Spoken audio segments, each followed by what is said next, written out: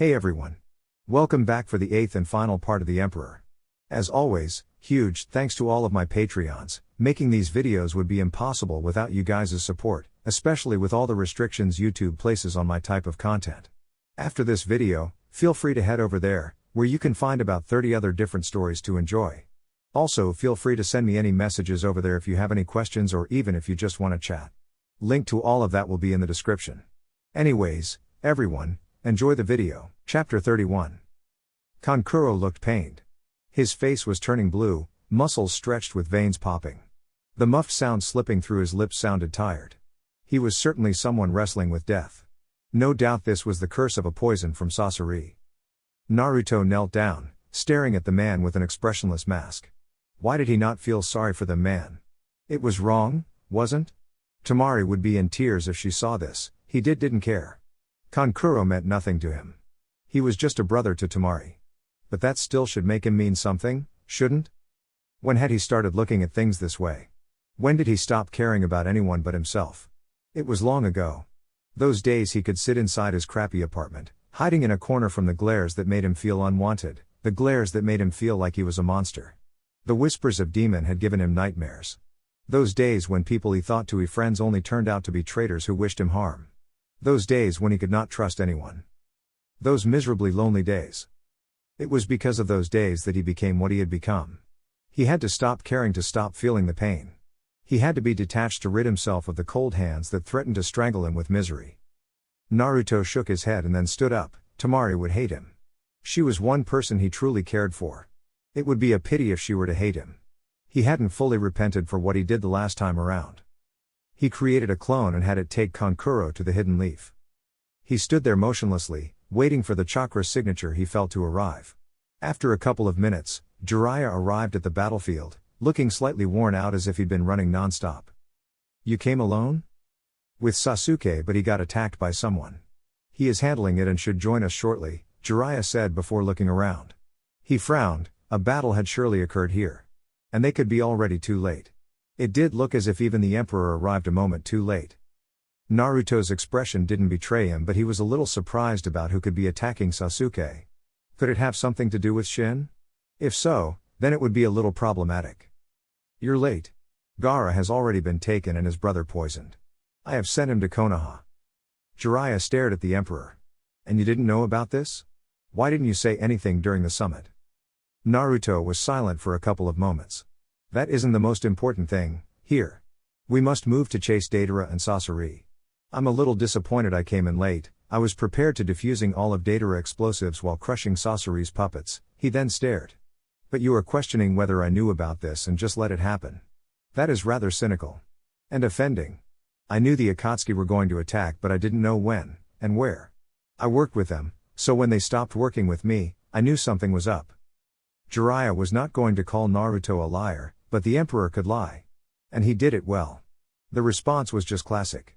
A carefully worded statement with no gaping holes to leave one with questions. The blonde had no trouble in taking his time to answer. He could stay silently to think about an answer, and frustratingly, he sometimes didn't even bother to hide the fact that he was thinking. There were times he feigned the thoughtfulness. I have no doubt it was not convenient then, but I really doubt there was nothing you could really do. You forget that I know you, Jiraiya said, all but glaring at the Emperor. Naruto did not respond to this. It was not important to have this kind of talk with Jiraiya at the moment. It was all about timing, and this time was not right. They needed to find Gaara first and then they could talk. He still needed to think about who could be after Sasuke.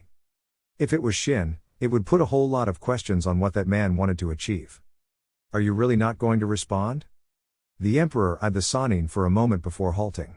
Why was he even walking? He could simply sit on a boulder and then wait for his clone to report. You have always liked asking too many questions, Jiraiya. I found it interesting then, as it gave me time to practice. The Emperor paused, glancing up for a moment. For now, why don't you shut up for a moment? We will talk once we have done what we have both set up to do. He could leave the man alone in this place and tell him to catch up. But Jiraiya was a lot more believable than him. The Kage would not trust his word if he said Madara had returned. But if they saw things and Jiraiya even witnesses the Akatsuki in action, the man could be his messenger. Naruto also didn't want to talk until they have come across both Deidara and Sasori to make them bleed if they could bleed. He turned and placed his right hand on Jiraiya's shoulder before they disappeared into thin air. Jiraiya blinked, feeling slightly nauseated. He closed his eyes for a moment. He didn't have to worry about Naruto stabbing him in the back. He didn't trust him, but he knew the Emperor wouldn't try something like that. Not to him of all people. After regaining his composure, he looked around. The area had no trees. There were a few boulders standing still. It looked like one of those areas with no life. The air wasn't heavy though. It just told him that they were still within the river country. His eyes became wide with shock when they caught something. This was not a joke. He wasn't dreaming. He wasn't seeing an illusion. This was reality.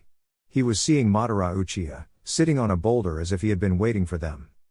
How was this even possible? The man should be dead. He should be. He shouldn't look even younger than him. Not unless he was immortal. And that wasn't hard to believe given that there were immortal shinobi within this world. But Madara was not just anyone. He was not like those other criminals within the Akatsuki. He was a man of unrivaled power. A man who stood toe-to-toe with the Shodai Hokage. There was no one as capable as him. Not the Emperor. And not in this generation. Jiraiya remained rooted. This was ridiculous. As confident as he was in his skills, that was not a man he could fight alone. Not in his dreams. Not in his fantasies. Seeing this man, it just spoke for a horrible future. If this was the enemy, then those without hope could start despairing. This was not a man of one village. Naruto defeated 2 Kages by himself, what of the infamous Uchiha? Naruto's voice snapped him out of his trance. Madara Uchiha. The blonde was sitting on a boulder, relaxed as he usually was. His right leg was folded, close to his chest with his right arm resting on it. I must say, it is an honor to meet you in person. I only hear stories about you, but to see you person is quite amazing. Naruto. Jiraiya all but shouted. Is that really Madara? There was a bit of fear in the Sanin's tone. Naruto glanced at Jiraiya and then responded with sarcasm before turning to Madara. No, he said. I sense the power of the Geto Mazo was here. You must have already sealed away Shukaku. Your method is much quicker than what Nagato could manage. Nagato did not have full control over the Geto Mazo and he didn't know everything about the Rinnegan. He only knew what I told Obito.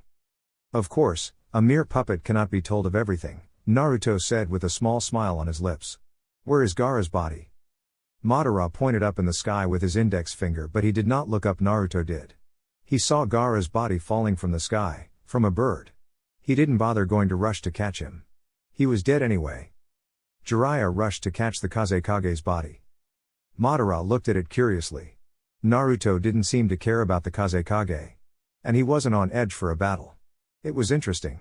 He also didn't seem to have questions regarding anything. Did he just realize it? Naruto jumped down from the boulder and once more folded his hands behind him. Let us go, Jiraiya. We are not going to fight? Naruto faced the Sannin with an expressionless face. Fight who? That is Uchiha fucking Madara. That man is dangerous, and if he is with the Akatsuki we are in deep shit. The whole shinobi world is in deep shit. Naruto blinked. He didn't usually hear the Sannin speak in such a foul language. He must be really angry that he wanted to leave without even picking a fight. Was even perhaps thinking that the Madara would not allow them to leave? He was a Jinchuriki and capturing him was the right thing to do for the infamous Uchiha. That is a mere clone of Madara. I will not fight a mere clone. I could use my own clone, but that battle would be pointless. Gaara is already dead and Deidara and Sasori are no longer here. Sticking around here is not worth the effort. Madara couldn't help but chuckle. He'd thought he could test the Uzumaki. But it seemed his pride would not allow him to be tested in such a manner. The blonde certainly didn't care about a lot of things. He'd thought if they battle, he could ask some questions. Zetsu had warned that the Emperor doesn't give answers one needs from him when he didn't want. He disappeared in a puff of smoke. Jiraiya glared at Naruto. No, he hadn't realized that was a clone, but the indifference Naruto showed about Gaara's death was disturbing. This was a Kage and the brother of a woman he wanted to marry. How could he be so indifferent? Gaara's loss would be a major blow to Suna and to the rest of the elemental nations. Of course, the world would be at edge over the appearance of Madara. He was scared about this. Everyone would be scared and action would need to be taken. You knew? He accused. From the way the blonde spoke, he knew Madara was alive. There had not been any surprise there. But then again, since when did Naruto wear his emotions? The blonde almost never reacted to any situation. Naruto sighed. Speak one thing at a time, Jiraiya, the blonde said calmly. The team from Susanoo are coming this way. We should head that direction. You're not denying that you knew, Jiraiya said. He wasn't going to question how Naruto could sense the Susanoo team when he couldn't. How could he even tell it was the people from Susanoo? He couldn't see them from here and no one had given him the message. I didn't confirm it either. Then what is it, Naruto? What is it? If you knew this and withheld it, you have put this whole world in danger. We could have prepared for this. Naruto was suddenly standing in front of Jiraiya. He looked imposing. His eyes cold. Chakra leaking heavily. Jiraiya took a step back and almost dropped Gaara. Jiraiya knew the feeling running up his spine. It was fear. It was not voluntary, but it seemed driven by instinct.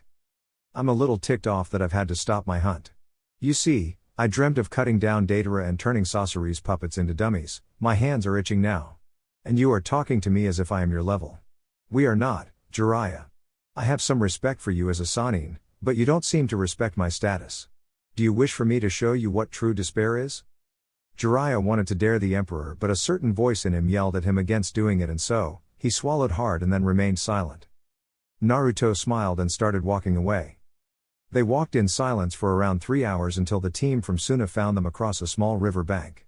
When they saw them, they immediately rushed to Jiraiya. It was Baki and a couple of Jonin. Chiyo shadowed them from behind.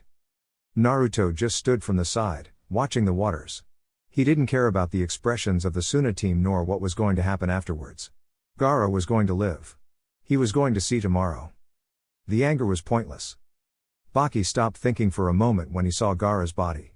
The expression on Jiraiya's face told him that the Kage was dead. What was he going to do about this? How was he even going to tell Temari? Gaara had been a good leader. Susanoo was going to mourn for him. The village had come to love him. It had been gradual, but it had finally happened. He knelt down the ground and stared for a long minute. It was indeed reality. Gaara was dead. He looked up to Jiraiya and asked, Kuro? He had almost been too afraid to ask. Too afraid to know the answer. He is alive but poisoned. He should be in Konoha by now getting treatment. Jiraiya answered in a measured tone. Baki nodded. At least there was hope there. Chiyo glanced at Naruto for a moment. A cold and stony bastard. He didn't seem to give a crap about this. The shinobi world does have corrupt many people. Gaara had been turned into a murderer. But now, he was a kind and loving Kage who was loved by his people. Not all of them, some still held grudges. But Chiyo could not deny that he was good for the sand. That bastard had called her here for one reason only, and it was to sacrifice her life. He didn't care about her and knew the Kage was going to die. It made her wonder if he could not have stopped it. Out of my way, she said in a cold tone to the Susanoo shinobi surrounding the dead Kage. When they made way without questioning anything, she moved closer and knelt down before putting her hands on his chest. Her chest had a tattoo. It was a seal put on her with natural energy. They told her it would give her enough chakra to do what she had to do. The moment she died, the seal would disappear. I was wondering why you were coming along, Baki said in a bitter tone. But, it does not say about who told you about this. We didn't tell anyone and yet you were on the move before us. Just shut up and let me concentrate. I'm old. I've lived a long life of regrets. If I can give my life for this young one, then it was worth it. Jiraiya frowned hearing this conversation.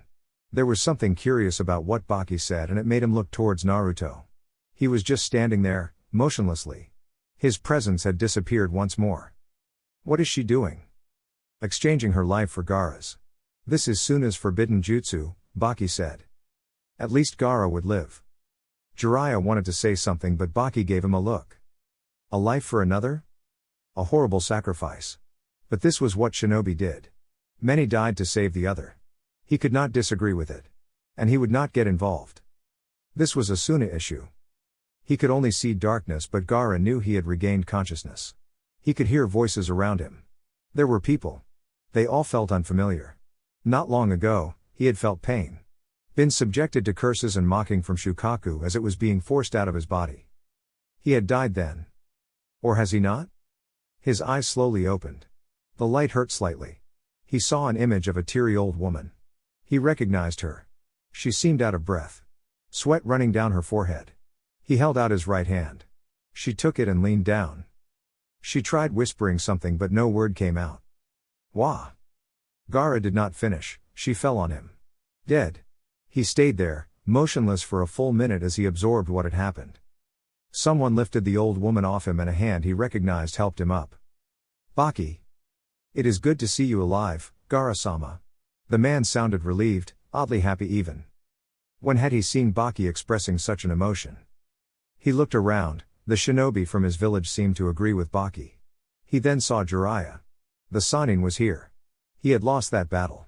He could not see Kankuro. It made him worried. I was dead then. He muttered. Yes, Lady Chiyo sacrificed her life, Baki answered. And she did. Gaara glanced at her lifeless body. He had to thank her for what she did. This was great service to Suna. He could thank her for the rest of his life. This was her life after all. What of Kankuro? He is getting treatment in Konoha. Jiraiya answered. It was good that the Kage was alive. But it did not change the fact that he lost his Baijuo and Madara had it. Gaara nodded. I assume you came to my rescue. I thank you for heeding my call. We did nothing. We were too late, Jiraiya said bitterly. But you came and am I alive, Gaara said. We? Jiraiya pointed towards the still emperor. He came. Somehow. There was a bit of sarcasm in Jiraiya's tone. Gaara shook it off and walked down towards Naruto. Jiraiya followed while the others remained in their location. When we were younger, we once believed that once you were dead, it was all over and there was no coming back. But you and I have both seen death, Naruto said as soon as Gaara stopped by his side. It is an experience I would rather not have. It has cost Suna one of its servants, Gaara said quietly. A life for a life, to those without power, the rules work that way. Naruto answered. I am nevertheless happy that you are alive. Jiraiya, now is the time to ask your questions. Gaara knew those questions had to relate to the Akatsuki and why they were gathering the Baijuo. He heard them say something about Madara. It was probably the man who appeared with the Sharingan to extract Shukaku. With how Naruto was saying it, it was likely he had refused to answer any questions before. Just tell us what you know. They mentioned the name of Madara along the way. And there was an Uchiha who did the sealing. Is he the same Uchiha Madara of Konoha? Which would be ridiculous. The man existed in the founding of Konoha. Wasn't it the first shinobi village? The man should be dead now. The story is a long one. Naruto started without answering Gaara's question. But I will summarize it. Not long ago, Nagato went missing after a meeting in Uzushio Gakure. We knew something had happened. The Rinnegan possesses the ability to bring the dead to life. When he was captured, he was used to revive Madara and then was killed. We didn't know full details but here we are. Afterwards, we heard the Akatsuki members had gathered and were on the move. Nagato was a leader of the organization before and it had the idea of gathering Baijuo, but that is due to manipulation. We came and saved one of our own and then got rid of the manipulators. That is how we ended up using the organization. Who was the manipulator? Madara mentioned Obito. I didn't recall the name then, but I remember Minato had a student named Obito. Ah, yes. He didn't die during the Third War. Well, he would have died, but he was saved and then manipulated by Madara. Obito manipulated Nagato. Your 3 students were doing the peace missions but Obito, an agent of Madara, wanted the Rinnegan for gathering the Baijuo. When you heard that they died, it was the time when Yahiko died. And they changed. Nagato changed and his organization became the Akatsuki. We killed Obito and changed the organization. So all along, you knew about this? Yes, so? Naruto said with a stare. Madara was still alive during the Third War, but you said he was only revived recently, Gaara said, ignoring the staring between Naruto and Jiraiya. He was only keeping himself alive using the statue you saw when Shukaku was sealed. After recruiting Obito, he had him change his name and then sold him his mission. Obito was supposed to continue with it and then revive him when the time was right, but we killed him and thought that was it. Naruto paused before adding. The goal is to gather all Baijuo and revive something known as the Jubi. Jiraiya, you know the stories of the Sage of Six Paths. They say he fought something, that is what the sage fought and sealed away. The Jubi is what you call the originator of Chakra. It is nature itself. It can destroy Suna, Konoha and Iwa while standing here. Now the idea isn't to destroy the world. No, but to cast an infinite genjutsu that will trap everyone within this world. Well, you may as well say that this world will come to end, be replaced by a world of dreams. That is about it. That was something big. They had to stop this. Gaara didn't need to question Naruto about his estimate of the Jubi's power. But from how he spoke, it was obvious that he knew the power of the Jubi was something beyond human comprehension, and this was a person who houses a Baijuu so powerful it could level mountain with a swing of its tails. Madara had to be stopped. You sound very serious about the Jubi. I like to say there is no person that I fear. And nothing else. But the Jubi is an existence that I do not need to see. You see, Baijuu can communicate with you, they have intelligence, but the Jubi has none, or maybe it is just unwilling to talk to insects. You would call yourself an insect? Before the Jubi, I am. Jiraiya interrupted before anything else could be said. When we were together and I spoke about the sage, you didn't seem to believe me, nor did you have any interest in knowing anything. But you knew about him and probably know about him more. Yes, I did. Naruto responded with a small smile. I won't say I didn't enjoy it when I had to hold back. But yes, the sage existed and he taught peace. There are a few details. I think I have said enough, I should depart now. Wait, you are not going to discuss how we handle this? Madara cannot be allowed to succeed, and this situation affects all hidden villages. We must take a stand, all of us. I don't deny that, Naruto said. But we will talk some other day. For now, I'm off. Gather everyone and we will talk about a way forward. He vanished without saying another word. Jiraiya cursed silently. He could have stayed behind to answer some more questions. Perhaps he was avoiding that. But they had a serious problem. And they needed to group to get a handle on it. Jiraiya-san. Gaara started. Lingering around here won't do us any good. I will head back to my village and ensure there is calm. I will write to the other Kage about this threat. They will be interested since they too have Jinchuriki. This will also put to a test the resolve they have in the agreement we signed at the Uzu summit. Hello, Temari. Temari nearly jumped from the chair behind Gaara's office desk. The person had spoken behind her and she hadn't been expecting it. She wheeled her chair around, heart beating fast. With her brother in danger, who knows what could be happening within the village or if someone has plans against this village. She calmed slightly when she saw Naruto. He had that amused look on his face, eyes looking down at her. She turned around, looking away from him before releasing a long tired sigh. Why are you here? I'm not going to ask if that is how you greet me now. I assume that question relates to your brother. The Emperor said. But should you really let your guard so down that I am able to walk into the office and then stand in behind you without you even realizing it? Had she not jumped, she could have pretended to have seen him. But her reaction had given her away. That aside, had he just pushed away the talk about her brother? She was the one who brought him up, surely she knows the situation. If everything was well, he would not be here alone, but her brother would have come with him. But what if he was thinking about something else that didn't relate to the Akatsuki? I'm worried about my brother. Leaving yourself like this seems a little reckless. You don't know who might try to take advantage of the situation. Not everyone is a friend. I think you know that. Naruto lectured. Now she was getting lectures from him? Worse, he wasn't saying anything about what was happening to her brother. Do you know what has happened to my brother? Naruto wanted to give her some details about Gaara dying, but he knew it would raise more questions which he didn't want to entertain. He hadn't come here to talk about her brother, anyway.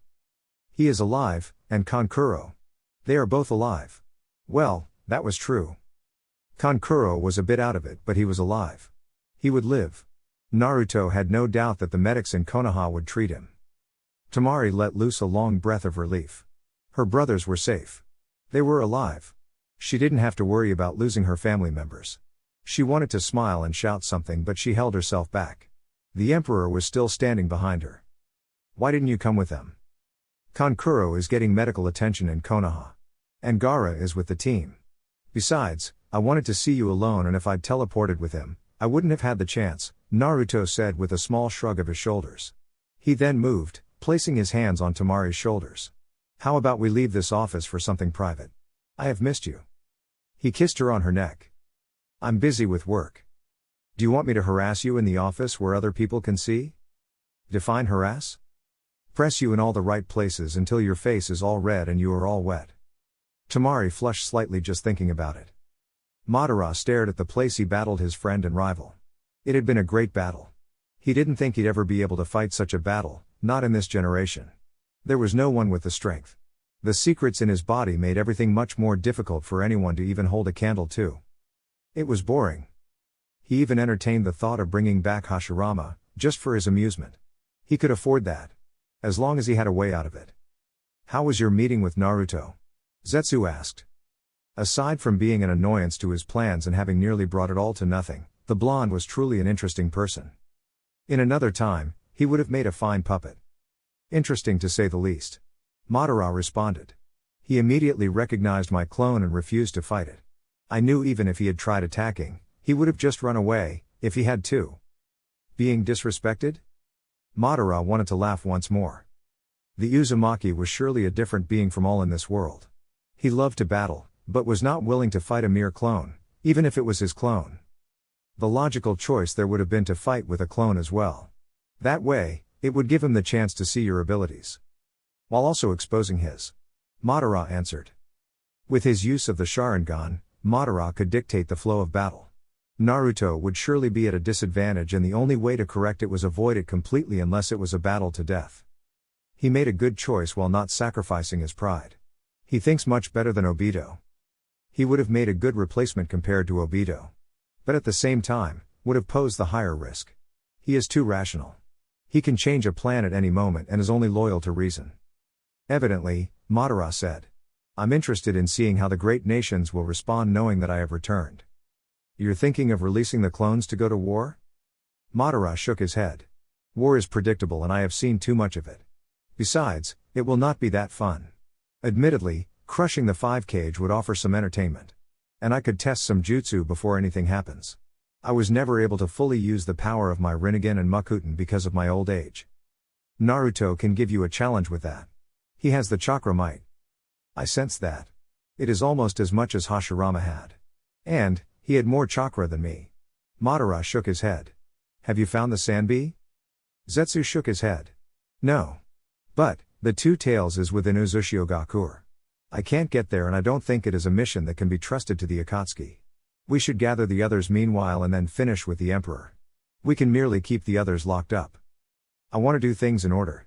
Madara stressed those words. Have them move on Iwa's Jinchuriki. I want to see how they react. If they choose to unite, we can gather the Baiju'u easily. Shikaku released a long breath when he entered the war room within the Hokage Tower. He hadn't been planning on seeing the walls of this place once more. Not after the war the Empire fought and won. Not after he read notes about the events that occurred within the summit. And he was training Shikamaru to take over the reins as the Jonin commander and Konoha strategist. Not that he needed help with the last part. Being brought here meant that there was a situation that greatly affected the very security of the village. It was a serious matter.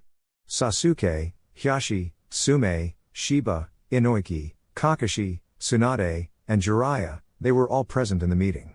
The latter was the last to arrive, but he wore a heavy expression and made all realize the situation was indeed serious. We received a message from the Kage informing us that he was being attacked by 2 members of the Akatsuki. This is a group that 2 former shinobi from this village once formed a part of Orochimaru and Itachi. Tsunade started in a firm tone. She glanced at Sasuke, trying to see his reaction at the mention of his brother. His eyes only narrowed while the rest of his face looked blank. He was trying hard. Jiraiya and Sasuke were dispatched to provide support to the Kage and his brother. Along the way, Sasuke was stopped by someone else who has no connections to the Akatsuki but called themselves Uchiha. But are they really Uchiha? I thought Sasuke was the only other Uchiha alive? Sume asked curiously. I cannot say they are Uchiha. What I battled were clones. But they used the Sharingan. I don't know where they got them, but they all used the Sharingan. They wanted to kidnap me, for what reason, they did not say, and I could not get it out of them. However, I did manage to get out of them that they were the ones who attacked the Sound Capital. Everyone seemed absorbed the news silently. Kakashi wondered how they would react to the real reason they had been called here. He had faced his shock already. Jiraiya had informed him about Obito and quite honestly, he had been left paralyzed for a moment. How could that kind Obito turn out to be the one behind a criminal organization? How had he even survived and changed that much? But that is not the real reason you were called here. There is something sinister that is happening with the collection of Baiju'u. And the person behind it all is none other than Madara Uchiha, the very same man who co-founded this village along with my grandfather. I don't have to explain to you how that changes everything. Hiashi frowned deeply. Not Madara. Certainly not Madara. That was a person you didn't want as an enemy. The Shodai has been hailed as a god and the only one person who could rival him was Madara. How was he even alive? How certain are we? I saw him with my own eyes. And Naruto confirmed that it was indeed him. He also explained why he was gathering Baijuo. Jiraiya answered in a serious tone. How is he alive? Inoki asked. From as far as we are concerned, he died in his battle against the Shodai Hokage. Even if he survived then, he should be dead by now. Not even an Uzumaki can live that long. Hiashi tried to reason. Not unless he was immortal. But if he was so, it would only make the situation very dangerous for them. How did you fight someone who could not die? The Emperor says he was revived not long ago, Jiraiya said. It was a special jutsu because he looks to be in his prime years. Did you fight him? No, it was a clone that we found and the Emperor refused to fight a clone. Arrogance. Sasuke would have recklessly attacked the clone with an attempt to destroy it with one hit. But admittedly, he was interested in seeing the infamous Uchiha. And of course, that was someone he could test himself against. Itachi's eyes gave him power and Madara was now the only other person with the EMS. But if he is gathering Baijuo, this doesn't affect us. We won't get attacked in that. Do we have to worry? Inoki asked. It is not that they are hunting the Baijuo that is worrisome but what they plan to use all that power for. Let us be honest, even if a normal person were to gather all Baijuo, they would become an international threat. But this is not just anyone. It is Madara and he can do it if we blink, Shikaku said. I assume the Emperor shared the reason for this? They plan to revive a beast called the Jubi. Naruto says with its power, they will cast an infinite genjutsu on the whole world that will affect everyone. Is that possible? Inoki asked Sasuke.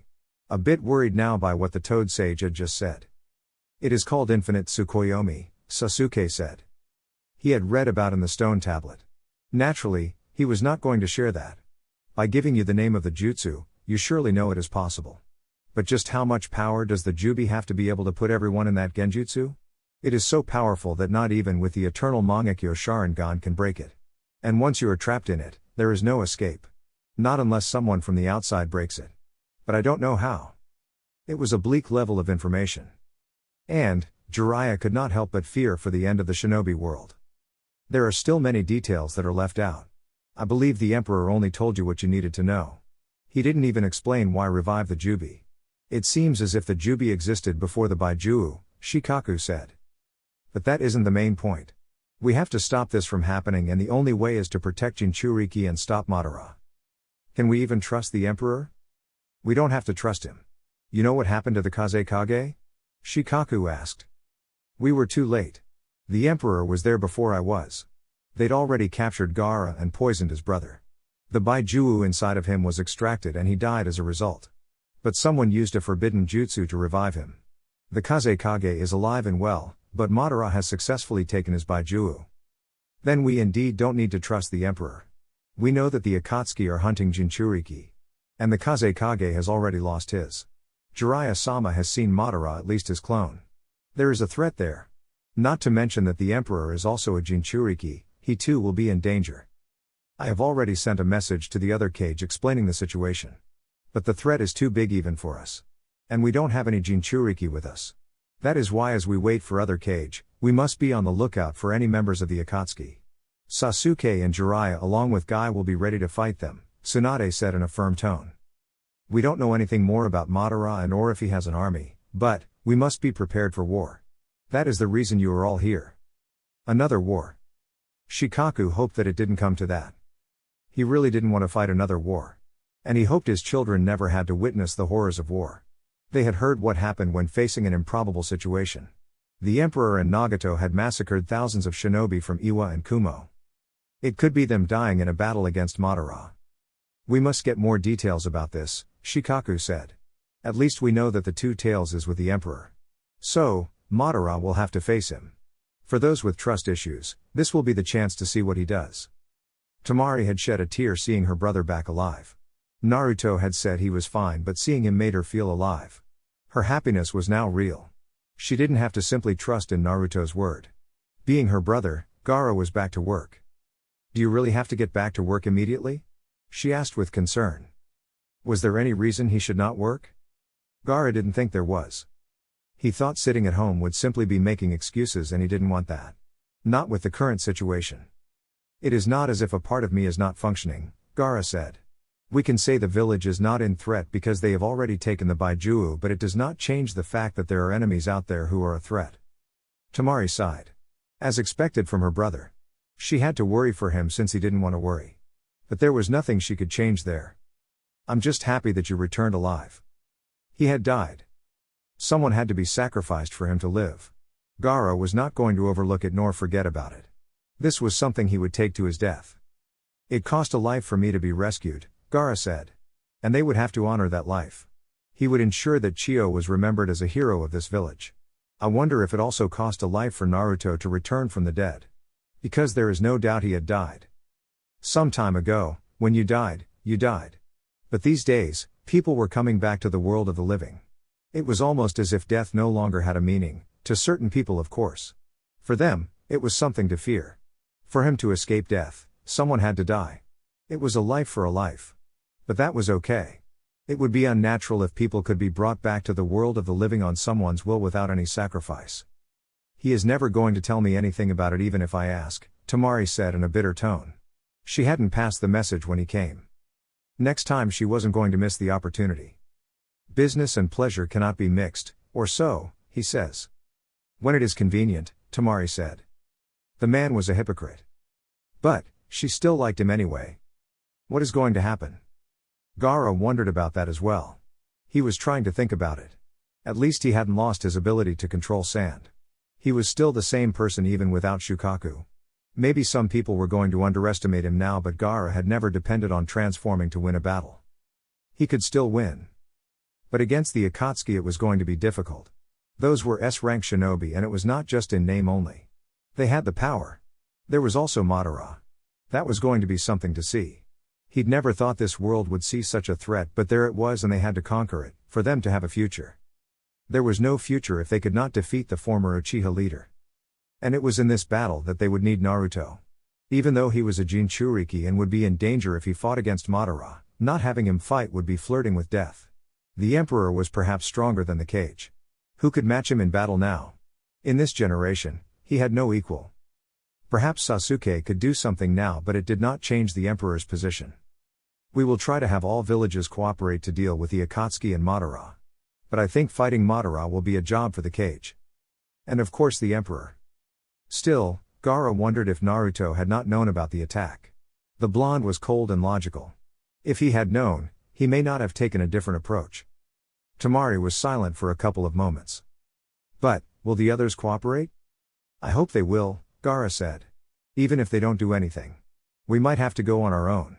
Of course, the Emperor will be there and Konoha will also be there. You have returned, Yosino said as he entered Naruto's office. He then glanced at the right where Karen was sitting. He smiled at her and chose to sit in front of her. Karen. See. Karen started, glancing at Naruto. No one even calls me Her Majesty anymore. This is your fault. Naruto shrugged. You're not Her Majesty. You should be learning to calm yourself, Karen.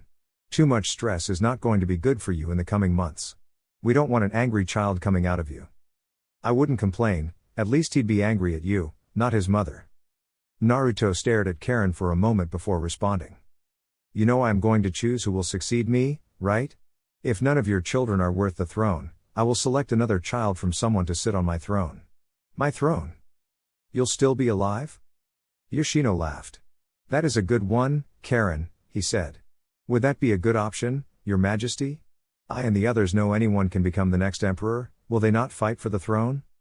They'll fight for it either way. If Karen only bears one child and he or she turns out incompetent, someone might decide to rid of him or her to get the chance. They must just know that the throne is mine, not theirs, and I can abolish it before I die. That would be extreme. If I ever sense there is such a battle for the throne, I will do it. Not now, of course, if I punish those who misbehave. Karen stared at Naruto. He would not have one of his own children killed because they are causing instability within the empire, would he? Tell me, if my child ends up fighting with others for the throne, what will you do? If the fights gets bloody? First of all, it is your children who will not have a home. What is that supposed to mean? The children His Majesty will have with Princess Koyuki will lead the snow. Shizuka is for Nadeshiko and Mei is for Kirigakure. Temari is for Sunagakure. Amigakure will always belong to Nagato and Konan.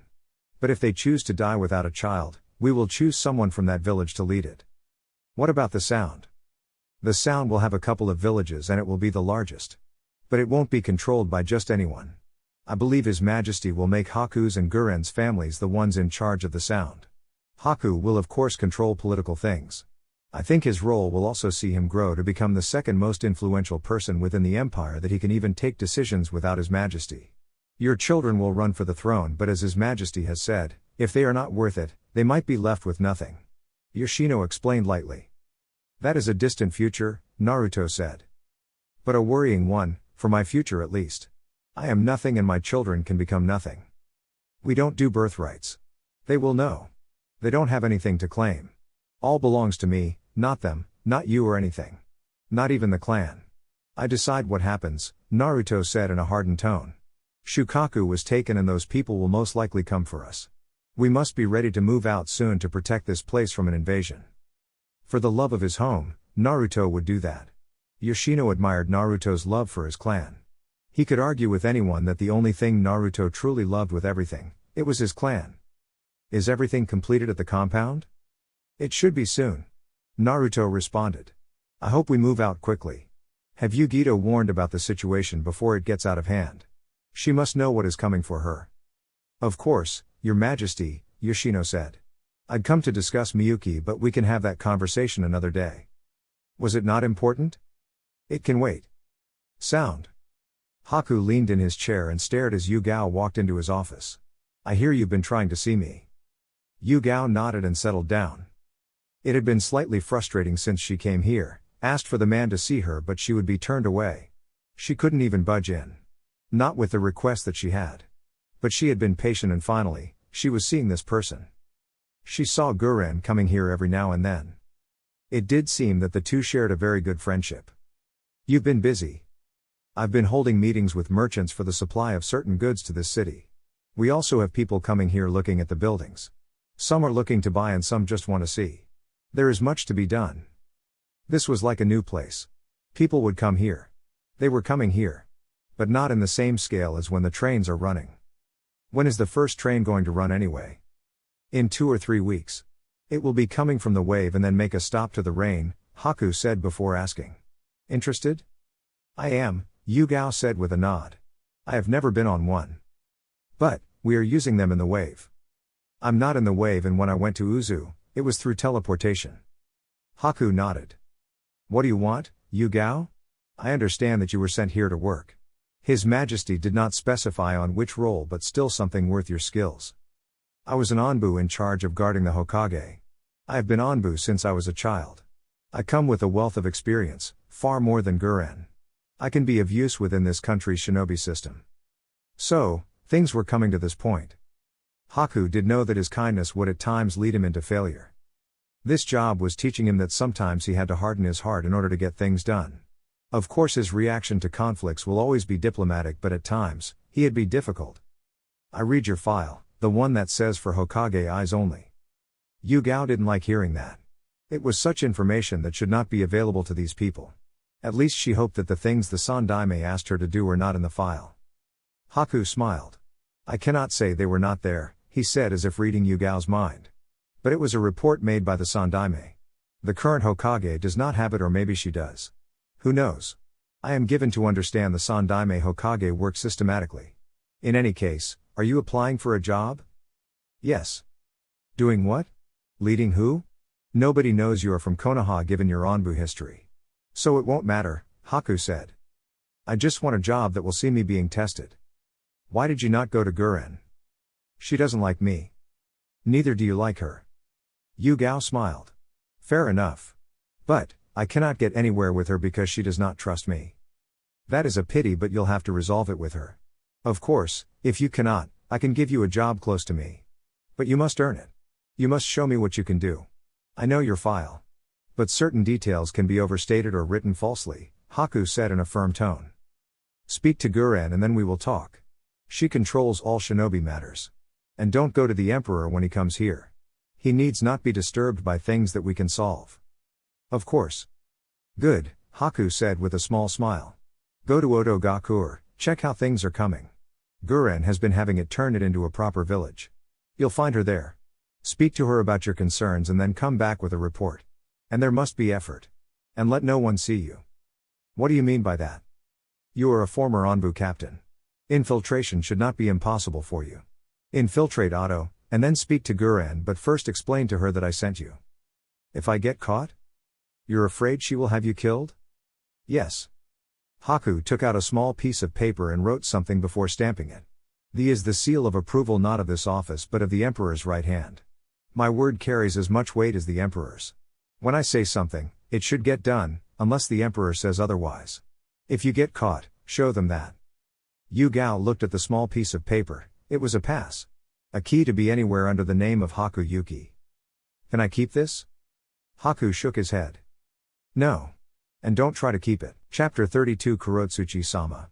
A shinobi with a mask said, appearing inside the office. We have a situation. Kurotsuchi frowned deeply. She didn't need to deal with any more crap than this. She needed to prepare for her talks with the Empire and Susanoo with Konoha playing the referee. She needed that to drag her village out of the shithole it found itself sinking in. Of course, the talks would not be easy, but at least she had been given the impression that it was not impossible to make the trouble go away. She just needed to swallow a bit of her pride to deal with the situation. What? Roshi and Han were captured by the Akatsuki. What? Kurotsuchi demanded. Not long ago. Damn it. Kurotsuchi cursed loudly before dismissing the shinobi. There was not going to be a mission to rescue them. She was not going to lose any more men. Kurotsuchi leaned in on her chair, wearing an expressionless mask. What was happening here? The Emperor could not possibly have something to do with this. She had already received a message from both Susanoo and Konoha, but she hadn't responded to them. First of all, she thought the Kage was just weak. But the danger had occurred to her. The power of those two could not be underestimated. They meant nothing to the Emperor, but to other villages it was a major power that could deter people from making false moves against them. And now they were gone. According to Konoha's message, there was a greater threat at play. No doubt there, but she hadn't been willing to acknowledge it then. She had her reasons. In this situation, it was no longer about personal issues but the greater good of her village. Iwo was being threatened in this situation and she could not allow it. She could be fine with the Emperor being hunted down for his Baijuu, but the fact remained it would only put the future of her village at greater risk. There were still questions that needed answers, but the path ahead was obvious. She could not decide anything else. Uzushio Gakur.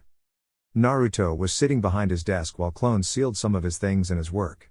Karen watched this, standing at the entrance. He was really leaving Uzu for his new home. Perhaps it was also a way to step away from the politics of the clan. Moving out of the village to have his seat in the Sound also meant taking away some power from it. It would not have as much influence as it would if the Emperor rested here. Then again, their clan politics would have probably drowned him from ever doing most of his work, and it would probably make him make some decisions he would not want to make about the clan. His love for his clan was unquestionable. But, if the clan was taking a direction he did not agree with and found it irrational, he would step on the throats of some people. Are you not going to help me? Naruto asked in a quiet tone. Karen shrugged and moved away from the door. She went to a shelf and scanned through the books before responding. You seem to be handling it well. Besides, who would help their husband move away from them? Those who want separation from their husband. Karen turned to face the Emperor. She had a small sad smile on her lips. Well, I don't want that, do I? I cannot answer that question. You have the answer, Naruto said, watching Karen carefully. She was apparently coming along these days. It was still something. The progress he could accept. We have had our fair number of issues, but things have not been that miserable. We had our fun moments, Karen said, fondly remembering the good days. That was before all the other women came and threatened her place. At least she thought that much. But she knew that no one could remove her from her place. Not when the clan had her, and Naruto still loved his clan. Ever since the others came, she had become bitter. And Naruto had not indulged her. He had responded with coldness. Not entirely my fault that things have changed. You chose to live differently. We had told you of what was to come, but you changed. My treatment of you has been only reactive. The Emperor said. He then smiled. But I must admit, the good days cannot be compared. He had never hated Karen. He had always enjoyed their moments. Her sharp response. She had not been overly dramatic then. She was strong. But now she had become this weak-willed woman who was overly emotional. Perhaps it was the stress of this life. But she had still been someone he could laugh with. When was the last time he had one of those moments with her, or with anyone else for that matter? He had been overly robotic over the last couple of years. The days with Jiraiya were light, even in Konoha. Perhaps he could act like that again to make things better. Relationships could be very fragile at times. Emotional attachments were based on trust and mutual understanding. The moment the trust was broken and the understanding became non-existent, everything changed. Do you think we will ever go back to those days? I don't believe in past glories. You are not inspiring any hope, Naruto. Then again, when it is convenient, you think hoping is irrational. Karen responded with a slight shake of her head. You are taking my words the wrong way. While I don't want to get stuck in past glories, I believe that we can make new memories, not relive the old ones. You can choose to compare, but that just drags you down. Everything is your choice. You choose whether you want to be happy or miserable. Says the person who can be very miserable. I have my issues, Naruto said with a shrug. He stopped talking, watching Karen walk toward the couches. She settled down peacefully and he continued talking. I will make arrangements on how I come here in the coming days. But no one must sit on my throne. Any person who does so will be tried. Including me? You are a person, no? Naruto responded calmly. Karen shook her head. It was not like people were allowed to stroll into the throne room in the first place. She didn't have to worry about having to dish out any punishment to anyone. I'd prefer it if you just came to me. I am your wife. It isn't like when you come, I'll be out seeing another man. The schedule will make everything predictable, and for romance, that would be dull. I thought you preferred such things. But not for my personal issues. I prefer to separate my work ethics from my personal life. The moment I start treating my life in the same manner as my work, everything becomes an experiment. Karen explained. She closed her eyes, trying to imagine the kind of life where everything was an experiment. Are you really going to be alone in there? I don't know. You are the only one I would want living with me. Karen stared at him with a raised eyebrow. I thought you'd say Temari or Koyuki. The latter seems to press the right buttons with you. But that may be because she is a perverted woman. Temari forces me to draw on emotions, and that is draining. I also fear that being truly close to her means that I may change. I don't want that to occur. Even the Emperor is afraid of change. But I guess if you change your heart, and become emotional, well, at least go to a point where you recognize other people's emotions because you care. Most things about the Empire would change, and it may or may not be as great as you want it to become. Karen knew that Naruto had to take some extreme decisions. Even in a peaceful world, tough decisions would need to be taken. Just because the nations were not actively fighting wars didn't mean that there were no evil people. Humans would always turn to the dark side of things. As long as people remained unique, there would be conflicts, there would be criminals, and there would be a need for dark arts against such people. It isn't necessarily change that I am against. People change, for the best or worse. That is the process of life.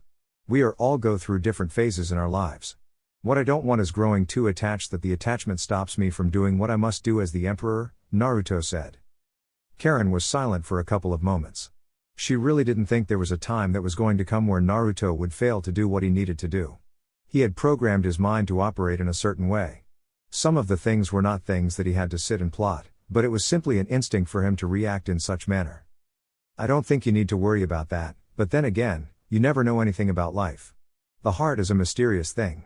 You can never really predict how it will react to all situations. I thought I was going to be fine with you marrying multiple women. Even though I knew this, and had been prepared for it, when it started becoming a reality, I became angry.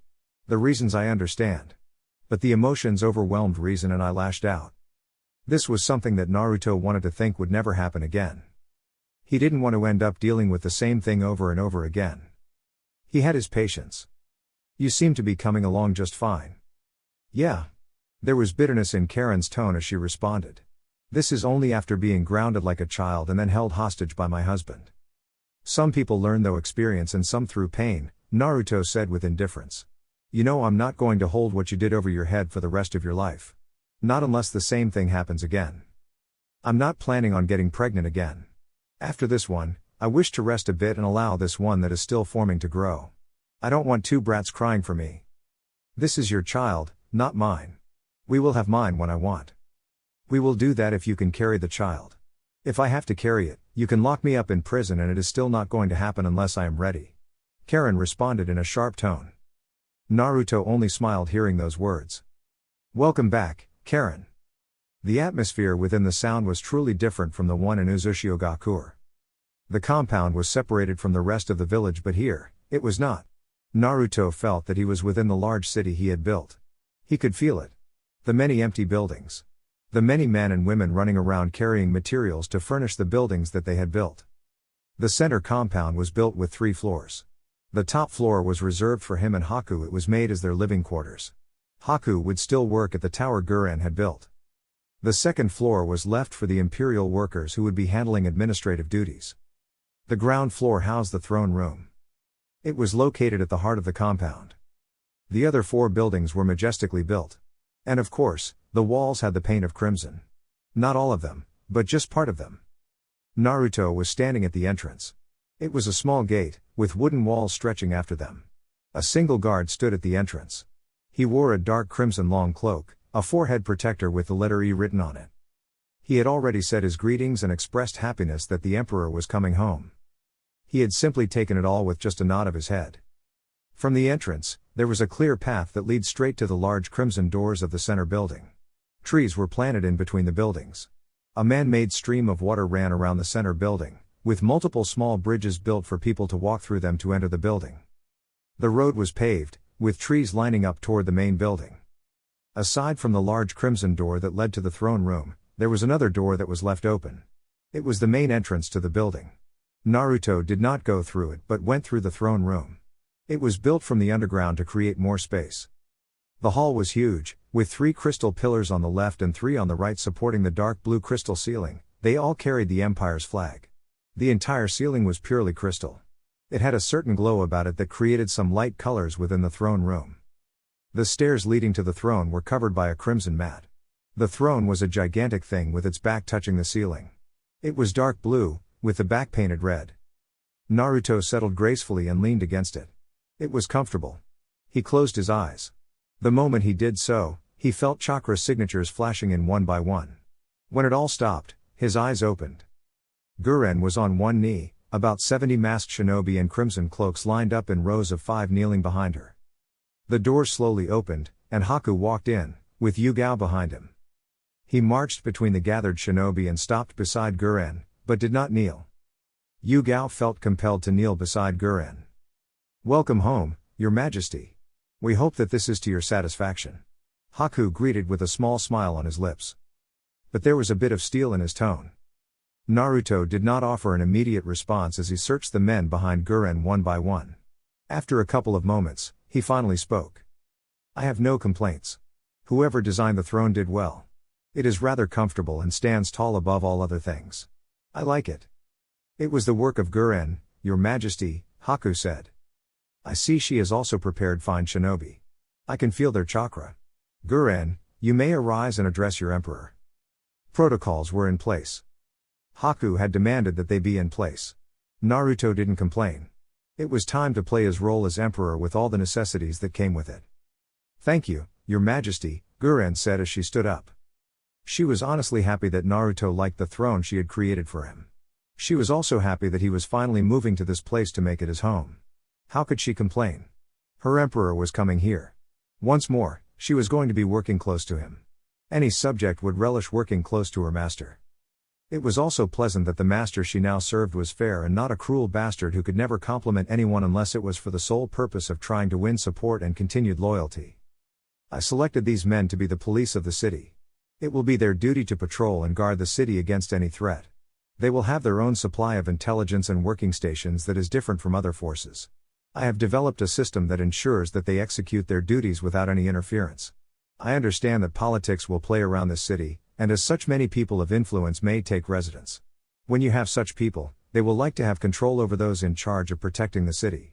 Their only limit is when it comes to the Imperial Guard. The Imperial Guard will be the one responsible for your protection, along with Haku's and any other leader who comes to the city.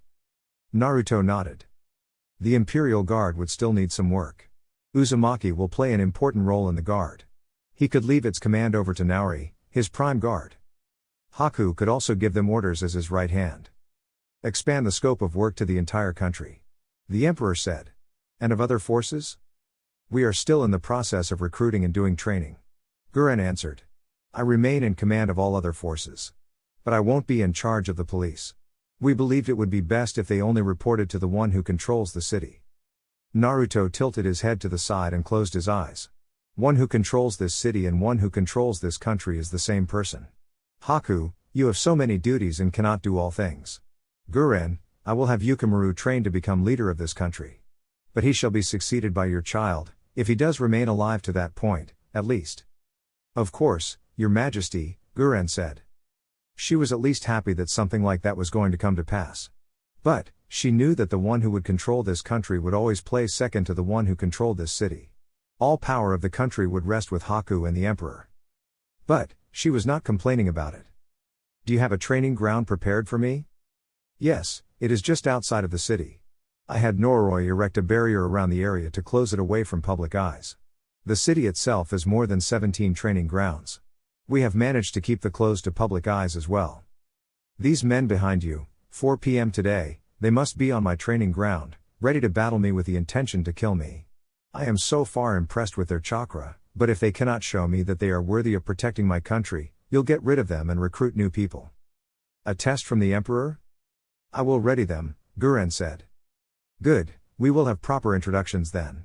For now, they are dismissed. Guren motioned for the men to take their leave and they disappeared in a flash. Yu Gao was the only one who remained on her knee. She didn't get up, but just stared at the Emperor. He hadn't given her a look since she arrived with Haku, but she was not going to speak when not offered the opportunity to do so. Are there any issues you brought with you? This city might come under attack from the Akatsuki looking for the Sanbi and me. He knew that. He was the key to all that, and for Madara to get to it, he would need to get to him. With how things are happening, it was apparent that some members of the Akatsuki would come to him for that battle. It was not that the Sanbi was here, but he knew where it was. Haku frowned. You are putting this city in danger just like that? Naruto shook his head. Deidara and Sasori are the only ones who can damage to it. But they will not come here because Noroi has given me their location, and tomorrow, I'm going to hunt them down. I also won't wait for Madara to come here for me to battle him. This minimizes the risk to everything we have built. I still don't like it. You are the Emperor and there is no other place you can go. We cannot expel you from your own home. Just so you know, we don't have money for anything else. We actually owe some of the builders. I've had to borrow money to patch up some things, Haku said. How much did you borrow? 350 million ryo. It was for the completion of the hospital and equipment as well as some for the trains. Naruto was silent for a couple of moments before speaking. What about the money from Yoshino's schemes? It wasn't enough and it isn't coming in large sums, Haku said. I didn't want to damage the wave or request aid from other nations within the empire because I didn't want to burden them. The wave had its own situation and Ame is spending in building its trains. Not to mention that due to its closed doors, it was not exactly rich. But, the wave has reserves. Indeed. Haku didn't deny this. We owe a lot of money and will need to borrow more to build the trains, Naruto said with a shake of his head. Consult Tazuna and half the wave's reserves. Use the money coming from the mines, and business Yoshino took over to start servicing our debt. Kurotsuchi has still not paid up, has she? Haku shook his head. But, I have been in contact with the Earth Daimyo about the transfer of 100 million ryo. Naruto tapped his fingers on the throne for a couple of moments before speaking. Deidara and Sasori have large bounties on their heads. We can cover this new debt you made. Kisame has another. There is also Kakuzu, his is rather big. We will make ourselves rich by turning over their heads, that should solve the problems we have, no? But you must get them first before the other nations. Tomorrow, I will pick up Deidara and Sasori, we can move quickly to get the others. I have to say, I'm a little surprised that you haven't said anything to argue against this. I am thinking about profiting from the death of the people, Naruto said, staring straight at Haku. Haku shrugged lightly. Some things had to be done. He knew he was kind and that Naruto held back from telling him some things because he knew he would object. But, the more he was exposed to the line of work, the more he realized that certain people could not be moved with just mere words. They are criminals who have murdered many. If their deaths can bring fortune to us, I cannot complain, Haku said. I am only against the death of innocent people. They are not innocent. But I won't say they deserve it. Naruto smiled. I think you are just being stubborn there, he said and then turned to face Guren. You teaching him the value of working hard? He is learning through the job. Being a leader exposes you to all kinds of things. When he was still with Zabuza, he could leave the killing to his master. And with you, even when faced with difficulty, we handled it. But when he was alone here, there was no other choice but to act. He has been saying you don't need to know everything, and that teaches him some things. Naruto was silent for about a minute. I don't need to know everything, huh?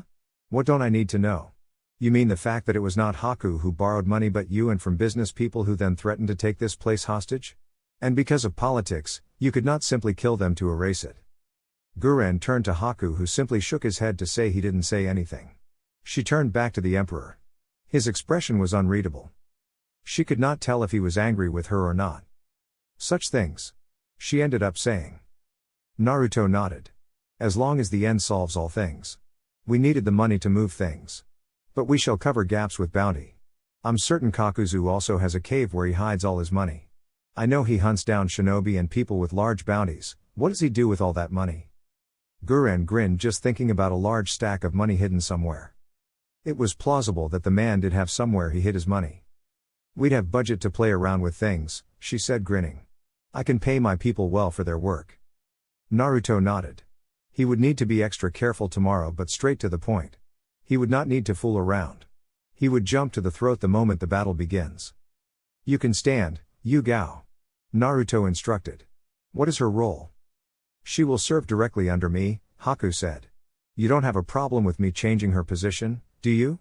I don't have someone I can trust to work for me, and she is skilled. You did say we can trust her. I still wonder about that. Naruto adopted a thoughtful look. You know I am not that kind of a person, Yu-Gao said to Naruto with a straight face. You've known me for years now. Naruto did not address this. In fact, he just acted as if he hadn't heard her speak. She can stay with you, we will talk later, Haku. He turned to Guren. You may approach the throne. Guren did not move, not until Haku and Yu-Gao started retreating. She didn't know why the emperor was calling her closer. She felt slightly nervous as she walked up the stairs. Her heartbeat was a little faster, but she managed to keep all emotions off her face. You need not be so nervous, I'm not thinking of punishing for anything. But we must talk about you and Haku. The following day. Deidara grinned when he saw the emperor sitting on a small rock, facing the sky. He could not help smile. There was no other reason for the emperor to appear before them in this manner. It was for battle, and Deidara was ready for it. It didn't matter if it was the emperor. He had been itching for this day. Zetsu had said that this day would come, and here it was. He knew Naruto was powerful, and it was probably going to take both him and Sasori to take him down. He would not dare underestimate this man. Still, his excitement began to build quickly seeing the man. He didn't usually get to fight such a powerful opponent. So the day has finally come for you to come before us. I'd always known that we would have to face you one day, Sasori said. Naruto turned to face the two Akatsuki nins with an expressionless mask.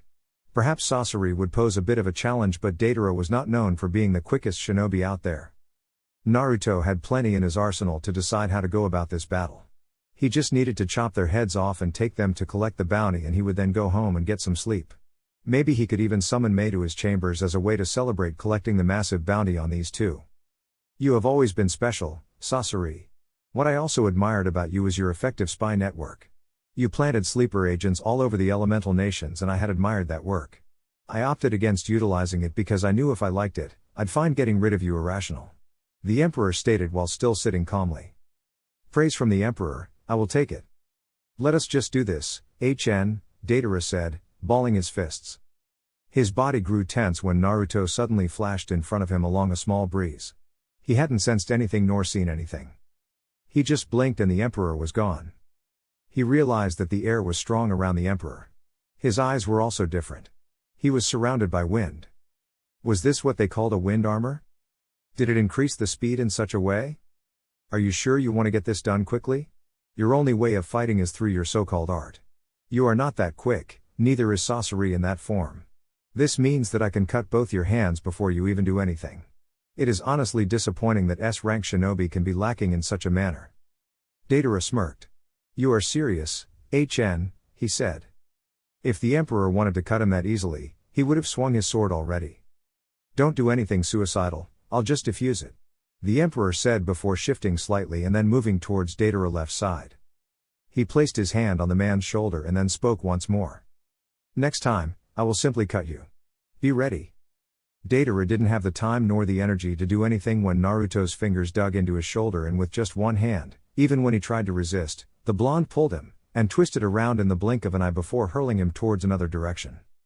While airborne, Deidara fought to control his body, gritting his teeth for a moment. That was just ridiculous. The raw strength was just inhuman. You think you got me? He then grinned, shouting loudly. Art is a blast. Katsu. Naruto's eyes shifted down and he saw two small white birds dropping down. They were just below the height of his knees. A burst of lightning occurred, and the clay was turned into ashes. Shit. Deidara cursed loudly. This was his worst enemy. Fighting someone who manipulated lightning, which his element was weak against, meant that he could not ignite his art. About 20 needles were shot towards Naruto by Sasori. They flew toward him from the right side, heading towards him. Naruto simply waved his right hand and then released a powerful gust of wind. The gust slammed into the needles, deflecting their path. Are you two really serious about this? You won't be alive in the next couple of seconds if this continues, Naruto said while taking out a kunai. He coated it with wind chakra and then flung it towards Sasori. Naruto was using wind, and with the speed of the kunai, there was no doubt that the kunai was coated with wind. If he let the kunai hit, it was going to burst through his puppet. His metal tail swept from behind, the blade of the tail shifting to the sides as the kunai neared him. Within a second, metal clashed when the kunai hit his blade and was deflected to the side. If he had natural eyes, Sasori would have widened his eyes when the Emperor suddenly appeared in front of him in a crouched position. He was indeed too damn fast. Once more, he hadn't seen anything. It was like the wind was surrounding him. Hikari's mouth flung open as he tried to release poison needles, but before a single needle could even leave, the Emperor shoved a ball of flames inside Hikari's mouth before flashing away. Boom! Sasori knew it was over for Hikari when the ball of flames touched his cloak. The Emperor was known for creating condensed ball of flames that were capable of making huge explosions. Even though he was not looking at Deidara, Naruto was watching him. He didn't seem to be at all concerned about Sasori. Naruto did know that the blast he released was not enough to defeat someone like Sasori. Seconds later, something jumped out of the flames. Naruto stared at Sasori with a raised eyebrow. Sasori should be much older. Looking at him, Naruto realized that he was not looking at blood and flesh but something else. I see, he commented without saying anything in particular. Had anyone else destroyed Hikari? Deidara could not remember, and this man had done it within seconds of starting a battle with them. This was going to be a dangerous battle. He was also problematic since he could not use some of his abilities because he didn't want to end up killing him. The blonde was a Jinchuriki and death was not to come to him or unless he would be held responsible for the death of the Kyuubi. This looks like it is going to be difficult, Sasori said to him from the other side. Be careful that I don't get caught in your explosives. Art. Deidara corrected. But don't worry. Whoever's art takes him down proves that their art is superior and the real art. Naruto spoke before Sasori could respond. I heard that you two often have this debate. But I'm afraid we won't get to see that. I didn't come to fool around with you both here. If I had the Sharingan, I would have just engulfed you in black flames, but I am Uzumaki, so I used a seal, he said while looking at Deidara through the corner of his eyes. Deidara was not stupid. He clearly read what the Emperor was saying. He didn't say he would use a seal but had already used a seal. But he hadn't seen him applying one on him. This made him tense. Naruto turned to face Deidara, and held up his right hand. There were strange marks on his palm. Most of my seals are stored here. I use my chakra to imprint them on targets. It is sort of how my father could mark you with one of his seals for his jutsu. I can do that, but I choose not to because there would be no fun in that. He smiled. Can you guess what I did, do you? Ah, you won't feel the effects now because I haven't activated it. Deidara frowned deeply. That moment the man touched him on the right shoulder. Naruto had targeted the hand he used. This was not anywhere in the information they had about the blonde. How was he going to deal with this? He could be. His thoughts came to a halt when he felt like a hand was gripping him on his right shoulder. He quickly tore off his cloak to see what was happening. Black marks started to spread around his shoulder through his arm. He gritted his teeth when he started feeling a tightening of his muscles. When he tried to move, nothing moved. His brain leapt, shouting the commands, but the muscles failed to react. Nothing in his body was moving. He could not move his neck. His eyelids couldn't even blink. Everything was just stiff. Gah, Deidara cried. It was only the voice that came through gritted teeth. He wanted to move, but his jaws refused to clench. Silver rods protruded from his shoulder. They were 6 of them, and they were conducting electricity. He knew, it was his chakra being turned into lightning. The lightning kept him paralyzed as it was going through his body. But this could not go on forever. He would run out of chakra. And when that happens, he was going to die. He couldn't glare at the Emperor. He could do nothing. He felt frustrated. Helpless. Anger bubbled within his thoughts. But he could now no longer even cry. Stay there for a little while because I want to deal with Sasori. I imagine by the time I am done with him, your chakra will have been drained already. Sasori was not pleased about this, but he was not going to risk anything. It was likely that if he neared, those rods would discharge electricity, electrifying anything close to him. That is some complex work. He ended up saying in a calm tone. Nothing compared to the many seals that I have developed over the years. Naruto responded as he turned to face Sasori. Don't worry, I won't do any on you. You have plenty of puppets that will make it difficult for me to get near you to apply anything. Ah oops, I just shared a secret. Oh well, it isn't like it changes anything. Uzushio Gakur. The throne room was not a public place that allowed people entry. But, there had been times the Emperor called people here. There were those leaders in the streets for civilian matters. It was the only chance common people found the ear of the Emperor. When he was on the throne, he was a different person. Of course, it all depended on the mood. Miyuki had seen the man looking pleasant, creating an atmosphere that permitted normal people to be around him freely. Naturally, there was always a shadow behind him, giving a warning sign.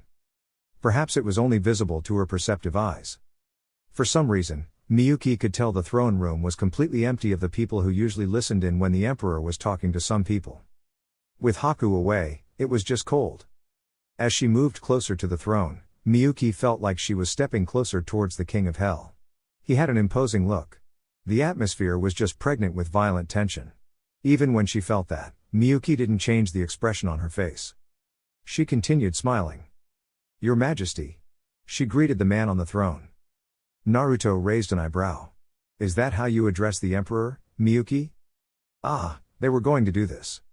She knew there was danger here. But, she also knew she was going to get out alive.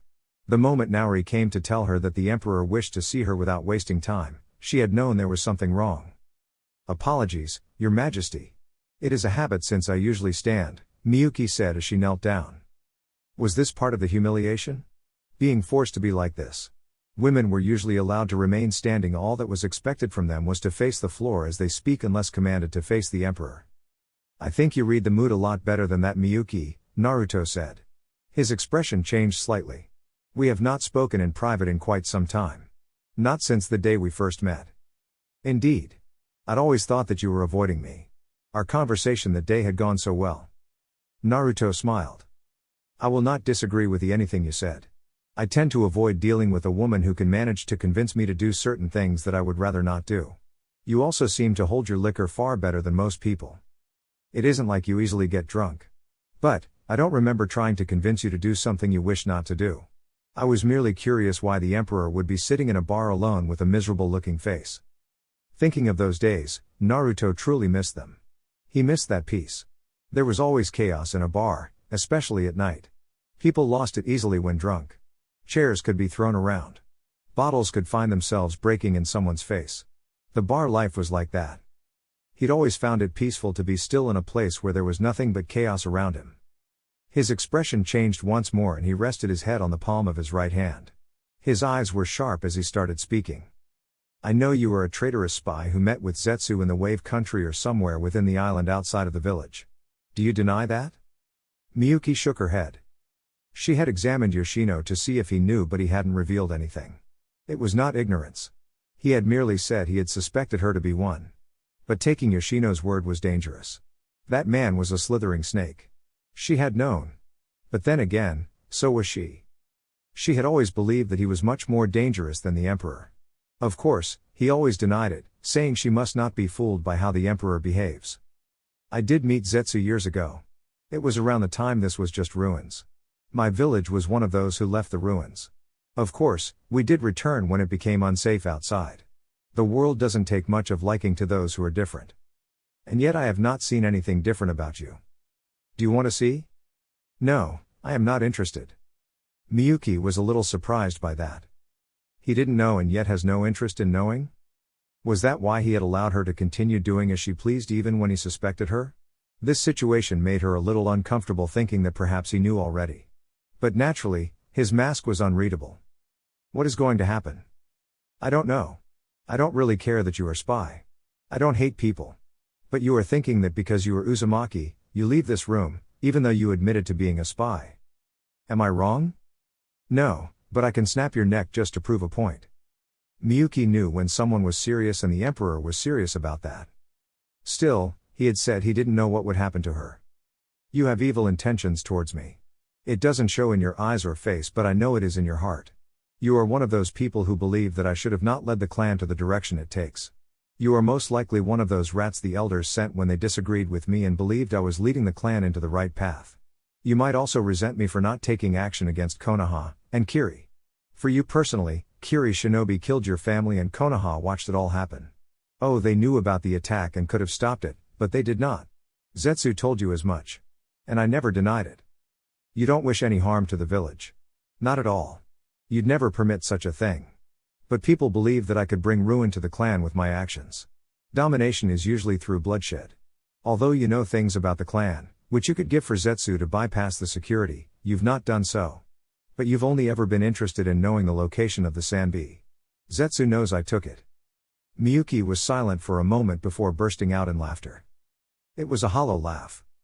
Devoid of any emotion. How do you think like that? You train your mind, Naruto said. Nobody knows the location of the Sanbi. I am the only one who knows. You can tell Zetsu that tomorrow when you visit the Wave Country. So, I'm going to leave here. Of course. You are a precious Uzumaki woman. You are going to breed little Uzumaki for Yosino. Your elders will be most pleased. Really, he was just going to say something like that to her face? Did this man not have any limits? She then smiled. Unfortunately, I cannot bear a child. Naruto smiled. You are smart, but you became emotional when I mentioned that you would do what you don't like. The only reason I'd keep you alive after being a spy is for the simple reason of increasing our numbers. If you become useless on that as you have been useless to Zetsu, there is no need to keep you alive, now is there? Of course, even to members of his clan, he could still think like that. Miyuki knew the Emperor for his logical way of thinking. She despised having uttered those words. They just gave her away. Naruto got up from his throne and then slowly walked towards Miyuki. He bent down slightly and stared into her face. Such a waste of a fine woman. What does Yoshino's grandfather want? He is part of the elders, and has been a staunch opposition of mine. The empire is growing, and before I decide whether the clan will have greater influence, I must know the intentions. What do you think he wants? Yoshino to be emperor. But as long as I am alive, that is not something that will happen. Yoshino will never betray me. Miyuki could not dispute that. She had observed and the elders had realized it already. No matter what they said, Yoshino was never going to go against his emperor in any way. You care about politics. But that is a game you hardly play. The clan politics are deep, and I know both Karen and Yoshino hold more political power within the clan than you. I often find it bothersome since I tend to think of killing people I find useless. There is a different way of killing someone politically, but I don't think it is effective, Naruto said with a shrug. Does anyone wish for me to die? Most of the elders do, but you know that. Indeed. I know that once things settle, there will be politicking a lot. If I cannot be killed, I must be reduced to a puppet. Life is a traitorous bitch, isn't she? Depends. Of course, you'll say that, Naruto said with a smile. So, what do you want? Doesn't matter, I know I won't get it. You understand things quite well, and you know if I so please, I can confine the elders to this village and spread the Uzumaki around. Now, the only problem is Zetsu. He isn't going to kill you. You know nothing, you are useless. But do give him the message I gave you, Naruto said before placing the palm of his hand on Miyuki's forehead. The hand glowed slightly before Miyuki let loose a loud pain screech. Ah! She cried, holding her forehead before falling on the floor, twisting and turning. There were marks on her forehead, spreading across her face. Veins popped up around her head, the ones on her neck seemed as if they could burst. After a couple of minutes, she finally stopped, but did not get up. Her breathing was labored, both hands covering her head. I trust you'll be a good girl from now on. You won't be compelled to do anything, at least not for now, Naruto said before standing up straight. He then walked toward the exit without saying another word. Yosino was standing just outside, hands folded across his chest. I think a part of her likes you, you can keep her. You never shared some of the things you shared with her. Naruto closed his eyes and started walking past Yosino. When you invited her to your home, you knew I knew something and never asked. I decided it was best we keep our thoughts to ourselves to avoid any puddle that might cause us to slip. It is much more than what I actually thought. I could never get anything out of her, Yoshino said following the emperor. I did most of the talking, she merely confirmed some details. The emperor paused, glancing back at Yoshino for a moment. Did I not tell you sort out your elders? They are stubborn and won't listen. People will continue to call this the Uzumaki Empire, but it will officially be simply named the Empire. Uzumaki will be out of it. I cannot have politics that will only cause me to stumble. You have no control over the elders. If you did, I'd let it continue. But you don't. Tell them, on my orders, they must never leave this village. However, I will alleviate your position. In due time, you shall be appointed as the Emperor's left hand with Haku being right. That means you will play around within the sound. Acceptable? Acceptable. Good, anything else? Noroi confirmed that the clones that attacked Sasuke are the same that attacked Guren. I am gonna go talk to her about it and see if I cannot squeeze more information out of her. I've already given you the go-ahead and you don't need my supervision. Do what you must. I want to see results, Naruto said. Yoshino had at least earned that much. Haku was the one who worried him because he was simply too kind, even to enemies. I am going to go above what the Empire does with Iwagakure when talking to her. I wish to know if you are okay with that. Naruto opened both his eyes. Yoshino was talking about allying Iwa and Uzushio. It would need his approval to be the final thing. This was still a village he had rebuilt. He closed his eyes once more and then responded. It is fine. There are people within the Water Daimyo's palace who are questioning things. Mei made efforts with the daimyo and it worked. But there are people who are still talking. Some are even questioning our association with Nadeshiko and want to claim it for the water country. There was always something happening. This was the shinobi world. Greed ruled people. There was always the hunger for something. The thirst for something. Some people were never satisfied with what they had. Yoshino had known that he would always have to do things. Elimination or diplomatic? We don't have time for talking. We have bigger issues. Nadeshiko is important for our share in the control of the sea. With it and the wave, our shipping business thrives. The wave needs Nadeshiko. Until the capital grows and surpasses the wave, we must show extreme caution. Yoshino smiled. The right hand is for diplomatic missions and the left is the stick that hits them. Guren has created a group she named Empire Black Ops Imbo, for short. Only you, Haku and Noroi know of its existence. When you must carry out missions that require termination, talk to her. For now, we don't need a bloodbath. It will raise too many questions and Mei will turn to us. Have the daimyo purge the people we don't want in his council. I will call for Noroi. Tell me when it is done. Kisame grinned when he saw Naruto sitting below a tree, eyes closed, leaning against its trunk. He didn't seem to notice him, but he knew this was not a coincidence. The Emperor had been waiting for him. The Emperor was on the hunt. Madara didn't seem to care about this. He'd merely said the Kage were going to gather, and if they declared war, the Baijuu would gather. There was of course the likelihood that they would be hidden from him and taken away from battle. He already had in his possession 3 Baijuu, and from what Zetsu told him, Madara was personally going to collect both the 6 and 7 tails. Both would be easy pickings, with the former secluded away from other people. The latter was just a stupid woman who wanted to make friends with everyone. Is it my turn? Kisame asked, still grinning. Naruto didn't offer an immediate response. He hardly had time to meditate these days with the duties he always had to deal with. After a minute, he opened his eyes and then responded in a quiet tone. Yes. I'm sure you've been itching for it for a long time. I wouldn't mind either having a bit of fun fighting against a man who is infamously called a Baijuu without a tail. That was measured up by his large supply of chakra. Not to mention the glutton he carried on his back also gave him chakra. Kisame would no doubt be different from the others. Of course, Naruto would need to be careful with fighting him, given that the glutton will only consume his jutsu. He would have to make do with taijutsu and kenjutsu. Itachi always spoke about how dangerous you were. He honestly feared you for what you would become. He always knew you were strong, despite never having seen you in action. Compared to what other people saw, I'd say he saw the power you kept hidden, Kisame said. But I'm sure he'd be happy that some of his fears have not come true. Naruto raised an eyebrow. What fears? Kisame shrugged carelessly. I'm sure you know since you were quick to have Sasuke kill him for you. You knew what he wanted and once he was no longer useful, you pushed him to meet his end. I cannot take credit for that. Death in the hands of his brother was ultimately what he desired, Naruto said with a wave of his right hand. He slowly stood up. Seeing the blonde get up, Kisame lunged without warning. He didn't swing his sword but as he neared the blonde who didn't even seem to have taken notice of his movements he swung his right hand, fist formed. As he touched down just a foot away from the Emperor, his fist drove toward the Emperor's head, just on the side. It wasn't that Naruto hadn't seen it. He was just prepared for it. He rose his left hand, almost in a lazy manner but there was raw strength behind it. Kisame's punch collided with his hand, creating a slight shock but Naruto didn't move, not even an inch. That's tough, Kisame said before jumping back. It felt like I just hit a rock. He smiled. When he looked at Naruto, his smile widened. Senjutsu, huh? I was told it gives you some incredible physical strength but I didn't think it would be so much that I'd hurt just hitting you. Surely you jest, Naruto said calmly.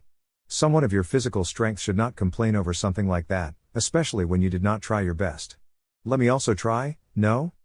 He was gone in the blink of an eye. Only dust remained from where he once stood. Kisame didn't even need to see the Emperor. His reaction had simply been something of instinct.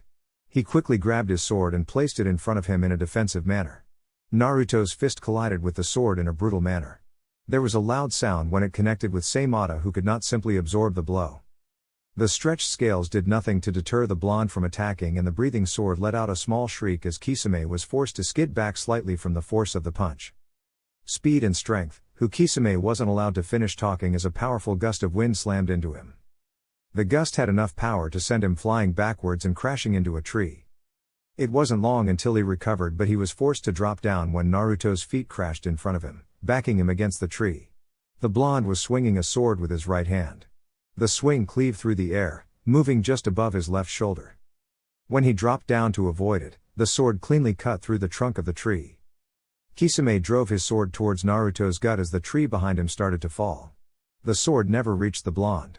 Even when the scales were sharpened to deter any retaliatory attack, Naruto's left foot still stomped on the sword, slamming it into the ground with such forcefulness that its head got buried down. The Emperor then strengthened his muscles and used his left foot as balance while swinging his right foot towards Kisame's head. The former Kiri-nin raised his right hand toward his left side to block the kick. He winced slightly when it connected. Despite his strength, blocking an attack like that still stung. Naruto started, eyes staring down at Kisame. You pass for your physical strength. But do get serious or I will break you, he said that while holding a small ball of flames in the palm of his left arm. He intended to shove it towards Kisame's face. Kisame could feel the intense heat coming from the flames. It was not the sort of thing that would leave him without burns if it hit him. And the Emperor was not targeting the sword because he knew it would absorb it. It was very clever of him. But then again, it was something that Itachi would likely do. Suiten, water gun. Kisame blasted out a powerful stream of water from his mouth to counter the jutsu before it could even be launched toward his face. Naruto seemingly didn't try attacking but allowed the water jutsu to hit his. When water and fire collided, the flames became steam which rose quickly, obstructing their views. Kisame felt Naruto jump away from him but before he could rise, he felt something strong get a hold of him. He frowned deeply when the steam cleared and found himself shackled by chakra chains. So, these are the infamous chakra chains capable of holding down even a Baijuu, Kisame said, trying to move. The chains did not budge, not even a little. Seimata was not touched and was free to move. Once more, he tried moving, but there was still nothing. He became frustrated in trying to break free. Curious little things, aren't they? Naruto said, holding out his sword with his left hand. He then pointed it toward Kisame, more specifically his right shoulder. Not really, but I must admit. They are tough to break. He still didn't sound too concerned. Are you gonna free me so we can actually fight? I don't know about allowing you to attack. Simply not giving you the chance to attack means that you don't get the chance to show me what you can do and giving me some trouble. I entered Sage mode right away because I wanted to dictate this. Why should I give away this advantage? Is it really fun like this? No. Naruto admitted. It is actually boring. Wind sword. Within a second, Kisame felt something piercing through his right shoulder. The invisible sword just cut through, without him even seeing anything. He just felt the pain and then saw blood gushing out. He smiled a bit warily. You are not going to torture me, are you? For what reason? When you hang around certain people, you pick up their tendencies. Kisame explained lightly. Naruto shrugged as he put away his sword. He held out both his hands and formed small Kaden Rasengans. He then hurled the one on the left straight towards Kisame, but it missed him. It hit the trees behind and erupted into a huge column of flames just behind Kisame. The Akatsuki nin whistled. That's frightening. He could feel the flames lick the trees behind him. Why hadn't Samata moved? Was the sword thinking of betraying him? It would be most unpleasant if the sword did something like that. Naruto dispelled his last jutsu, thinking he didn't want to incinerate Kisame and lose out on his bounty. He formed a Rasengan, and then started forming blades. The jutsu started spinning around, making a loud screeching sound. Kisame knew he could not survive being hit by that. Get up, you stupid sword. This will just kill you and keep your body intact, Naruto said before positioning himself to hurl the jutsu towards Kisame. He suddenly changed positions, twisting around, and as he did, the chains dispersed, freeing Kisame. Naruto hurled his jutsu towards the trees. The Rasen Shuriken slammed into the trees, expanding massively before exploding into a powerful blast. The trees became engulfed in the dome of Chakra. Kisame didn't hesitate to take advantage of Naruto's situation. He grabbed his sword and lunged toward the Emperor.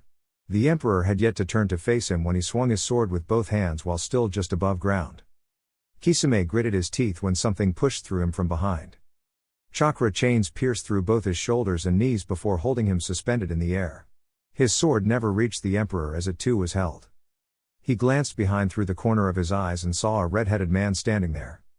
You exposed yourself, Your Majesty, Noroi said, letting loose of a small breath of relief. He reacted far quicker than I thought. Zetsu, he has disappeared now, Naruto said with a frown. I can afford to do that since you were around. He then added while slowly turning around to look at Kisame, who was floating above the ground, held by chakra chains. I'm contemplating on having him free you just so we can have an honest battle. Why don't we do that? This has not been a battle. I rigged this place to suit me, Naruto said. There is a large seal placed on the ground that slowly sucks away chakra that is not Uzumaki. Of course, it creates a perfect battleground that I cannot be beaten within. You should never allow an Uzumaki to fight in his preferred place if you don't have the Dujutsu to spot the seals placed around. You say it as if you are going to give me a chance to do it right. Naruto looked thoughtful for a moment before shaking his head. I do love to battle, but I went to such lengths to actually avoid battling you. I never had any intentions of fighting you in the first place. But I must admit, I was using you as a practice for a battle against Madara. Of course, you are not him, so everything went well, almost well. I had to spend energy. He then glanced at Noroi. Deal with it. I have to be somewhere. I'll allow you to leave this place before me. Of course, Your Majesty. Noroi disappeared in a flash after saying those words. After Noroi disappeared, Naruto slumped down to the ground, breathing a bit heavily. After a moment, he calmed his breathing. Nope, this won't do, he said. He'd lied about only the chakra of those not Uzumaki being absorbed. He was no different than anyone else. Of course, he took some measures to protect himself. If he was simply fighting using taijutsu and kenjutsu there would be no problem, but he used ninjutsu, and the moment he did that, the protection stopped helping him.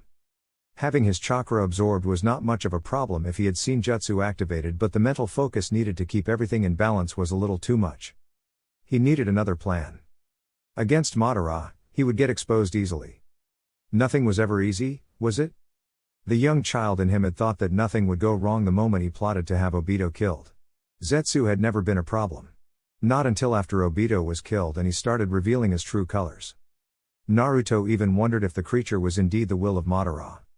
How did Madara even come to achieve that? As a user of the Rinnegan, he could have used the creation of all things. Nothing was certain, it was all just a huge mountain that had to be climbed. When was the last time he'd actually had this kind of challenge? When dealing with the cage, it had never been the case. While he would still not want to face all of them, he still knew that it was easy to pick them apart if they ever showed signs of uniting against him. You could use more of my chakra and boost your power, Kurama suddenly stated in a measured tone. Naruto was silent for a couple of moments after hearing the voice of the Baijuo. They didn't usually talk. There wasn't much to talk about anyway. But still, For the Kyuubi to start talking to him now must mean his troubling thoughts about Madara must have come to the attention of the beast. Then again, there was no one else in this world who knew him better than the Kyuubi. They have been together since he was conceived inside his mother's womb. I am a proud shinobi who trained hard to do away with the dependency on your chakra as most Jinchuriki do. Perhaps it was also the fact that I didn't want to become a weapon. I more than anyone else know that none of the Baijuu can match your power, even in your current state.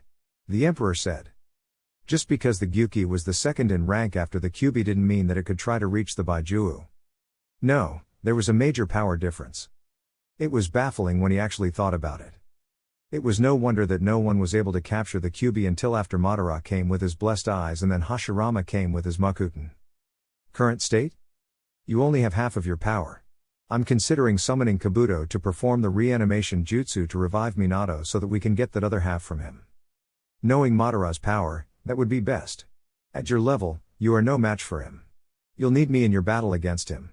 I have fought against those of the Sharingan and the Susanoo. It seems to be your primary concern that if he is to release it, you would not have any firepower to stop its attacks.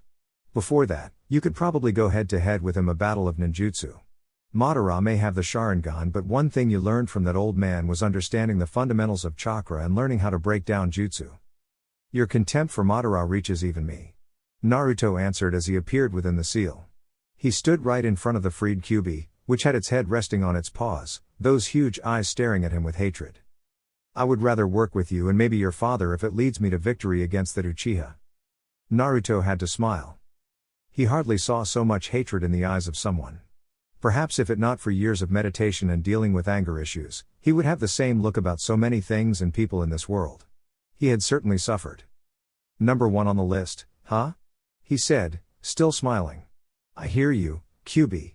And I will use your power. But you want it to be something that is done united, so we use the full extent of your power, yes? If you have the answers, why ask? If you have the breath to waste asking that question when you could have simply said, yes, why even bother? Naruto asked rhetorically. I've gotten a grasp of Makuten, but it is still something that needs more practice in battle.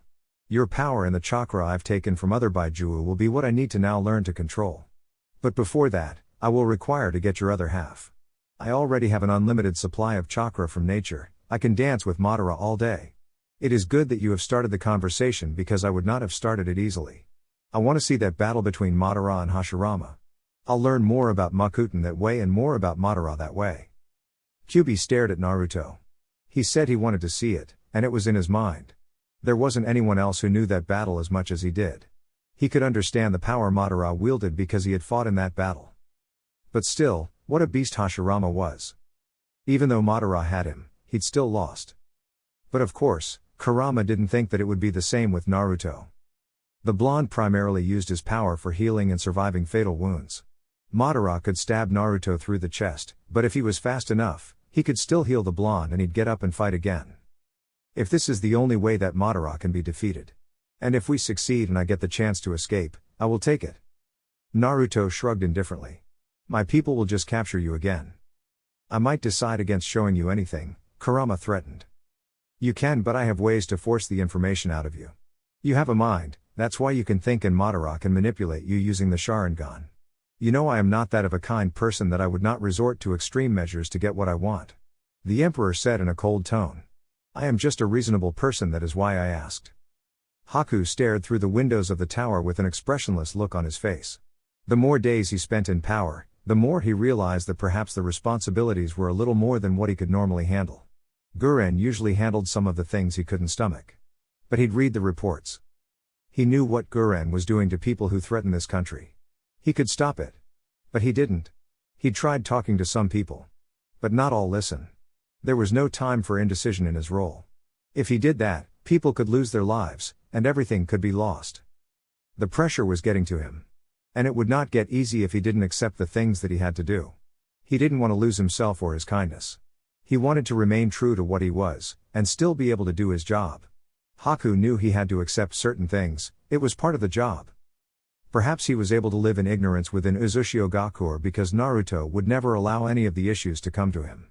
He knew some things because he was close to Guren. But now he had to oversee it. That is a rather scary look coming from you. Guren commented in a light tone as she walked towards Haku. She stopped at his right hand and stared down at the streets. There were hundreds of people strolling through the streets. People were coming in. The city promised the good life, and who didn't want it? Haku glanced at Guren for a moment before responding. I haven't been sleeping that much. Hellish nightmares about people that we must torment and your inability to change it? Or the fact that you may end up having to give orders such as those in the near future? Haku smiled. That shed some light in the situation, but it was not all of it. Yes, he said. Yosino has always said that you were too kind. Some of the Uzumaki also dislike that part of you. Yosino, of course, it was really hard to tell.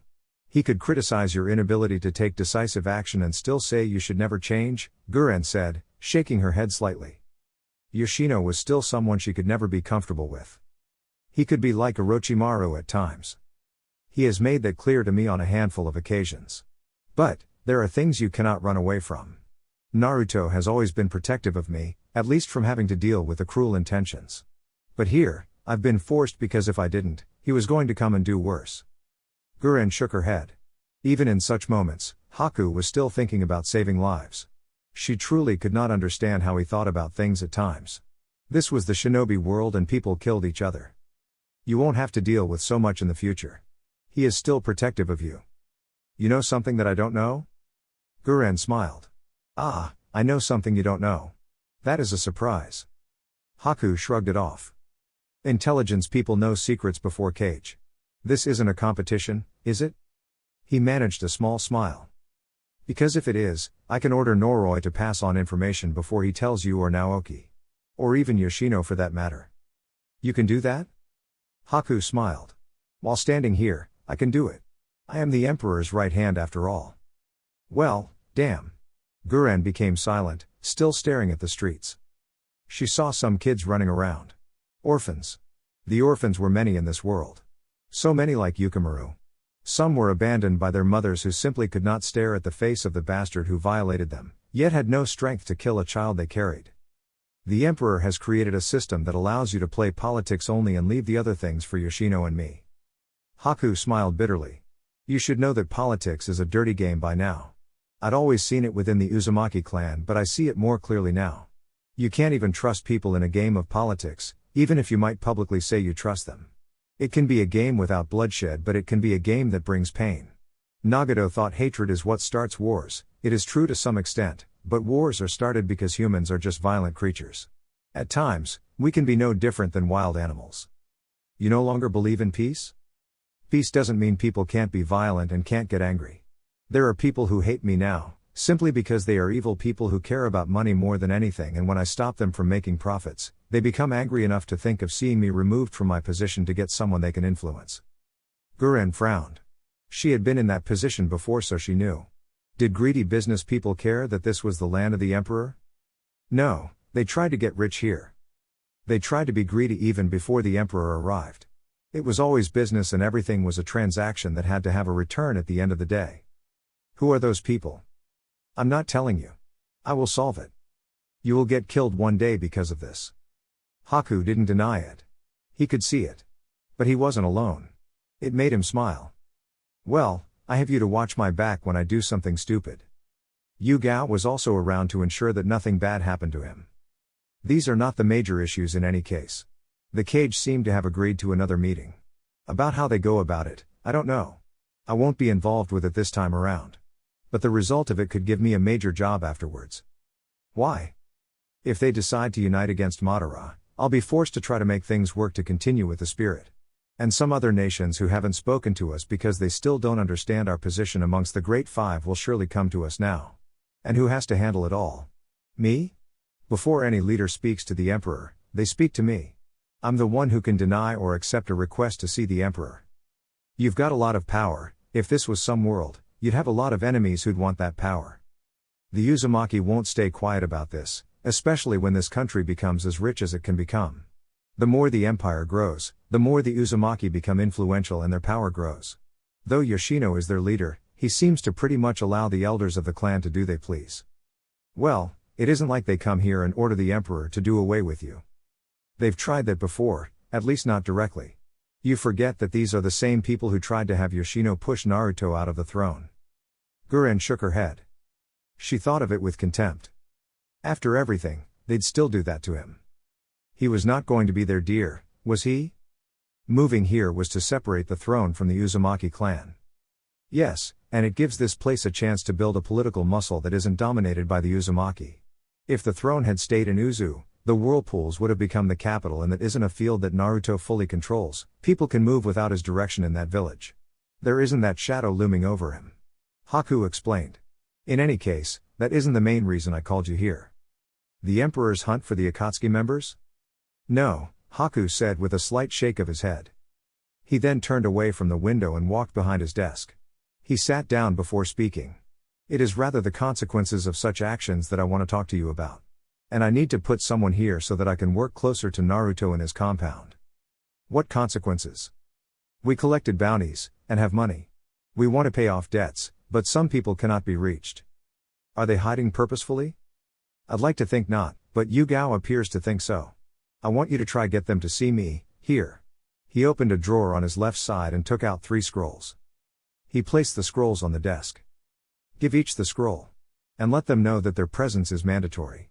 And please don't do threats. It'd be bad if we build foundations on threats. That will be difficult to do. These people can be very stubborn, and I am not known for being diplomatic. Guren warned.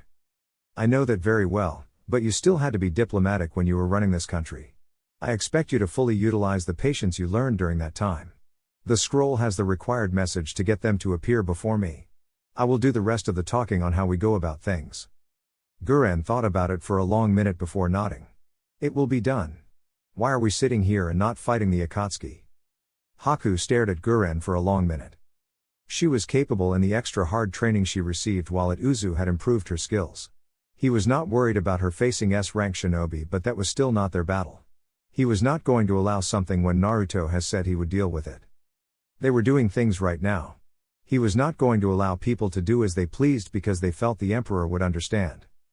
Because the Emperor said he will deal with it, he has already delivered the bounties for 3 members and it is only 2 who are left now. Is there any reason for you to worry? Yes. He is the Emperor.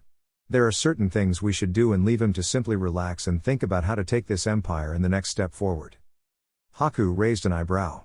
I understand what you are saying. But I cannot give you that order. No, I won't give you that order. You are to remain in this country for its protection. You'll only leave if I say so or Naruto tells you otherwise. Guren gritted her teeth in frustration. Are you serious? You have known me long enough to know when I am joking and being serious. If you wanted to do this, you could have raised the issue with him when he said he was going to do it. Are you kidding me? On that day? He didn't seem like he was open to any suggestions. I have learned to read the mood. Still not happening, Haku said in a firm tone. You must understand that he has reasons for doing certain things in the manner he does them. Try to understand those reasons and all will be well. I also worry when he goes to battle. There is no guarantee that Madara won't attack him while he is out there. If he is caught unprepared, that is the end. For him at least. It should not mean the end of all things. We must stand up and play our roles. My point here is that, know your role and understand it well. You will not stray. And you won't go out of bounds. This was new. Haku was telling her to behave and keep in line? It sounded like she was being lectured. Haku had lectured her before, but it was about morals and some of her tastes. It had never been about her role within the empire. You're settling in well, it seems. Guren commented. I will do what you have requested and provide a report in the coming days. I'll be waiting for it. And His Majesty mustn't be disturbed from doing his job by these kind of things. If you don't get it, I'll spell it out loud for you, don't tell him. You are making it a habit of keeping things from him, but it becomes pointless since he will eventually find out. The point of keeping it away from him is to keep him from worrying. I will have Yugao prepare a report about this and send it to keep at a later date, simply to keep him informed. There are things we must do ourselves. And we don't always have to run to him. Ch32p2. Kanahagakure. Kakashi stood at the site of the memorial stones, standing before the stone of his late sensei. The man he had loved and come to see as a father. Minato had truly cared for him and provided time and effort. Despite his many duties, he'd taken his time. Their team had been nice and he'd certainly taught them as their sensei. It was always his duties that sometimes made him late. Perhaps Obito had come to resent their sensei for being always late to save his students. In the war, they'd often been left alone because he would be needed elsewhere. But in that moment, sensei had left the responsibility to him. He had been somehow that time. Perhaps had his attitude been different, his teammates would have been still alive. Of course, despite Minato's efforts for him, he had failed Naruto. He hadn't done anything for the blonde but had merely kept watch.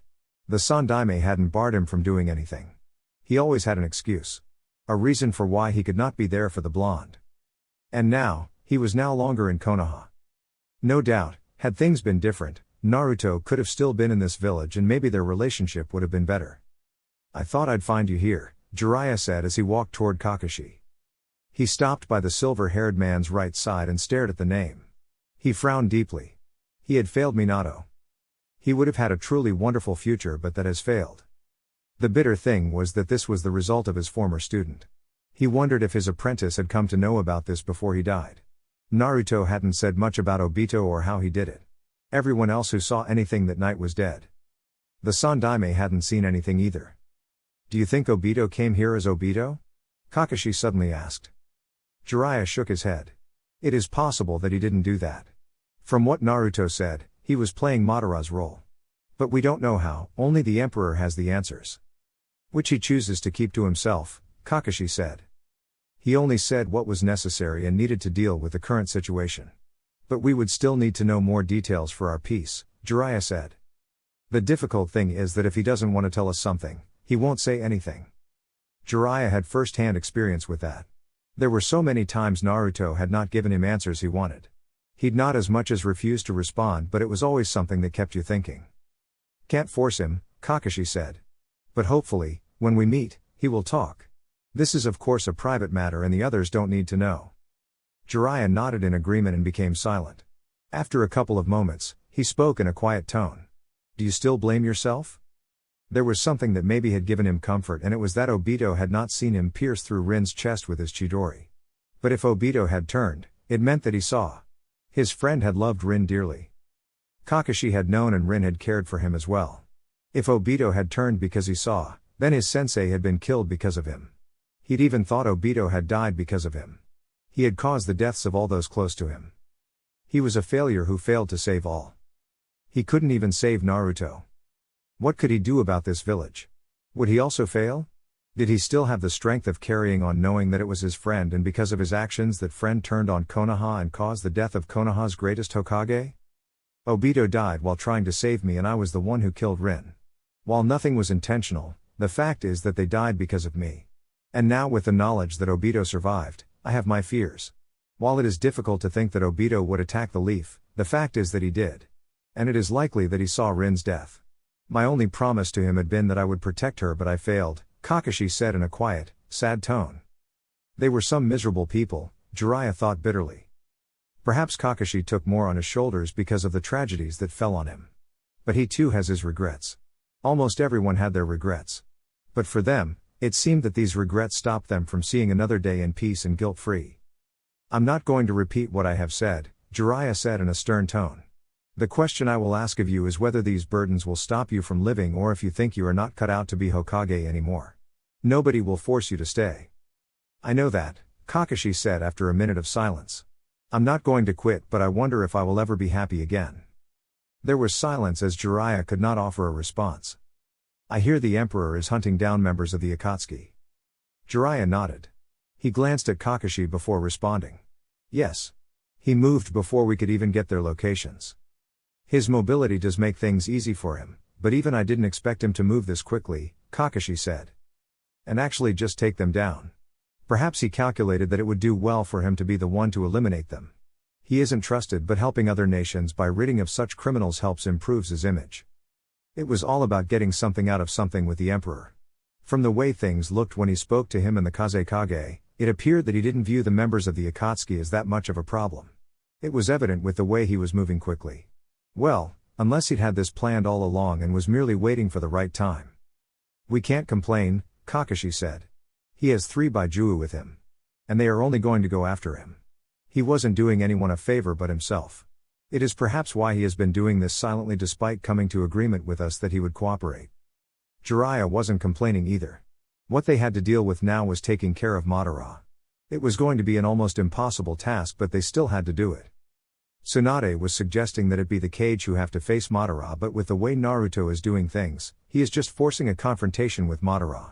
The Toad Sage shook his head at the thought of the current Kage fighting against Madara. I really don't think the current Kage would be enough for Madara. No, it won't be enough. We need more powerful shinobi to actually stand a chance of defeating him. We will hear how the other Kage react to this. We have made an agreement to meet in a secret place and the Emperor's people will organize this. Kakashi answered. Kabuto had tried not to think too much about why the Emperor had summoned him all of the sudden. He'd been pulled out of his activities of keeping surveillance on Shin. Noroi had been the one to appear before him and hadn't given him the chance to say anything. When he appeared in the throne room, Kabuto realized that this was a new place and was much more intimidating than the throne room in Uzushio Gakure. You certainly knew you stood before the Emperor. Perhaps Uzu changed moods because it was what you could home and a place where Naruto didn't need to constantly project strength. In here, a moment of weakness and other people would strike. It would not be a surprise if some daimyo were planning something against the Emperor due to his growing influence. I want you to do something for me, Kabuto, Naruto said in a hardened tone. I am at your service. I want you to gather what you can to reanimate Minato Namikaze. The Emperor threw a kunai, tagged with a scroll. You'll embed that on him. You can do that without any deviations, yes? Kabuto nodded. But he didn't respond immediately. He was wondering why Naruto would want to do something like that. Minato was his father. And as far as he was concerned, the Emperor didn't hate his father for making him a sacrifice. He probably reasoned the Yondaime Hokage had been reasonable to do what he did. He wanted to ask, but he shut his lips. He didn't want to seem like he was poking too much. Orochimaru tried that before and it failed. It is perhaps because he used a seal similar to the one the Sandaime Hokage to seal away my former master's hands. Kabuto responded calmly. Naruto stared for a moment before responding. And you didn't try? No, Kabuto said with a shake of his head. It isn't that I didn't want to do it. I wanted to do it when I was still running from you. But I figured it would be pointless to try something like that since all the masks in the Uzumaki temple were removed. It was not surprising that Kabuto knew about that. Orochimaru had known a little too much about this world. But the masks were the properties of the Uzumaki and they kept them locked away. He had them kept away and learned to use all of them. It was only natural for him to learn as an elder of the clan. I will handle that part. His soul is indeed trapped in the belly of the death god. So are the souls of the other Hokage. I am not saying you should summon all the Kage. I am saying the Yondaime Hokage and no one else, Naruto said in a hardened tone. We are clear, yes? Of course, your majesty. Good. You will get a sacrifice. I'm sure there are many worthless people moving around this world. No innocent person must be sacrificed. Naruto paused for a moment before speaking again. But admittedly, even an innocent person could be used as this is important than anything else. In any case, it would soothe Minato's soul a little if he knew that what was used was a worthless bandit who rapes and murders innocent women and children. I didn't think you'd be that kind, Kabuto said. Naruto blinked. Kindness? Had he just said that because of kindness? Ridiculous. Naoki will assist you in moving around to gather what you need. When I return from meeting the Kage, you must be done. It would not be a problem if he was going to have that mobility enabled to him by Naoki. Still, he would have someone watching over him. Then again, what did he have to worry about? Naoki was known for being mischievous. It was one of the reasons he was kicked out of the Emperor's guard. Karen hadn't complained much, but aside from hearing intel from him, she didn't entertain much from him. He still seemed to respect her in a way that did not mirror his respect for the Emperor. Kabuto was never going to allow his curiosity to get the best of him. It was best to let some things be. What of Shin? I'm less worried about him for the moment. His attack on Sasuke and your information has led me to believe that he isn't one we have to worry about, at least not now. But anything can happen. It would not be out of the picture to think that he could move in the battle with Madara to try to get a jump on us. The Emperor responded. We will be ready in any case. Focus on your task. Kabuto nodded. Do you mind if I ask? I have always been curious about something. You developed the jutsu that the Uzumaki use for teleportation. To make it simple, you created portals all around the shinobi world. Thus, anyone you show how can dive into the portals to be able to move freely. But I want to know if you can or cannot use the jutsu your father became famous for using. Naruto stared for a long minute before responding. What do you gain by getting an answer? My curiosity is merely satisfied, Kabuto said. I have no desire to satisfy your curiosity. The Emperor said sternly. Any more questions? Unknown location. They may well have been brought here to be butchered, and maybe the Emperor was working with Madara. It had truly taken much for Kurotsuchi to actually even agree to allow that man from the Empire to take her to a place she didn't know. The fact that she was being teleported to the location made her trust issues flare up. She had been basically walked into the place with blindfolds. The location had not been disclosed to none of the Kage because they didn't want to get ambushed by Madara while holding their meeting. There appeared to be much that needed to be discussed. She had felt a little relieved when she arrived at meeting place and saw the other Kage already seated, and chatting among themselves. She still could not tell where she was and had no sense of what was outside the dark chamber. The room was round in shape, with a round table with 6 chairs around it.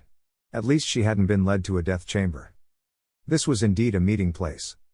Kurotsuchi settled down beside the Mizukage, who was the only person she could look at without getting angry. She then frowned when she realized that the Emperor was on her right. He was just sitting there, with a look that clearly said he was somewhere far away from this room. Her body felt some tension with just being closer to the bastard. It should have been just Kage here, but because he was the Emperor and held most of the answers, he had to be here. They could not leave him out of any talks around the greater picture of the elemental nations. She stole a look at him for much longer than she would have liked. And was caught staring. She didn't look away. The Emperor's sharp eyes just narrowed ever so slightly before he closed them and seemingly returned to his thoughts. This made her feel a bit angry that he was dismissing her existence so simply. As if she could sense that Kurotsuchi was going to start something, Mei greeted the woman with a smile. It is good that you decided to join us, Tsuchikage Dono. The Mizukage said with a smile on her lips. The fact that I had to leave my security to this man aside, my participation in such meetings has been mandatory due to unresolved issues, Kurotsuchi said bitterly. It didn't please her the least that she was forced to attend all meetings to avoid taking a step back in any agreements she has formed with Suna and Konoha. But there was nothing she could really do about it. I understand that the first part must have been challenging, but I had put my life at stake if something had happened to you. We had agreed with the other Kage that this was the best convenient way to do things given our lack of time to make preparations. The Emperor was willing to offer his assistance, Mei said. Kurotsuchi knew that the meeting had not been the idea of the Empire but that of both Suna and Konoha. The Emperor was merely someone who was invited to it because of his knowledge of the issue that they had to deal with. She has had much to lose anyway by not coming here. If she hadn't come here and her Baijiu were recovered, those who would recover them would choose to keep them. She could not have that. With everyone here, Gaara started in a serious tone. We should start with the discussions and return to our homes to make preparations. We don't know what is happening in our villages now. The village most likely to fall under attack is the Cloud. It still has the 8 tails, Kakashi said in thought before adding. Uzushio could also be attacked. You do have 3 Baijiu under your care, yes, your majesty? Naruto eyed Kakashi for a moment before responding. Indeed, Hokage-sama. At this very moment, my home could face another assault, and given the power of the opponent this time around, I am not sure that we would survive this one. I'll agree with the Kage that we ought to move with things quickly so we can all be freed to look after our homes. The problem here is a former Konoha shinobi and a founder of the village. What does the Leaf have to say about that? We have had Leaf shinobi running loose and the Leaf has been unable to do anything about it, Kurotsuchi said. She held back from saying that she was blaming Konoha for the attack on her Jinchuriki. Kakashi had expected someone to bring up something like that up. The Leaf has always had powerful shinobi running rampant after leaving the village. Kurotsuchi was right to say that they have been unable to do anything. Perhaps saying unable wasn't the right term. They could have done something on both Itachi and Orochimaru's case, but they simply refused to put the resources to deal with those shinobi because of their power. And the failure to even go after Orochimaru resulted in the Sannin attacking the Leaf with intentions to destroy it. It is indeed true that we have had some of our shinobi causing problems within the shinobi world. But we cannot be held responsible for what former shinobi do. Kurotsuchi blinked. Is that all you can say? What do you expect me to say? Kakashi asked, staring back at the Yondaimate Tsuchikage. Konoha isn't the only village with a missing nin that causes problems. Our shinobi perhaps cause the biggest problems because they are stronger. We still cannot take credit for their actions nevertheless. Naruto glanced at Kurotsuchi for a moment before shaking his head. Did this woman even think before she opened her mouth? Maybe Madara was the bigger picture here, but pointing fingers only opened door for fingers to be pointed back at her. It was stupid of her to bring up something like that. He didn't think that she only brought it up on purpose so that she doesn't get blamed for what happened to Gaara. No, she was not that cunning. You'll probably say I have something against you, but I must remind you that your former shinobi, Datara, took part in the mission that saw the Kage being taken by the Akatsuki. If Konoha has to say something about its former shinobi, you should also have something to say about that particular event, no? Kurotsuchi glared at Naruto. She knew about that. But she didn't want to hear it from this person. What would be the fuss about it anyway? She lost 2 Jinchuriki and the Kage had only lost 1 and he was still alive. But, I am not interested in fake apologies or pointing fingers because it does not solve anything, nor is it the reason we have gathered in this place. I did not leave my home to play childish games, you should consider that, Tsuchikage. Naruto added. He held back from telling her to grow up and stop being a child. It was not because he didn't want to offend her but because it would only take things further away from the agenda. I must agree with the Emperor. We came to talk about Madara, his plan and how we stop it from occurring. I think we can all agree that his kind of plan is something that threatens the lives and security of our homes, Daru said, trying hard not to look at Kurotsuchi as he spoke. But to get to that, we need more information than we already have, Mei said, looking at Naruto. She wasn't happy that she hadn't been able to see him before this broke out. And he had also withheld this information from her. You are going to share the information with us, yes? If I was going to deny that request, I would not have bothered coming here. My throne offers me much more comfort than this chair, Naruto said. You could have selected a better chair, your people chose this place, Kakashi said. He said it as a joke. Naruto just glanced at the Hokage and did not respond. You already know that Madara plans to use a genjutsu to enslave everyone in this world, which cannot be broken. What I did not explain to you, was the why. Why would he plan to do something like that? Madara grew up in the warring times. The Uchiha and the Senju were always fighting non-stop. Madara grew disillusioned with this world over the years, even after forming Konoha with Hashirama. What he sought to create was a peaceful world without wars, the perfect world where every childish dream can come true. His answer came in the form of infinite Tsukiyomi. Since he deemed that the shinobi world cannot change, he thought that if people were trapped within this genjutsu, there would be no more wars. Having looked at it, it is possible to have your dreams come true.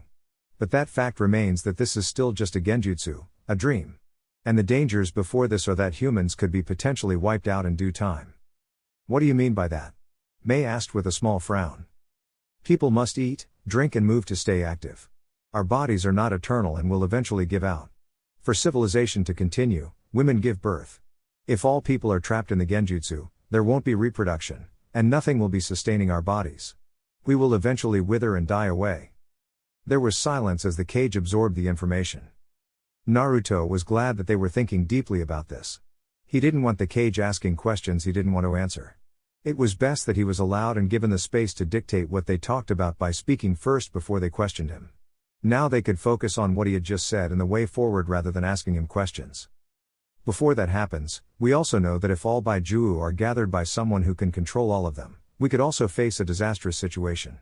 Gaara was the first to speak. Kakashi nodded in agreement. From what the Emperor said before, for this to happen, Madara must revive the Jubi.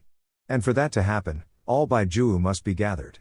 They are currently in that stage of gathering the Baijuu and have already gathered some of them. Uzushio has been effective against Baijuu, would the Empire not be able to handle them? Daru asked. With their chakra chains, they could make the threat non-existent. Naruto wondered if he should say, but saying this made sure that they kept the situation in the serious light that it deserved. Against Baijuu, yes, we can render their power useless. But not against the Jubi. I'm afraid there would nothing we could do against it. This reaffirms that this is indeed a serious matter, Gaara said. But I still have a question around the Jubi. You say that it must be revived. This means that it existed before. Naruto nodded. History was not available to all, but it was all right. Certain things didn't need to be known by all people. Besides, what happened during the days of the Sage of Six Paths was something that happened long ago.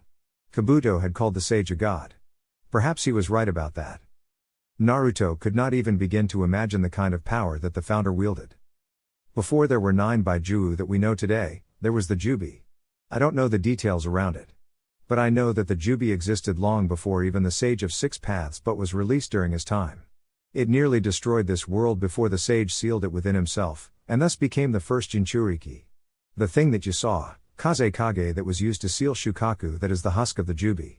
The Sage of Six Paths used an ability called Creation of All Things to separate the Jubi into 9 separate beings, the Baijuu.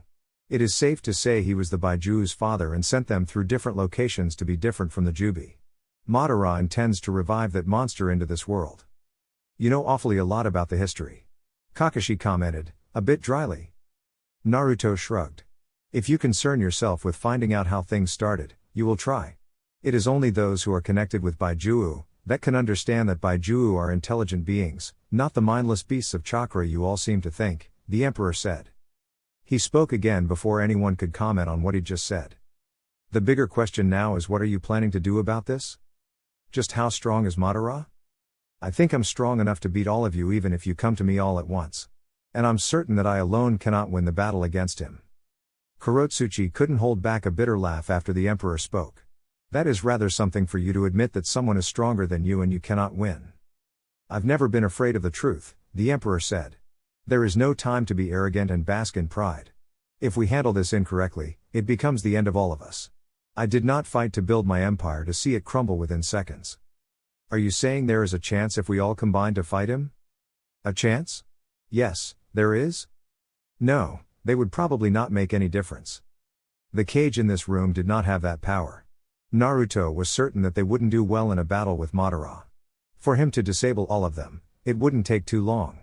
The generation of the Sandaime was the one that had powerful Kage, and the Yondaimes was also strong if you count Minato, and Yagura. But this generation of Jonin-level shinobi were simply children for the Uchiha. I don't think you are being honest, Mei said to Naruto. What does it change? The Emperor asked. Just because I say there isn't a chance doesn't mean you are simply going to fold, are you? The fact is that we will need to fight. Fights aren't simply won by pure strength only. If we can work together, we can do something. But of course, we don't know if we will even have that chance. The Kage can fight, even if it means risking our lives, Gaara said. He wasn't going to take anyone else from his village to the battle, if there was a need. Konoha will provide the Sannin to fight, I won't take part in the battle. Sasuke Uchiha will also fight in that battle, Kakashi said. But this is simply dependent on whether we can make Madara face us all. Can you make it happen? Gaara asked Naruto. Yes, Naruto said. Konoha is pulling out all stops to make this happen. It is necessary, Kakashi said with a slight shake of his head. Sasuke has the same eyes as Madara. He can be a valuable asset in the battle. Jiraiya-sama will also offer much needed assault. If anything happens and anyone gets wounded, Tsunade-sama will be offering medical assistance. That means she won't engage head-on, unless necessary. Her fighting style is taijutsu and the Emperor is rumored to have enough physical strength to lift a Baijuu with just one hand. So, there won't be a need for her in the battle. I can testify to that, Kurotsuchi said. She was bitter about it though. It seems that our survival will weigh heavily on your contributions. She felt sick just saying those words, but what else could she say? They needed his power to stay alive in this dangerous situation. And if he died in the battle, that would be a bonus. But of course, she knew, that would only make him a hero. But she could live with it knowing he is dead. Naruto looked at Kurotsuchi with amusement. Was it necessary to even hide her contempt? It was not like he was going to say anything to her about it. He was not that overly concerned with such small matters. Aside from entering the battle yourself, is your Rinnegan user, the leader of Omega-Corps, going to enter the battlefield? He is just as destructive as you are. We saw that during the war, Daru said, staring at the Emperor. Naruto considered his options before offering a response. I have 2 other Baijuu that I must protect, and while fighting Madara, I cannot protect them. Someone needs to protect the Sound and Uzushio. Nagato will be protecting these nations to ensure that while we are battling, no one moves to take the Baijuu. Naruto was conscious to the fact that if he said something else, like Nagato was dead or that he no longer had the Rinnegan, it would open the door for questions. He wasn't planning on going there. Madara's body he would keep as a trophy. If Konoha demanded it, they could have the rest of his body, but he would take the head. The Rinnegan would be taken to his possession. Or he could just say he incinerated it to avoid giving them the corpse. That is of course, if they managed to win. Kakashi wanted to ask if Jiraiya had been fed false information about the death of Nagato, but he didn't say anything, assuming the Emperor had his reasons and he didn't want to expose anything before other Kage. Tell me you have found the 2 tails, Madara said to Zetsu. You still have not found the location of the Sanbi as of yet. It was frustrating that he could not get the answers he wanted. The Emperor had made watertight defenses that made it impossible for him to locate anything, and some things he kept for himself. She has moved out of Uzushio, and the only person who knows her location and that of the Sanbi is the Emperor. Zetsu replied. We should move against him. The fact that he defeated the others without struggle means he will probably excite me in battle. But he stands in the way of 3 by Juu. And if he is gone, the elemental nations won't have the spine to do anything, Madara said. That would be disappointing. But, the current generation of Kage are disappointing. Everything else went smoothly after that. No one was blaming the other for anything. Naruto entertained them, but he knew, he was likely just going to use them as tests to see Madara's strength. If the likes of Kurotsuchi were hoping he'd kick the bucket in the battle, they would be disappointed because Naruto had no intentions of dying.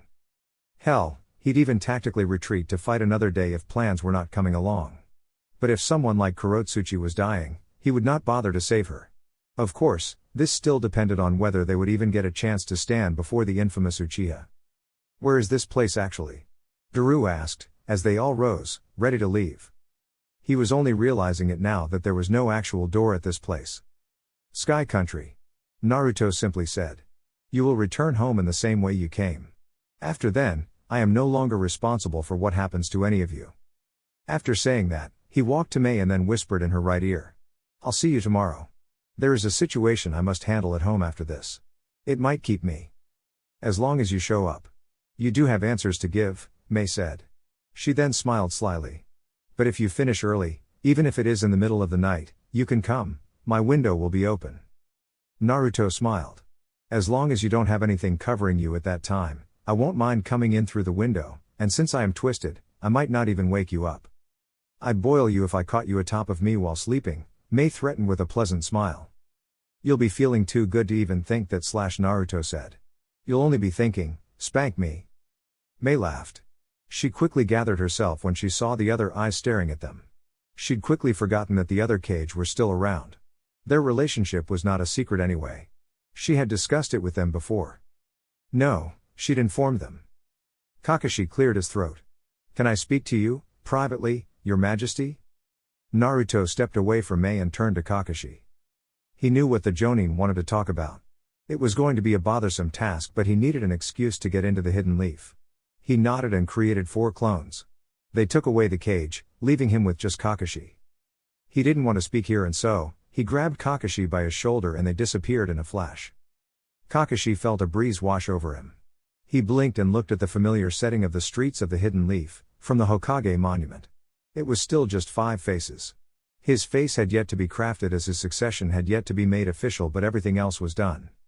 Obito did attack this village years ago, but my father did not know it was him. By then, Obito had abandoned his name and was operating under the name of Madara. He didn't die when you thought he did. He survived but would have died if not for Madara. Did he see you kill Rin? Yes, but he never blamed you for it. Perhaps he still saw you as his friend, that's why he never came to retrieve his Sharingan. Had he done so, maybe we would not have succeeded in killing him, Naruto stated. That is all I am willing to say to you.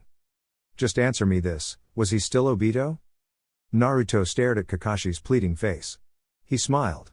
You want me to give you closure, but when this village tormented me, you just stood aside. You were my father's favorite, but not once did you appear before me to help me. Not when shop owners kicked me out of their shops, not when I was overcharged. Kakashi could not offer a response. When you can face me with an answer, I will also offer you the truth about Obito. The Emperor then stepped away from Kakashi before jumping down. He vanished into thin air before he could hit the ground. Sound capital. Minato looked at the unfamiliar surroundings with his blue eyes. He knew he had been revived using the forbidden jutsu developed by the Nidaime. And, someone was controlling his movements. This was a throne room. He hadn't been here before. It made him worried that someone could revive him like this. If they got his soul from where it was sealed, it meant that they knew about the Uzumaki techniques. What could be the reason for anyone to revive him? He hoped it had nothing to do with attacking Konoha. He would bleed out if he had to attack the hidden leaf. His eyes moved toward the throne, sharp blue eyes stared back at him. The whisker marks were barely visible, but they were there. The hair was wild, but it was the blonde that colored his hair as well. He was much older. But no doubt, that was his son. That was Naruto. How many years have passed? Minato shook his head and then smiled. Did it matter? He was standing before his son. The son he'd left with a huge burden after the unthinkable had occurred. "Hello, Naruto." Minato greeted pleasantly. "Father." Naruto nodded. "I am usually called the Emperor here, but let us skip those formalities. I'd always wondered how I'd feel if you stood before me. I must say, it is rather strange. I am happy. I feel glad to be able to see you alive and well. I wish the circumstances were different, but nothing I can do about that," Minato said. The fact that he was here meant that Naruto had sacrificed someone. And not to mention, those were not the eyes of an innocent person. Those were the eyes of a man who has seen much. A war-hardened shinobi who has killed many people. "Emperor? That means you are no longer of Konoha." Minato did not express his emotions over this. Even when Naruto confirmed it. He merely said, "I see. Of course you see, you've pretty much worked out the larger picture as to why I am not with Konoha anymore. It is not difficult to make assumptions. I had known that things would be difficult for you when I decided to seal the Kyuubi inside of you. But what I did not plan on was your mother dying. It had already been too late to stop anything when it became obvious she'd die." Naruto waved his right hand dismissively. "I know what happened during that night. I don't need you to explain it to me. I looked at things objectively, and I don't think I have misread any fact into the order of things." Then it had truly been difficult for Naruto. But how difficult had it been that he would end up leaving Konoha? Since he was calling himself emperor, it probably meant he hadn't joined in any of the great nations, which of course was a great thing, but still nevertheless something he'd never foreseen. "Then this is not a reunion and you want something. But since you already know what happened that night and are not looking at me with contempt, I can say that you are looking for the other half of the Kyuubi," Minato said. And that worried him a little. Did it mean that Naruto had an opponent that powerful, or did it mean that he wanted more power because he had become an enemy of the great nations? "That is indeed what I want. And no matter my reasons, you are not going to fight me, are you?" Naruto smiled. "Of course not. But in any case, the situation you feared when you decided to turn me into a Jinchuriki has happened. Not the way you thought, but the masked man's threat has turned out to be much greater. It has led to the revival of Madara, and I need that other half of Kyuubi to fight him." "That was bad." "Not Madara. The man was ridiculously powerful. No matter how powerful he was, Minato could never do anything to the Uchiha. But at least his fears had been confirmed, and because of the plan he made, Naruto was standing firm." "What of the cage? Assuming that they are still there and you have not become emperor of the great nations." "I must admit, I did consider that, but I realized that such a thing would not last long and would only engulf this world in more bloodshed," Naruto said. "Will you do the honors?" Minato placed his hand on his belly before asking. "Can you first explain things to me?" Naruto tilted his head to the side before resting it on the palm of his right hand. He was silent for a couple of moments before responding.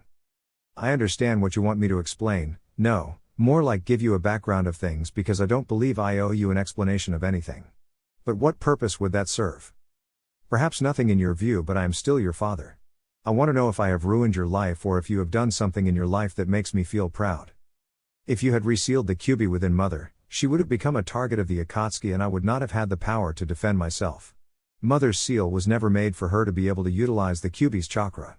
Either way, you would have likely died that night, so you could have done nothing in the future, not unless Mother sealed the Kyuubi herself. But we cannot deny that being a Jinchuriki ruined my childhood. So, you did screw me over by making me a Jinchuriki. My life was treacherously miserable. But I cannot hate you because I have also made sacrifices for the sake of what I love." He paused for a moment before standing up. He walked toward the silent yellow flash, and then past him.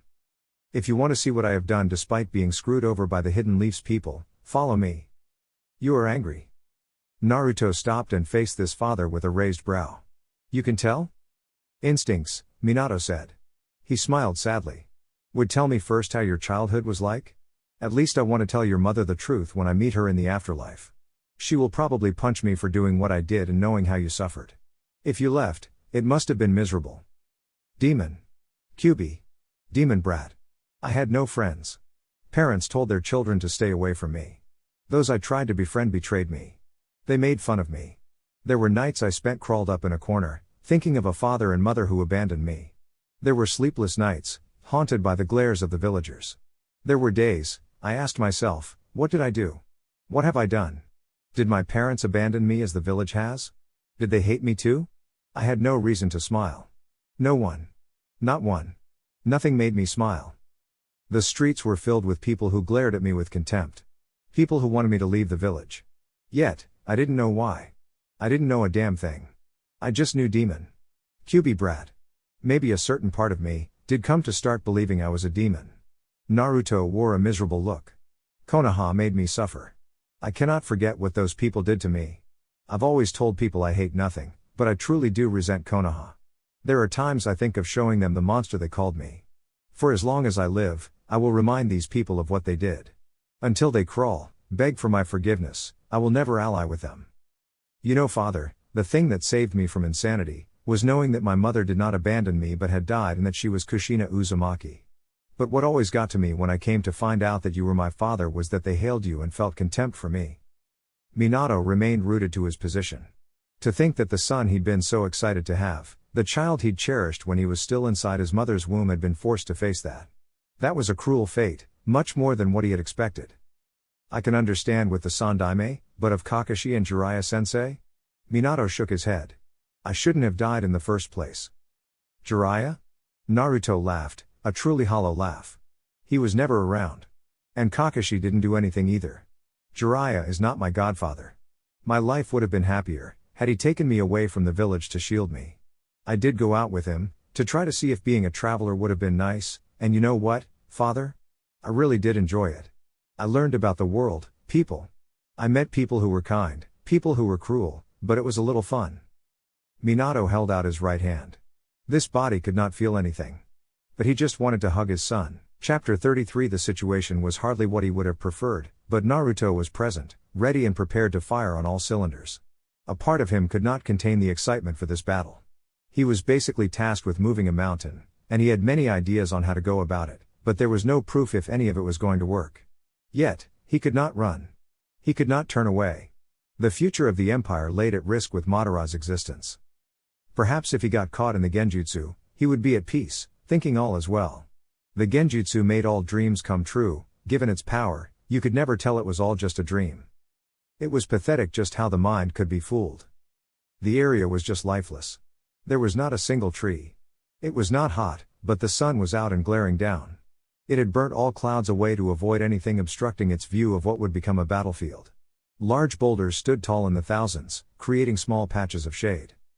Naruto was sitting within one of the shadows, his back leaning against the boulder, eyes closed as he tried to calm his shaking body from exploding with the abundant energy it carried. He knew the battle brewing this day was a battle he could lose. He could release any jutsu and his opponent would take it and still stand. With the battles he has fought before, he could have accidentally killed some opponents by releasing jutsu that were too destructive. But the opponent of the day was just another monster, a relic from the past. I have never come across a shinobi who could, or rather would, completely hide his presence, Madara said, standing atop of the boulder Naruto leaned against. Naruto didn't open his eyes as he responded.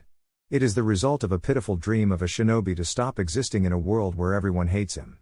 Being a Jinchuriki, hosting the very same Baijuu that killed many people, you become the target of contempt and people just wish you would disappear. And you made the dream come true by learning to erase your existence, Madara said, looking around. This was going to be a good place to battle. It certainly had the perfect ingredients. Yes, but it was not simply for them, but for my sanity. There is a little much one is willing to take before you reach a boiling point. Naruto explained lightly. I must say, even Hashirama would be disappointed with what the Hidden Leaf and other villages have become. Naruto was a former shinobi of the Hidden Leaf. The very village that he had founded with Hashirama to stop the feuds between the Uchiha, the Senju, and ultimately all shinobi clans.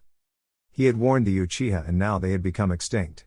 None of them would experience the perfect world he was going to create. They were dead. And he had warned them that such would happen if they stayed in the Hidden Leaf.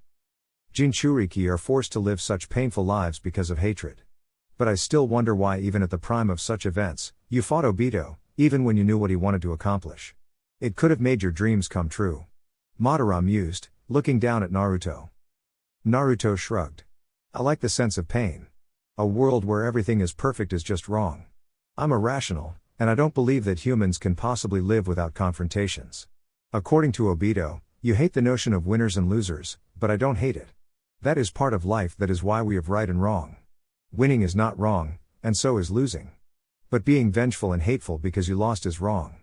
The same can be said about winners who gloat in their victory. The important thing is to stay humble. But humans are complex creatures. Pride, lust, emotions, we can easily forget about humility. We easily cast aside humility in favor of other emotions that make us fight against the other. We are prone to violence. Perhaps things have always been that way. I didn't need genjutsu to make my dream come true. You see, my dream has already come true. What is left is merely sustaining it, and that is perfect. A life where you cannot feel pain is not life. Madara had not come here to try to convince Naruto to join him or anything else. But if there had been a little hope, it was now gone. He knew, the only thing left was to fight the blonde to the death. Well, at least on Naruto's side. There are different kinds of people in this world. You fall into the category of people who have no regard for anyone and don't care about people, but only care about them when it is convenient, Madara stated calmly. Naruto just shrugged carelessly and slowly stooped up before jumping away from the boulder to give himself some room. Madara darted toward. He was going to amuse himself before getting the locations of both the Sanbi and the two tails from the blonde. He needed those two before he could even begin to seal the other Baijuu he had collected. But for now, he could as well enjoy himself with a shinobi who has proved himself to be capable, much more capable than anyone else in this generation. Naruto didn't wait for Madara to get to him. He too darted toward the infamous Uchiha. The two collided in mid-air, elbows clashing for raw physical dominance. They landed, crushing the ground under the immense power being released. Oh? Madara grinned. Your physical strength is impressive. Nothing, yet. Naruto responded, pushing Madara away with sage mode. He then held out his right hand, pointing his index finger towards Madara's throat. The Uchiha saw the movement with his Sharingan and twisted anticlockwise, while lifting up his right leg. Naruto released a wind blade that would have pierced through the Uchiha's throat, but Madara was already twisting when the jutsu spread out. Madara returned with a high kick, aimed at Naruto's left shoulder. The blonde jumped back to avoid the high kick. The second he touched the ground, Madara was already upon him, twisting in midair just above him. A right foot cleaved through the air, traveling at tremendous speed towards his forehead. Naruto held out both his hands, crossing them as he attempted to block the kick. The kick connected with his defense, the raw strength behind it forced him to skid backwards slightly. When he stopped, Madara crash-landed in front of him, thrusting his knee towards his gut. Naruto reacted to this by driving his left fist towards the knee. There was a slight shockwave when his punch connected with the knee. Wind blade. Madara saw the index finger pointed towards his chest. He did a 90-degree twist, in a flash, giving Naruto his back, while simultaneously, hurling his right fist back at Naruto's face. Naruto caught the arm, holding it tightly before pulling the Uchiha. He spun around twice, tossing the Uchiha into the air. Madara was quick to regain his balance as he flipped several times and faced the blonde, while still being carried by the momentum. He held a single hand seal, seeing that Naruto was rushing toward him. Fire style, Fire Dragon's Breath. He released an intense stream of flames from his mouth while still in mid-air. The flames poured out in a heap, rushing towards the incoming target. He could only blink when the blonde snapped his fingers and the flames just dispersed into thin air. His Sharingan spun overtime when he saw something. Within a second, he was right in front of Naruto, and then thrust a powerful punch on the blonde's gut, sending him crashing down. Boom! Naruto crashed on the ground with his back but quickly stood up to avoid being hastily attacked while he laid down. There was no attack coming from the Uchiha. Madara was standing atop of a boulder, staring down at him. To completely dispel the oxygen in my flames, you are rather skilled in manipulating wind. To be able to manipulate your chakra to release that burst of chakra, it is impressive. And you have managed to do it without the help of a bloodline. Naruto stood up, and looked up at the Uchiha. Well, practice makes things perfect. Though not completely perfect in this regard. Jiraiya had warned him about being left exposed every time he used that ability. But, it was a handy jutsu and not everyone was that fast. Speaking of practice, since you seem to be moving well, you do well for me to test my jutsu. I didn't get much chance to try out many Makuten jutsu in my last days, Madara said, while doing hand seals. It is rather unpleasant being used as a test subject. Naruto grinned. But oh well, if you are going to test your jutsu, I can do so as well. There are some jutsu I have not used in front of an opponent.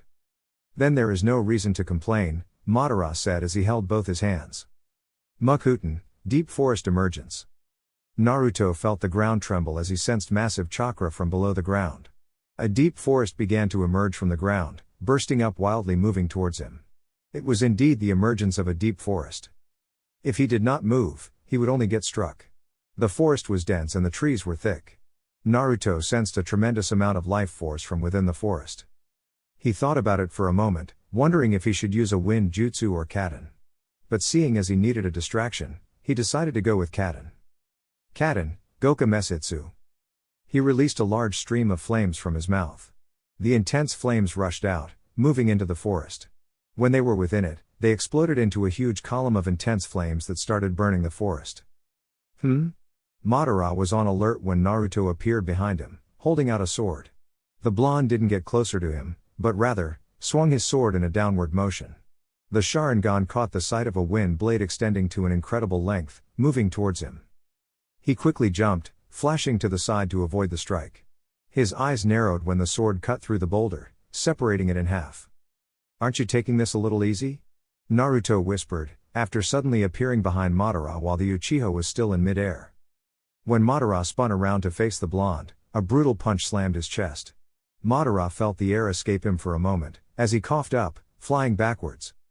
He crashed to the ground on one knee, and massaged his chest for a moment before standing as saw Naruto twisting in the air, his right hand held out while a massive shuriken of chakra he held screeched loudly. It was an immense power the blonde was holding. What would he do with it? The answer came when the blonde hurled the jutsu towards him, and it cut through the air in a flash. As he twisted around to face the jutsu, Madara activated the Rinnegan and held out both his hands. When the jutsu reached him, he started absorbing it. It was completely absorbed, leaving nothing of its existence but the huge amount of energy he felt within. Rinnegan, huh? Naruto looked up for a moment before he held up his right hand. Wind blade. He lazily waved his right hand towards Madara. It was barely visible, but Madara saw it through the visual prowess of the Rinnegan. The invisible wind blade stretched from Naruto, almost in the blink of an eye, and it was already upon him. It had moved so fast, that he only had the time to hold out his right hand to try to absorb it. But he was slightly surprised, although it didn't show on his face when he failed to absorb it. He shifted his body, slightly, and watched as the blade grazed his right shoulder. It had managed to damage his shoulder plate, despite only touching it ever so slightly. There was no time to dwell on the strength of the jutsu Naruto had just used. The blonde crash-landed in front of him. The ground shattered under the weight of the power he carried. Madara could now completely feel the presence of the Emperor. He figured it almost impossible to keep it while battling. A portion of his Susanoo materialized as Naruto drove a right fist toward his chest. Madara felt the shock when the punch collided with his Susanoo. It didn't break through, but still managed to have him sliding backwards slightly. The blonde didn't stop there. He threw a left punch, slamming straight into the ribs of his jutsu. Before he threw a third punch, Naruto took a single step forward, channeling chakra through his muscles before striking. It had been done so quickly that it would not be seen to the naked eye. The punch blasted through the ribcage of the Susanoo, forcing Madara to jump away. Naruto didn't want to give the Uchiha a moment to rest. Shinra Tensei. Naruto heard those words upon arriving just inches from Madara. The jutsu slammed into him with great force, sending him flying away from the Uchiha. Naruto cursed slightly as he flipped several times before landing on one knee. "That jutsu you used earlier, it was pure wind, wasn't it?" Madara asked, while slowly moving towards his blonde opponent. "Indeed," Naruto said. "The Rinnegan gives you the ability to absorb chakra, so if I throw any chakra-based jutsu while you are expecting it, you'll only absorb it, and thus I decided to throw something that is pure." "You're able to control wind to that level even without a dojutsu? That is impressive," Madara complimented the blonde. "I don't think I have also come across a shinobi who has been able to achieve such a feat. I was a little disappointed since I did not see Sasuke. He is the last of my clan and has the eternal Mangekyo Sharingan. I was hoping that perhaps the two of you would challenge me." Naruto smiled. This was his usual attitude when facing opponents he saw as weak. One was never enough to even entertain him. And here he was, at the receiving end of this justice from the infamous Uchiha. He laughed after a few moments. "I must admit, my pride as emperor has been wounded a little by those words. Perhaps I should go crazy a little. My respect of your strength keeps me restrained," the blonde said as he stood up. "You should have done so earlier, but do it now if you can," Madara said before vanishing from sight. Naruto twisted around as he sensed the Uchiha. The moment he did so, a brutal force slammed into his chest. He felt sharp pain run through him, oxygen escaping his lungs for a second before the force sent him flying like a bullet. While still airborne, he was pummeled to the ground by another invisible force. Boom! Naruto was sent crashing to the ground. A large crater formed where he crashed. The Emperor was quick to get up, and had already summoned his wind sword. He held it with both hands and twisted from the crater. Emperor's rotating cutter. An invisible wind blade extended from his blade, its length increased into a distance of more than 3 kilometers, and as Naruto twisted around, it cut everything it touched in half. When Naruto stopped, he released his sword and put it away before searching for his opponent. The Uchiha was standing some distance away from him, armor plating around his waist had been cut, along with his clothing a bit. It was a clean cut. You replaced yourself with those things. Naruto said of the shadow that had hit him. There hasn't been anything that I have not been able to cut through with that ability. I see you'd also have been bisected, it would have made for a great thing to see, but a disappointing end to you. Madara only laughed. This was what he was talking about. He needed the blonde to be able to use such to be able to make this exciting. If you were fighting against the 5 Kages, who would win? Madara asked Naruto. Naruto didn't need to think about it, he had already examined the scenario a couple of times. The outcome remained the same unless by some miserable chance he was outwitted, or something unexpected occurred and someone decided to interfere. Do you need to ask? Maybe not. I will create 5 clones with the kind of power each of the current Kage wields, according to the info Black Zetsu brought to my attention. If you win against them, then you will have earned my respect. The Uchiha jumped onto a boulder to stand at a fair distance where he could observe Naruto dancing with his clones. Naruto was silent for a couple of moments before laughing. It was a bit of a mad laugh. After a couple of moments, he stopped and stared into the sky. I shall dance to your tune, but only to heal my wounded pride. Madara created the 5 clones before responding. It isn't like you would have had any other option but to fight them anyway. Naruto smiled. Indeed. In this scenario, I cannot walk away as I did the last time around when I saw your clone. I now have to fight because unless my body cannot move or I face certain defeat, I cannot leave this battlefield. You're suggesting that you'd flee from this battle if you were losing. Not flee, but make a tactical retreat. As long as I am alive, your dream cannot come true. You can destroy the sound or Uzu, but if I am alive, everything can be rebuilt. Of course, as long as I am able to defeat you, then I can use the power of the Rinnegan to revive my fellow Uzumaki. Madara folded his hands across his chest, staring at the blonde blankly. Defeat them then. Sage mode was still active and it would be active for as long as there was a bit of life within this environment. There was little damage to his chakra reserves. He could afford to let loose on these clones. They were clones, so he didn't have to worry about anything. He could do whatever he wanted. He could even use this as a practice run for when the real Madara does decide to take him seriously. Naruto did a couple of hand seals before slamming both hands to the ground. Earth style, emerging splinters. He poured large amounts of chakra into the ground. Within seconds, the ground started to shake, and then hundreds of large, thin earth splinters started to sprout from the ground. This caused the 5 clones to jump around to avoid getting hit by the jutsu. When the hundreds of splinters had formed, the battleground had turned into a maze where Naruto's form was hidden. Even he could now no longer see the clones who were hidden within the bundles of rocks. It would have looked nice if there were hundreds of shinobi standing before me. Naruto commented, imagining shinobi screaming and crying while being mowed by the rocks. With Madara. From where he stood, Madara could see everything. The rocks only stood about 60 feet high. His Rinnegan could see chakra in all of those rocks that Naruto had formed. It was obvious that he was going to use those rocks for some sort of attack. Well, as long as it was clones, there was no need to be overly cautious and move away from here. He was also curious about what the blonde was going to do to even consider directing his clones to move out of the area. What are you planning? Back with Naruto. Naruto's eyes narrowed when he sensed a sharp increase of chakra. The rocks behind him burst as they were being cut by a dark blue chakra sword of a Susanoo. The blade moved towards his back, quickly forcing Naruto to jump up to avoid being hit by the sword. While jumping up, Naruto felt a huge spike of chakra from his left. His eyes moved there and he saw another clone using a complete version of the Susanoo with 4 hands.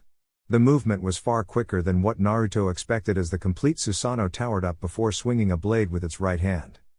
Naruto could only fold both hands, reinforcing it with wind chakra to try to block the power. Boom! A powerful shockwave tore through some of the rocks below Naruto when the blade connected with him. The force of the strike sent him flying away like a bullet. Naruto cursed silently when he crashed through a large boulder, bursting through it before hitting another one. He flipped several times before landing on the ground. Without even resting, he took off in a blur. He flashed atop one of the earth splinters he'd formed, surveying the area. Only 2 clones were using a complete Susanoo and the other 3 were hidden. But he could still detect their location. They were hiding by the rocks, waiting for something. The 2 stood out because the Susanoo towered above all boulders within the battlefield. Naruto clasped his hands. Mukuten, hidden massacre. Sharp wooden spikes burst from the rocks he'd formed. There were hundreds of them that burst out simultaneously into all directions from all sides of the rocks. 2 of the clones hiding by the rocks were unfortunate enough to get caught. On one of the clones, the spikes pierced through the neck from behind, 3 more through the chest and another on the left knee. The other one was caught around its waist while the third jumped up. The 2 that were caught crumbled down to death. There was no time to admire the work of his jutsu or even imagine blood gushing out of shinobi who would have been caught by his jutsu. He was forced to jump into the air once more when a Susanoo flashed its blade. Naruto felt the wind hit him when the sword went past him from below. He didn't want to get one of those hits once more. While still airborne, another clone of Madara lunged below him, while activating a portion of its Susanoo with just the upper body and only right hand formed. Simultaneously, another flashed above him, encased in an imperfect Susanoo, flashing a blade in a downward strike. It was a punch from below, and a sword from above. There was no way he was going to escape without getting hurt if he got hit. The 2 attacks collided, creating a powerful shockwave in midair, but there was no sign of Naruto. The blonde landed a distance away, landing atop of a rock. Before he could even try to breathe, 2 large blue swords from the left and right crashed into him. There was a resounding boom that occurred when the swords collided. The rocks burst, turning into dust as debris flew into the air. When the debris cleared, Naruto was in a crater, breathing heavily, mouth leaking blood. He was on one knee. After a moment, he stood up and looked around. There were still 3 complete Susanoo towering around him. They were just huge humanoid things that were proving to be too tough for him. He slapped his hands together, activating his wind cloak. Along with Sage Mode, it had to give him enough destructive physical force to do what he wanted. Boom! One of the Susanoo stumbled back after being hit with a thunderous punch in the forehead by Naruto. The Emperor launched another punch once more, with all his might, and this time, when it connected, the Susanoo crashed before falling flat on its back. Naruto summoned his sword. He held it with both his hands, and stretched it using wind before lunging down. He crash-landed on the Susanoo's head, his sword piercing through the crashed area before piercing through the clone. Seconds later, the Susanoo started dispersing. Naruto ducked under a flashing swing of a Susanoo sword. The swing picked up the debris around him as it blew just above him. It cut through the rocks on its way after missing its target. Naruto straightened up before twisting around. A tornado started forming, raising high to even tower both the Susanoo. The tornado produced violent winds that pulled everything within its range into it. Even Madara was forced to jump away to avoid being sucked into the tornado. Without warning, the tornado started sweeping through the ground quickly towards the Susanoo in front of it. The Susanoo tried to swing its swords towards the tornado, but before it could do so, the violent winds were upon it. It became engulfed by the winds, and slowly started being rotated around in massive speeds. After a couple of moments, it was flung on its side, towards the other Susanoo. They collided in a heap before falling over to the ground. Naruto suddenly appeared above the 2 fallen opponents, while holding both his hands together. There was a pillar of chakra that surrounded him before electric currents started forming around his body. Kiss of the Thunder God. It all occurred in an instant. There was a loud explosion below him, encasing the opponents. There was a huge cloud of lightning that lingered for a couple of moments. It was so powerful that the atmosphere around became static. When everything died down, there was nothing that remained. A heavily breathing Naruto, paralyzed by the powerful jutsu he had released, crash-landed within the large crater his jutsu had created. A second later, there was a sickening sound of bones breaking. Naruto stopped breathing when he received 2 hits on the sides of both his ribcage. He felt immense pain shoot through his entire body, weakening him. His knees trembled, his hands felt dead for a moment as he coughed up large amounts of blood. Everything seemed to be in slow motion as his hands involuntarily wrapped around his chest, trying to contain whatever they felt was endangered. Unable to balance himself, Naruto started falling on his face. The attack had been sudden. He hadn't seen it. But it was still not Madara but rather his 2 shadows. Had it not been for Sage Mode, he would have been squashed. Manipulating chakra even at this stage took out everything in him. It left him drained, without energy to do anything but the sole focus on trying not to let the chance slip. Multiple chakra chains burst from the ground. The shadows tried jumping away, but there were 5 going after each and they moved incredibly fast. Both shadows were caught as Naruto hit the ground with his face. "Your help, my prisoner." Kurama didn't waste time healing Naruto's severe injuries. His left lung had been punctured, but because of the quick healing method, he was not able to fully heal the blonde. The shadows tried to flee from Naruto, but the chains held firm. "Sigh of the Thunder God." He managed to stammer out. Electric currents shot through the chakra chains, hitting the clones dead on. After a moment, Naruto retracted his chains and flipped around to lie on his back. "I thought you'd give me a moment to compose myself." He called out to Madara, who he could sense walking up to him. If he entered QB mode, he would be fine. But he no longer needed this to drag any further. He didn't want this to go to the point where Madara activated his perfect Susanoo. There were times to grow curious, but this was not one of those times. This was starting to become dangerous for him. "You succeeded in defeating the clones. Rather splendidly at that," Madara said with a shrug. "Besides, I was a little embarrassed that you took less time than what I had thought you would." Naruto smiled. "I guess that sounds like you," he said, working on healing himself as he could feel that Madara didn't intend on rushing toward him to inflict more damage. "I was not aware that you used Makuten. It seems your work was done without Hashirama's cells influencing your body," Madara stated. He knew Naruto was healing, but he didn't care for it. It wasn't like it was going to make any difference. "I believed it would be useful in healing me. But that has proved to be not in an entirely satisfactory fashion. Either way, they do well to maintain my health." Naruto responded quietly. "What drove you to consider this plan of yours? This was certainly not what you had in mind when you founded Konoha with Hashirama. I want to believe that when you brokered peace with the Senju, you believed that you could find your peace and escape that sickening life you had to live." Madara was silent for a couple of moments before speaking. "You have healed enough. We don't need to continue to have this tea." He immediately formed the rib cage part of his Susanoo. The Emperor flashed in front of him, and then slammed a right punch straight into the Susanoo. It didn't budge. Madara reacted by forming 2 bone hands from his Susanoo and attempted to slam a fist from above the blonde, but Naruto jumped away to avoid it. While airborne, Naruto cloaked himself in Kurama's chakra and once more vanished in a blur. It was all too quick for even the eyes of Madara to follow. The Uchiha found himself flying backwards along with his heavily cracked Susanoo. His eyes flashed above as he sensed something. Naruto flashed above him, holding a huge ball of chakra. He slammed the jutsu into him, sending him crash landing in a loud boom, creating a crater upon landing. The Susanoo was shattered by the impact and the jutsu, but Madara was unharmed. He dusted himself as he stood up. He found Naruto standing a short distance away. That was no doubt the power of the Kyuubi. His beloved pet. It had assisted him greatly in his battle against Hashirama. Would it assist Naruto in this battle? Madara thought not. He did a couple of hand seals and then held both his hands around his mouth. "Cat." Before he could finish talking, Naruto was upon him. The blonde slammed a powerful punch forward with his left fist. And it shook him.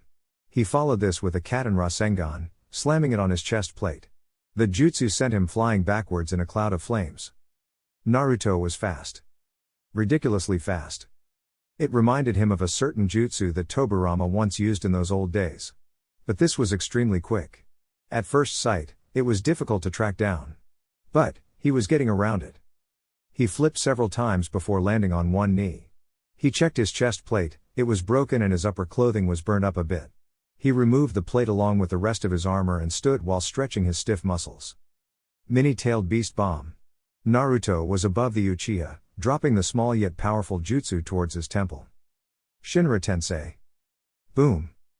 Madara released a powerful force that slammed into Naruto, sending him flying away. The force disrupted his jutsu, causing it to set off. Naruto flashed away from the explosion to avoid getting hurt. He landed down on one knee, breathing heavily. Naruto jumped into the air, looking around for his opponent. This was proving to be as difficult as he'd imagined. But he was honestly having a bit of fun. Madara was as strong as history had said, if perhaps not with a bit of an understatement. His thoughts were cut short when Madara suddenly appeared in front of him while he was still floating in mid-air. He held up both his hands, folding them across his face when he sensed an incoming attack. Madara's flying right foot crashed into his hands, creating a loud boom, as he was sent crashing into the ground. Naruto crashed down on both feet, in a kneeling position, while looking up at the Uchiha who was flying down, right foot stuck out with an attempt to stomp on him. Naruto did not move, he just placed his right hand on the ground and waited for the right moment. When Madara was certain to hit him, he channeled chakra into the ground and forced a large wooden spike to sprout from the ground. The spike shot out and pierced through Madara from behind, but the Uchiha suddenly turned into a solid wooden clone. Madara appeared behind Naruto, his right foot up in the air, cutting through the atmosphere as it sped toward the blonde's back. As Naruto tried to twist around while standing, he was not able to move fast enough as Madara's kick connected with his left shoulder. The force sent him crashing into the spike he'd created. He burst through it, before flipping twice and then landed on the ground with a complete halt. Seeing Madara dash toward him, Naruto closed his eyes and held out his right hand while holding a single hand seal with his left. He then suddenly swiped his right through the air. Wind tornado. Madara narrowed his eyes as he felt the air became thick. He was suddenly surrounded by rotating winds. He hid his face by folding his arms across it. The winds had enough strength to force him into an uncontrolled spin. The twist was quick and did not hurl him anywhere. When everything stopped, he was a little disoriented, failing to stand fully with his head spinning lightly. Wind punch. Enhanced with wind chakra, Naruto thrust a powerful drive straight on Madara's chest. There was a crunch sound when the punch connected with the man's chest. Madara spat out some blood before sent rocketing backward. His body crashed into a boulder, hard, shattering it under the force, but was able to land on both feet. He skidded backward slightly before coming to a halt. He wiped the blood off his mouth and stared at it before grinning madly. He laughed. "You are getting me excited," Madara said with a grin on his lips. "Blood, this is what it means to fight. It is a pity that it cannot be a battle to death since you are a precious Jinchuriki. Well, no matter, it doesn't matter. I can't help but enjoy this." Naruto breathed in for a moment and stared at Madara before speaking. "Well, I cannot deny that this is starting to become fun." But, he wanted to talk a bit with the Uchiha about his plans and what led him to conclude that humans had no hope but only to be subjected to a cruel fate that robs them of freedom. The living world basically comes to an end as people start to live in their dreams, gaining nothing but illusions that they cannot break away from or even recognize. He looked up for a moment and then spoke. "Shinobi are truly something else. They kill, destroy and rape. We are always taking from someone. Always making someone angry and hateful, simply because we want to achieve something. The moral compass is even twisted only to our narrow needs. We view the world only based on what we want to achieve and fault everyone who says we are wrong," Naruto said in a thoughtful tone. He then smiled. "Well, I am the same in that category. I have killed and earned enemies because I want to win. Everybody wants to win. Nobody is pleased with losing. It is the losers that suffer the most." Madara responded. "But, because there are winners and losers, there can never be peace in this world. But with an infinite Tsukuyomi, everyone will have their dreams come true. Everyone will be happy. But it ends this world, a world where everything is perfect is not realistic. Even you cannot enjoy a world where everyone is completely fine and no one fights you. You have no regard for life or anything that is around you. Why would you wish to stop this? If you were within the Genjutsu, you would live the life that you were not able to live." Naruto smiled a bitter smile. "I must admit, my life is truly sad. My childhood has left me emotionally scarred that I cannot even try to bring out the emotions within me. But I do wonder when this will end. I cannot think that my life will end in misery. Maybe a part of me wishes to enjoy life. Maybe I just want to see my clan great again.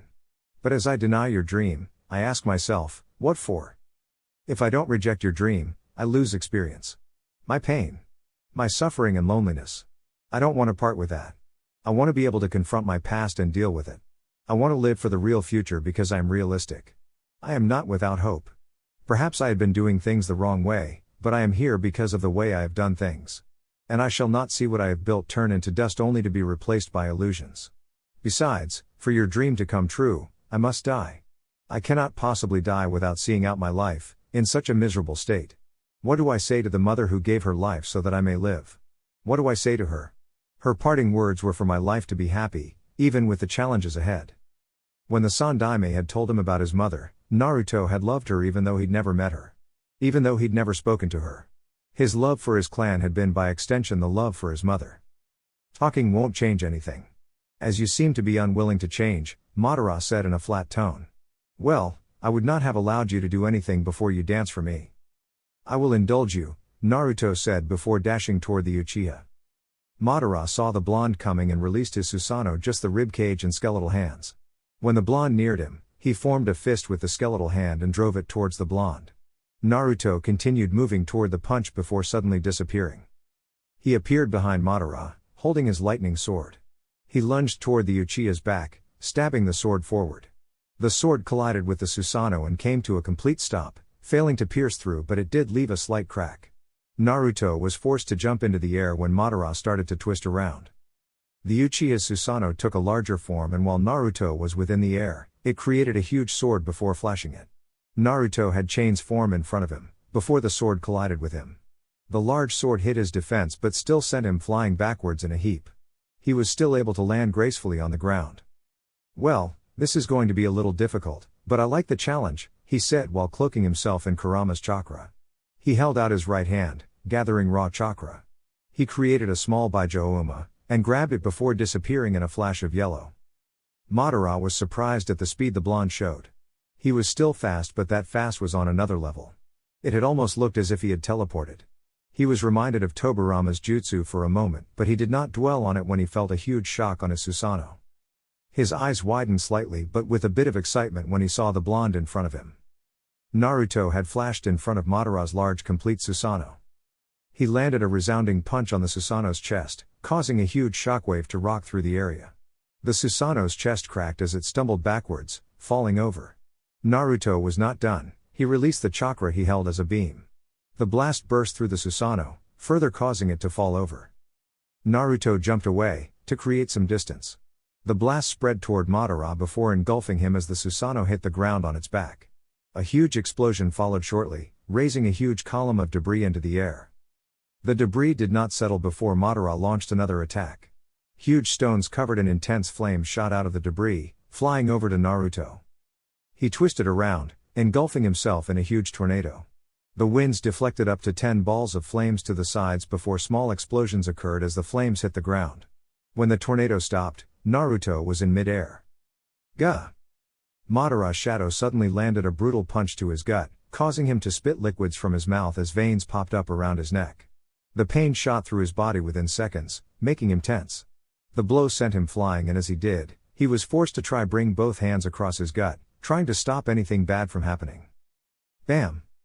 He was suddenly hit from above, and sent crashing into the ground like a bullet. Naruto hit the ground in a loud boom, causing debris to fly along with dust. Shit! He cursed silently. It looked like Madara was trying to kill him. He was forced to roll over to the side when he sensed something. The giant fist of a Susanoo crashed into where he had been standing, burying itself into the ground. When he sensed another, he held out both his hands, creating 4 more chakra hands. Boom! Another huge fist crashed into him, burying him into the ground. Madara was floating within his Susanoo. His entire upper clothing had been torn apart by the jutsu Naruto released. But there was no harm done. He watched as dust settled and came to see something wrong. Naruto was buried, but he had still managed to block his punch, and not just block it, but also hold onto it with his chakra hands. He raised an eyebrow as the bleeding blonde stood up, while holding onto his fist. He tried pulling back, but the blonde held firmly. It must be because he is using Senjutsu and the Kyuubi's power. But what was he going to do? His answer came when Naruto suddenly yanked him. It was ridiculously amazing. In all his years, no one had ever effortlessly lifted his complete Susanoo from the ground. He was most impressed than worried when the Susanoo flew into the air before being hurled to the side. Madara cancelled his Susanoo to better balance himself, but the second he did, an invisible wind blade pierced through his arm, leaving a wound, and blood gushing out. Naruto flashed in front of the Uchiha while he was still in mid-air. He drove a right punch towards the Uchiha's temple, hitting him hard. The punch sent the Uchiha crashing to the ground. Naruto flashed to the ground. He is indeed a legendary shinobi. Naruto thought, forming a Rasengan. I didn't think he would dodge that at its speed. Madara slowly got up, smiling. He glanced at the blood on his right arm. He is indeed quite capable. This is the second time he is making me blay. He trailed off when the blonde materialized in front of him once more. Madara held out his right hand and blasted the blonde away from him. But he was left to put on a look of surprise when a chain suddenly wrapped around his outstretched hand and then pulled him along with the blonde. He was forced to fold his hands in a defensive manner when another Naruto suddenly flashed between, twisting around with a raised right foot. The high kick collided with his hands, as the chain dispersed. The kick sent him down, but Madara still managed to land on both his feet, harmlessly. When Zetsu said you were strong, I didn't think you'd be this capable. I will take the compliment from you, Naruto said with a smile. But you are still just a brat, Madara said in a serious tone, hands folded across his chest. You seem to be capable of handling my complete Susanoo, but I wonder how you can handle the other one. Naruto knew that this would be much more difficult. He already received blows that would otherwise be fatal had he not been a Jinchuriki, but there was no lasting damage to the Uchiha. Sure, the 2 blows he landed would damage a normal shinobi, but he was dealing with the infamous Uchiha here. Such blows could be shook off. Where is Zetsu? I'd honestly be afraid he was close by, a moment of weakness and he would pounce, Naruto said in a serious tone. You need not concern yourself with that, Madara said. You are going to die anyway. Oh well, I can say since it matters not. I sent him to look after the Nibi when he found that it was not within the whirlpools but in an island close to the water country. It is my suspicion that the sand bee could be around there as well. If so, then after here, I can go there and collect those too. You are moving a bit quickly. Things are already not going according to plan. Well, no matter, I have come back to life and will handle this quickly, Madara said holding out his right hand. Those who have seen this have never lived to tell the tale. Naruto watched as Madara released a tremendous amount of chakra, rising high. Slowly, but surely, the perfect Susanoo formed in its all majesty. Standing before it, he was nothing but an insect. Naruto was amazed. It was so much more than what he had expected. And to think that Hashirama had gone against this thing. He could not do it on his own. He needed the power of the Baijuu within him to do something. It was pathetic. But still necessary. He had to use all he had to make his dreams come true. Madara grabbed one of his swords and wondered for a moment before slashing it across the blonde. Boom! The swing cut through all boulders standing, leveling everything to the ground. Naruto remained rooted to the ground, with a raised brow at the swing that just cut above his head. So it was true, the swing of a Susanoo could cut down a mountain. But then again, the full power of the Kyuubi was rumored to be able to level a mountain by just swinging its tails. He clapped his hands together and summoned Kurama's chakra. The dark orange 9-tailed chakra form of the Baijuu came to life. Just know that there is a time limit to this transformation. How much? I don't know, we still don't get along, so your link is a little forced. It might not last that long. Naruto frowned. And you failed to tell me this because? When have you ever been interested in hearing from me? You've always been about giving instructions and did not listen to what I had to say when it came to your use of my chakra. I honestly never trusted you, that is why I chose to go along with what I knew.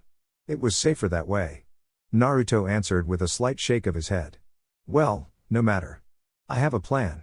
It doesn't matter, things should move well. He said before letting out a huge roar. Come. Madara invited.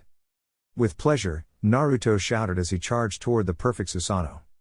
As he lunged forward, Madara took out his other sword, arming 2 hands, leaving 2 others attached.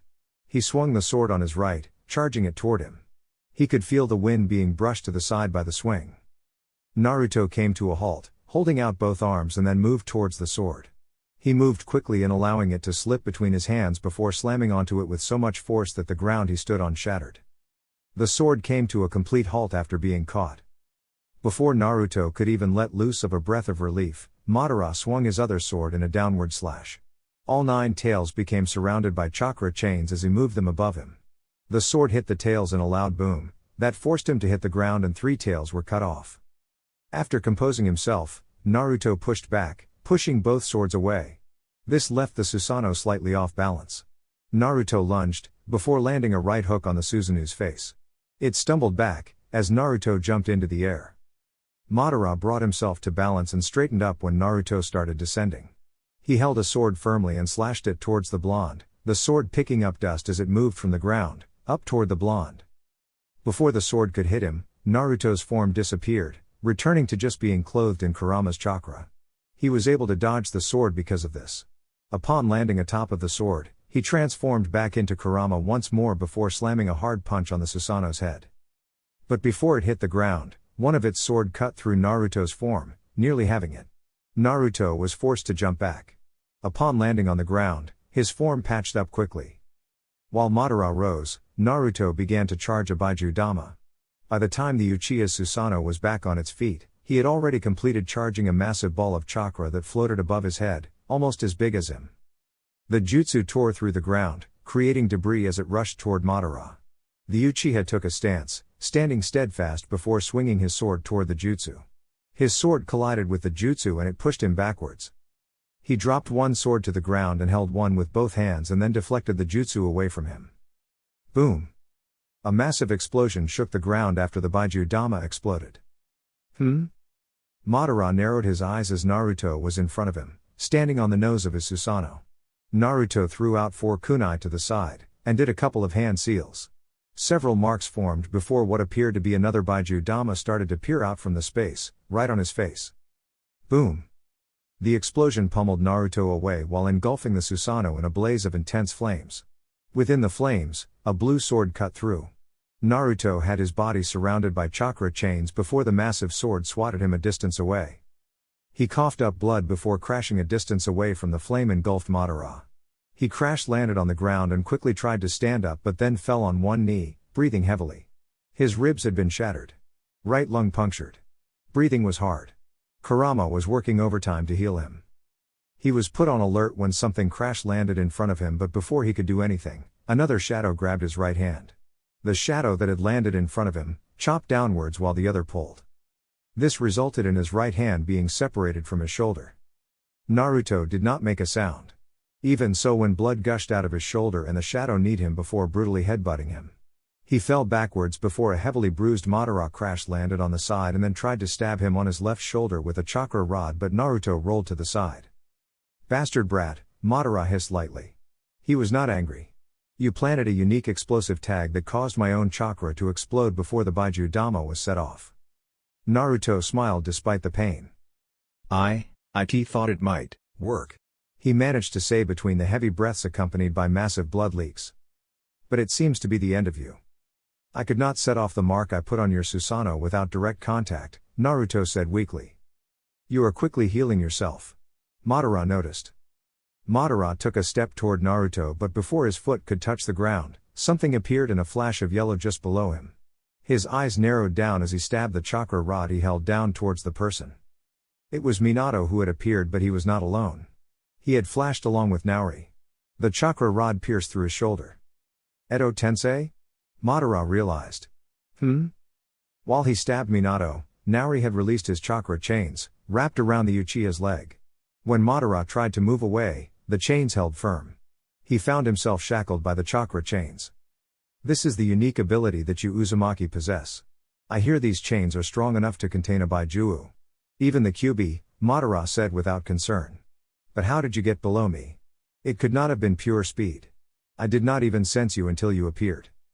"Teleportation, my son marked you when you first fought. When he caught your foot earlier."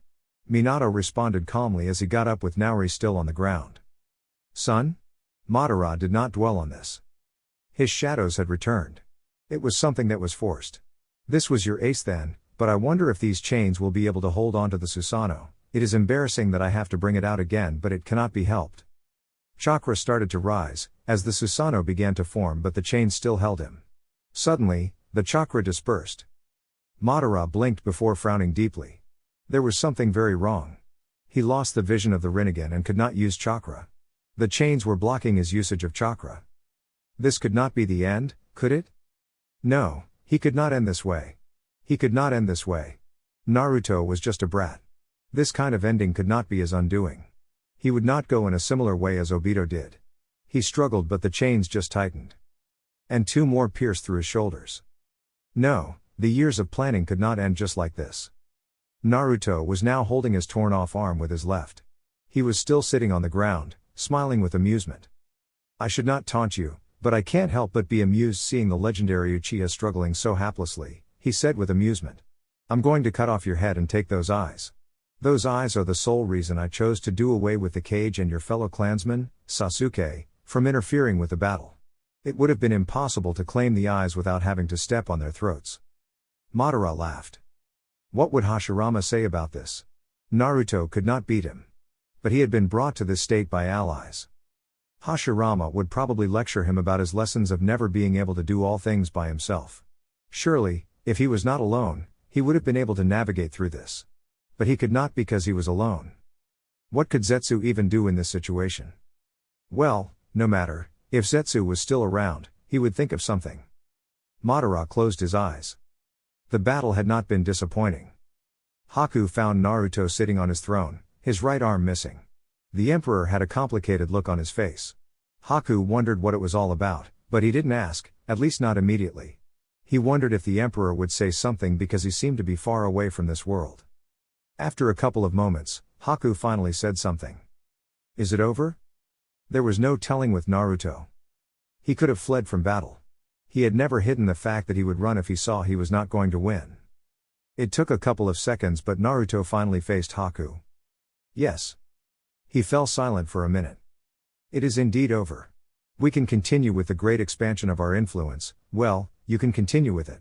My role is now done, I can enjoy the comfort of my throne. You are not going to do anything? You are not as weak that you'd need me to hold your hand. Haku, you are also very powerful. Without Nagato, I depend on you to protect what I have built. He then paused, and smiled a flat smile. Of course, given your attitude, I sometimes did think if you would not stab me in the back just because you think my ways are wrong. But I've learned to trust you. Perhaps it is safe to say that you are the only friend I have, the rest are subordinates, tools needed to make my dreams come true. I wish you'd not look at people that way, Haku said. But I am glad you consider me your friend. But what about your hand? I'll go to Karen for her to patch it up, if she can. If she cannot, Kabuto will do it. It does seem that I am becoming a little dependent on him a little too much, and I don't really like it, Naruto said in thought. But it is no matter. For now, leave me alone, I want to rest, and think about the future without wars and see if I belong to such a world and how I can navigate about it. Chapter 34. It had been 6 months since the Emperor fought Madara and won. Nobody had seen the battle, but the landscape had been changed as a result and its tremors had been felt all over. The captured Jinchuriki were released and returned to their homes. It was no charity from the Empire. Not when it didn't need the power of the Baijuo. Still, had they kept them, everyone would have been uncomfortable. Everyone. Konoha. Kumo and especially Iwagakure. But Hiashi was not worried. At least not for Konoha. The Empire hadn't been bothering anyone. They'd been focused on building the train system and fostering close ties with feudal lords while the Kage were sidelined. They were grumbling. But there was nothing that could be done. They could not force the Emperor to talk to them. Hiashi glanced outside the window as the train stopped. He had ridden one from the Leaf to the capital. For a month now, they've been running. It was a favored transport for civilians. Now they could travel without the fear of being attacked by bandits. The outside was crowded. People from all over were at the large train station. It was his first time being here. It was unlike anything he'd ever seen before. When he stepped out along with Hanabi, he realized, this was another world. Some people had to come here to get trains to other nations where there was no direct route. You could easily get lost after stepping out of the train. Everyone seemed to mind their own business. Everyone appeared to be in a hurry. It was rush hour. He glanced at Hanabi to see her reaction. There was only a slightly stretched brow. But Hiashi knew, she was overwhelmed. He looked around for signs. There were different gates, leading to different destinations. Hiashi saw 7 in total. This was slightly underground. He'd known this. A redhead man appeared in front of them unexpectedly. He smiled. Hiashi-sama, he said before glancing at Hanabi. You must be Hanabi-san. Hanabi nodded. The man didn't introduce himself. Hiashi thought it was rude, but he didn't say so. The man led them outside the train station. It was just as crowded as the station. People looked lively. The atmosphere was welcoming. It was different from Konoha. Unformed shinobi walked around, doing patrols. Some buildings stood tall, as if he was in Amigakure. The buildings around certainly reflected the capital's diversity. It was also amazing just how in less than a year, this place had become like this. It was not built as big as Konoha, but it was still crowded. And, most people were civilians. Hiashi blinked his eyes. He stared at the man he recognized as Haku. He was the man he had been corresponding with in regards to his visit. He was the one who had been running around making rounds with daimyo. He was rumored to be very friendly with the Fire Lord. They were neighbors, in terms of borders anyway. Haku appeared to be the one who reigned supreme over the empire. Over the past months, it has not been the Emperor, but Haku. The Emperor seemed to disappear into the shadows while he showed up. In battle, he was known for being the one to have fought and defeated Kakuzu. He was known to freeze an entire bandit camp that civilians had been rescued. There were some rumors, but perhaps some were just an exaggeration. Still, the man smiled kindly, but no doubt, he was powerful. Hiashi greeted the man with a small smile and Hanabi did the same. Welcome to the capital. Haku welcomed the two with a warm smile. I have anticipated your visit for a while now. They should have met months ago, but other commitments came first. And besides, Naruto had wanted to show the Kage that he didn't need them. You are the one who have been pushing back at attempts to meet, Hiashi said as they started walking along the streets. Your talks are not with me but His Majesty. He has not been seeing people. There have been internal matters that needed to be solved. Haku responded casually. Hiashi nodded. He was not going to ask what. As they walked, he realized, Haku was much respected. People seemed to bow to him, and others acknowledged his presence. No one seemed afraid of him. Everyone seemed to love him. Would you like to see the city first or would you like to see His Majesty? The journey was comfortable. We can see the Emperor, Hiashi said. Haku nodded. He is not expecting to see you until tomorrow, but we will see if he permits it, he said with a smile. Should we not just see him tomorrow, then? Hanabi suggested, not wanting to impose on the Emperor. The Leaf apparently needed this to work as it had no alliance with the Empire unlike with other villages. Haku shook his head. You don't have to worry about anything, he said reassuringly. The Emperor's place was as beautiful as it was rumored. There was a natural fragrance around it. Perhaps it was the colorful trees around. Or maybe it came from the water stream. Hanabi was a little nervous now. She had been on many diplomatic missions. But this was unlike anything before. She was going to deal with the Emperor. The most powerful man in this generation. Of course, if you were talking to Sasuke he would dispute that. But there was no one who came close to the Emperor aside from the Uchiha. The throne room was intimidating. It was set out that way. You knew you walked into the ring of the Emperor. Power, wealth, it was all displayed. But, the treasure was the man on the throne. When was the last time she saw him? Hanabi could not remember. But he looked different. His hair seemed to have been slightly cut that it no longer reached his shoulders. He wore a silver crown, a strangely shaped necklace. He covered himself with a dark cloak. There appeared to be slight bags around his eyes as if he was hardly sleeping. Immediately, Hanabi fell on her knees. It didn't matter that she was wearing ceremonial robes. She felt compelled to show respect before the Emperor. Her father only bowed his head ever so slightly. When she glanced at the Emperor, she realized, he was staring back at her, amused by something. Perhaps it had been the speed in which she knelt down. The Hyuga clan is here to discuss what you started with Shikamaru, Your Majesty, Haku said. While there was a bit of seriousness in his voice, there was that casualness. Already? I thought we were not seeing them until next year. Haku shook his head. You have been avoiding people. It is time you stepped outside. And we need to conclude this or we won't move forward. Listening to the two, Hiashi couldn't help but realize that ever since the battle with Madara, the Emperor has not made any public appearances. In fact, some people had even started rumors that he had been seriously injured in his battle with Madara, which was not hard to believe. Some had thought he was dead, which was why Haku was the one who was running the empire. The feudal lords had even said that Haku handled all things and anything he agreed with the ice user was final.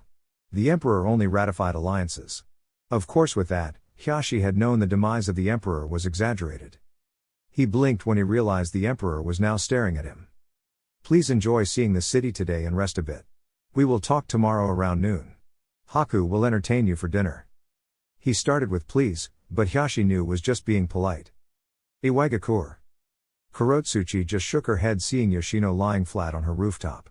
He usually came around at night, and always lay there. How many times has he come here over the past months? She hadn't kept count. But she still listened to him. He was admittedly smart and offered some usable advice on certain issues. Sighing tiredly, Kurotsuchi settled beside him and then looked above. She didn't think he'd stab her in the back. Not when her most trusted knew she met him on occasions. If something happened to her, he would be blamed. The Empire would take the fall.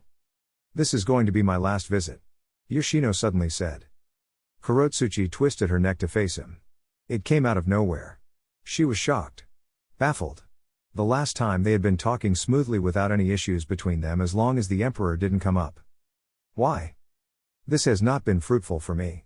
We have not been able to move forward with our villages being on good terms or having an alliance, and you have only been using me. Kurotsuchi snorted.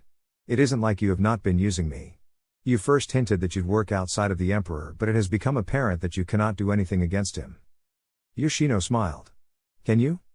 I'm not the one who makes it appear as if he was willing to do whatever for power. I'm not the one who's been secretly hoping someone does something while I cannot do anything myself. It is also ironic that you are displeased at my inability when you suffer from the same issue. Kurotsuchi gritted her teeth. She wanted to shout and curse. But she held back. There was no point. She had stopped thinking about the Emperor with Yosino. The situation in her village was getting better. The daimyo was getting along with her. But she still didn't like the fact that Haku appeared to dine with him regularly and in private. What's going to happen? I actually lied when I hinted anything of betrayal to the Emperor. My only interest was seeing you make proper decisions that won't see you destroyed. The path you were going on, His Majesty would have ordered his men to lay siege on Iwagakure. I did not want that. That is why I took over the diplomatic ties with you. She had known. Every time she sent a message to the Empire, Haku always told her to speak to Yoshino as he did not have the authority to discuss anything with her. The moves Yoshino influenced her to make had helped save her. But of course, she didn't owe him anything nor has she given him anything. It was his choice to do what he did. She could only thank him. But while I have succeeded in some areas, I have failed in some. Yoshino added. He was not going to add which area he failed or the fact that it was most crucial to him. But it didn't matter. He had worked hard on her and he now knew how to press her buttons, what made her laugh, what made her angry. He was only unable to learn what she dreamed while sleeping. Kurotsuchi was not concerned over what the man has failed. She was most worried about the fact that if she lost him, she would lose her connection with the Empire. There was nothing as dominant in politics as the Empire right now. Most goods running into her village came via the trains as merchants turned to them as the cheaper and safest method of transportation. Even things that would not normally reach them, were now reaching them as the method of transportation was now available for traders. Kurotsuchi had benefited in some of that because of Yoshino. The trains were not planned to get into her village because of her dispute with the Emperor, but he had managed to do it. If she lost him, she would lose someone much closer to the Emperor. She couldn't have it. Not when Haku, the other person, didn't seem interested in connecting with her. There was no other way to reach the Emperor aside from the Haku or Yoshino. What do you want? Yoshino smiled inwardly. This was not so bad. The following day, Hanabi stepped into a meeting room with an expressionless mask on her face. She was holding it in. She was due to meet the Emperor alone, without her father or anyone else. Her father had not been receptive to the idea, but Haku had said the Emperor did not have any ulterior motives and her father could do this if he trusted the Emperor to be faithful in their talks. He'd only ended up agreeing to it after Haku said they would be talking at his tower on some other issues Konoha must have tried to have him bring out because the Emperor was not going to entertain it. The room was empty. It was less imposing than the throne room. There was a small table in the center, a bottle and 2 saucers, with 2 cushions set aside. The door on the right was open, with a view to the garden. It was peaceful. Her tension eased a bit at the atmosphere, but she did not sit down. You can sit down. Hanabi nearly jumped when the Emperor suddenly spoke behind her. He'd frightened her. She'd not been expecting him. She had not even heard his footsteps or even sensed his presence. She already knew about this. His silence. If he wanted to kill her, he could have succeeded. Once more, Hanabi saw that amused look on his face. It was much different looking at it up close. But his eyes still looked tired. Hanabi dragged her feet to settle across him. Thank you for agreeing to meet with me, Your Majesty, Hanabi said in a polite tone. But, I think my father would be the right person to talk to about such matters. Naruto did not face Hanabi. He had his reasons.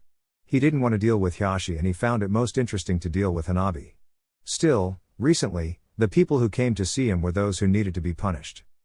He hardly saw anyone who had not done anything wrong. He had become the judge, sentencing people to death. He did not reward any. But, Haku did so. Of course, all rewards were in his name. He poured the sake on both saucers and pushed one toward Hanabi before facing her. Aren't you the future head of your clan? Hiashi is old, and you are going to take over him? Is that not so? There have been such talks, but my sister has also been proposed to take the role. Clan politics. Hinata is going to end up being married, maybe outside. And, she will leave the clan. I was in the same class as her years ago. She is not assertive enough to be a leader, but you are, don't disappoint me. The emperor didn't hate her sister. From his expression, he appeared to be stating facts. Hanabi let loose of the breath she held in and responded. I am the one to take over for my father, but I'm still not in a position to make decisions for the clan. Decisions have already been made. It is simply the finer details that need to be discussed, Naruto said with a shrug. Sell your pitch to me, or to be more precise, refresh my mind. Konoha decided that instead of forcing things, a more diplomatic way should be sought out to make a connection between the Leaf and the Empire. Marriage arrangements have been used for generations to foster and to show close relationships between nations. The Hyuga clan has some interest in forming close ties with the Uzumaki clan. Naruto raised an eyebrow. What would those ties entail? The use of Fuinjutsu and forming a relationship that will last for generations. My father aims for the Hyuga clan to become the most influential clan in the Hidden Leaf. The clans were nobles and controlled some affairs of a village.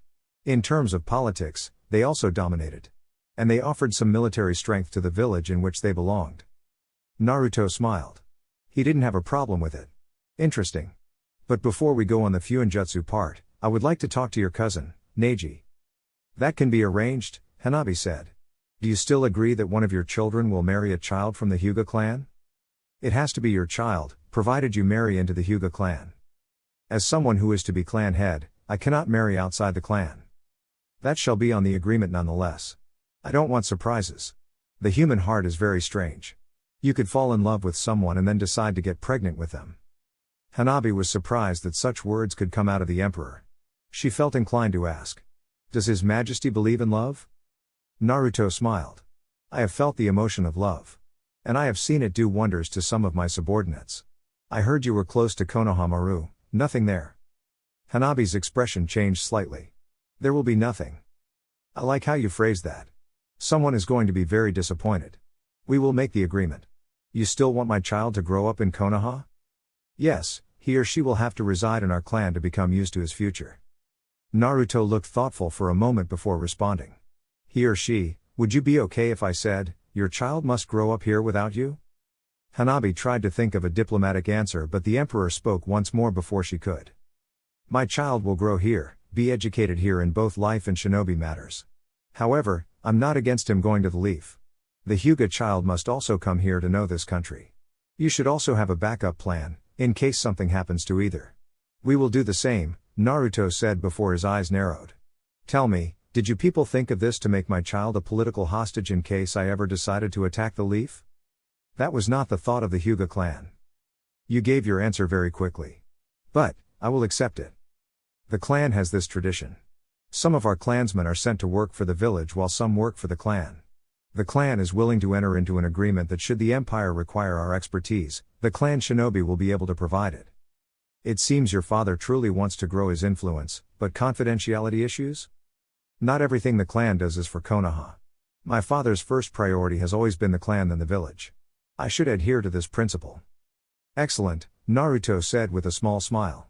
It is impolite to refuse a drink from the emperor. Hanabi stared the drink the emperor had shoved to her side. She didn't want a drink, but she had no choice, did she? At least it was just one drink. Haku worked at the tower in the compound, but he spent most time at the latter location. At least that is what intel suggested. It was possible for people to come here and still not see the emperor, even though he was around. It had been Konoha's struggle over the last several months. Kakashi had come here but had still not met the emperor. He'd spoken with Haku, but the man had said he had not been given the authority to have any formal talks with the Leaf. He however did entertain the man. Still, nothing much had come out of it aside from deals with the trains. The Leaf had considered holding the trains hostage to get the Empire to talk to them, but Shikamaru had suggested such an idea would be ill-informed and would only lead for the Empire to act against them. While a meeting had now been sorted, Hiashi was still concerned that nothing with Konoha was being worked out. The elders were not going to be pleased about it. He glanced at Haku for a moment before looking around the crowded office. Scrolls, stacks of papers. There had been people coming in and going moments earlier. There was truly a large volume of work. The empire was growing.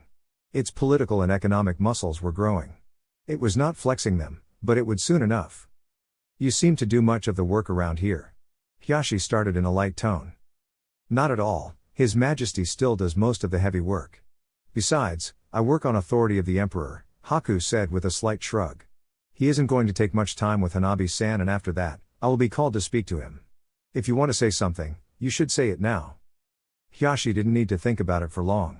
Why doesn't he want to entertain a relationship with Konoha? Before the war and after, he seemed willing to the idea of forming closer ties with the Leaf. Only he can answer that question. A response from me would be mere speculation. Surely you have asked. Haku stared for a moment before responding. A possibility, but I'm not willing to discuss privileged conversations with the Emperor, he said. What was the message from Konoha? An alliance talk. Formal alliance talk, Hiashi said. Konoha is hosting Kage Summit soon, yes? Haku said in thought. I will persuade him to go to Konoha. Not for the summit, but to see you. You will host him. Whatever happens on that side is up to you. He'll notice something so bluntly clear. Doesn't matter, Haku said with a slight shrug of his shoulders. He slouched to his chair and held his hands together. There is also a request we would like from your clan. We would like to utilize your shinobi for an S-rank mission. What mission? Classified, Haku said. At least for now.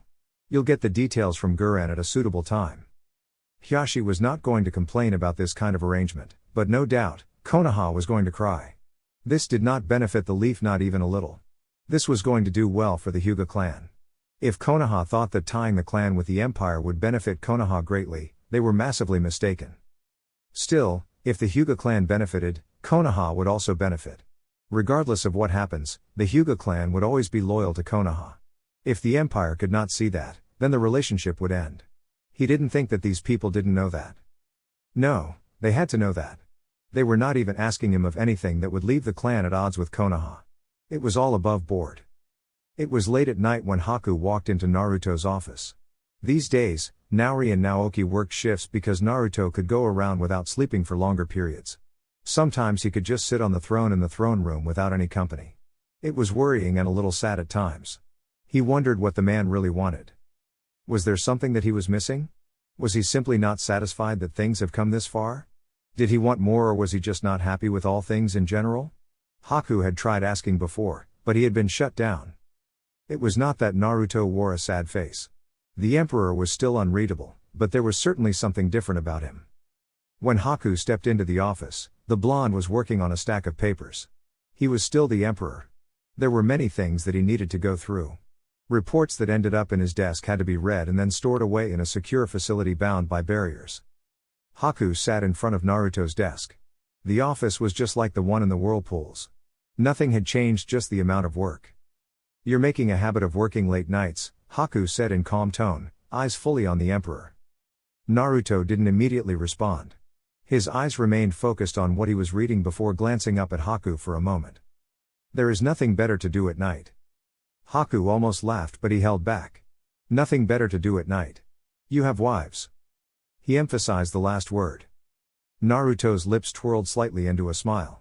And you think I should be bedding one of them at night? So, today, I decide where I go? Do I get the comfort of the delightful Mizukage? Do I go to Temari and feel her warm heart and listen to the troubles of her life and try to comfort her? Do I go to whirlpools and hear Karen complain about being pregnant and the hardships she has to go through while I dare to dream about being a father and what kind of a father I would become? Do I go to Land of Springs and forget about all shinobi matters? Do I go to Nadeshiko? Some men would be envious to have such a list of women. Some people couldn't even get one without having to pay. There was a brothel in this city, and he had seen many men go through for pleasure. The man who operated it had begged him to open it after he had first rejected the idea. He'd found it a little distasteful, but he had been convinced that some people made it their work. He only agreed to it if all of them women were not forced and worked there voluntarily. Yugao was always going there to check if everything was running according to the law. Naruto didn't have to spend a cent. He had wives. Yet, these days, being alone seemed to be his beloved bedtime. Some people would be envious to have such options. I know one, Naruto said with a small smile. Jiraiya would certainly say he was living the afterlife if such a thing was a reality for him. Ah, those days with the Sannin had truly been wonderful. He'd been a little less worried. He could enjoy things without being worried about anything. He could go anywhere and allow the temptations to rule over him. Then? Naruto fell back into his chair, and closed his eyes for a moment. I feel rather empty. I have everything but my heart feels a little empty. There is something that seems missing. Haku raised an eyebrow at this contradiction. How do you have everything and still lack something? Naruto shrugged. It cannot be explained. Or perhaps I do not want to bother myself explaining it. Everything is in order. My empire is growing. I can look forward to being a father. Temari is going to come here to live with me for a couple of months. I should be happy. Isn't that the problem? What? You've never lived your life to be happy. It was always about the goals of the empire. But now we are at a stage where you must sit back and just watch other people work. You don't have to bother thinking about things because we do it for you. That is a little troubling. I'm not used to this, Naruto said in a flat tone. I'm considering going on a trip, just to refresh my mind. The last trip I went on was perhaps the happiest part in my life. I would think it is seeing the Uzumaki clan rise, but it is not. Seeing the clan grow only fills me with pride. I was also not aware Temari was coming? Are you gonna go with her? I think so, Naruto said in thought. What do you think of the idea? I don't disagree with it. I can handle things in your absence, and if there is anything that needs to be sorted out, Yosino and Guren can always sort it out. If you can take your imperial train around the elemental nations, it could give you some needed rest and gives you a chance to see how the world has changed. At the same time, we can make new friends. While you won't be doing any official visits, I have no doubt that you will be engaged by leaders of all nations you will pass, Haku said in thought. But I'll need to make preparations. Make them, Naruto said. He then released a long breath before speaking once more. I guess I can go surprise Mei. Kirigakure. Mei's eyes snapped open when she sensed a presence closer to her. She nearly jumped when she saw someone lying beside her on her bed, but calmed when she saw it was Naruto. He was lying on his side staring at her with a small smile on his lips. She could still not tell what he was thinking. These days, his presence has been a little scarce. He even looked tired. Then again, even without wars and battles, there was another fight with paperwork that he had to engage. The empire was growing, surely, time would also be limited. It didn't matter if there were other people assisting, he was still the emperor. The Mizukage cleared those thoughts. She was merely happy to see him here. To see him before her with a smile. She sometimes missed that small smile. She felt like she didn't need to move, but just stare at him silently without saying another word. Maybe for a couple minutes or an hour. Even if she fell asleep, it would not become a problem for her. The relationship was not all about touching. Emotional support was also needed. A little surprised to see you, but I'm happy. I've realized I've been neglecting you, Naruto said. It was simply not the duties he had to complete but his desire for some alone time. His voice was quiet and there was a bit of emotion. Things could truly change. Mei smiled. Are you okay, though? Such a strange question. The only other person who asked him the question so earnestly was Haku. The others didn't say anything. Not even Karen dared asking him about his mental health. He'd always held up. He'd always been fine. His mind had been set up to think in a different way. But he wanted to avoid that because it would not lead to happiness. I think I am. Mei raised an eyebrow. That is new. Naruto smiled. Perhaps, he said. There is just a dilemma that I must confront. With things moving in the right direction, there is little less of that rational thinking. I also think about what kind of parent I want to become. At the same time, I cannot afford to fail in my duty as emperor by allowing emotions to get the best of me.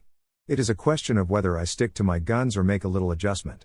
But the adjustment will be very difficult because my mind is used to setting up things in a certain way. Perhaps I may never even get rid of the way I think, but I can still show a little bit of love, if I have any to give. Everyone had challenges to face. Mei would like it if Naruto showed a little more love. It would make things easy, it would make things happier.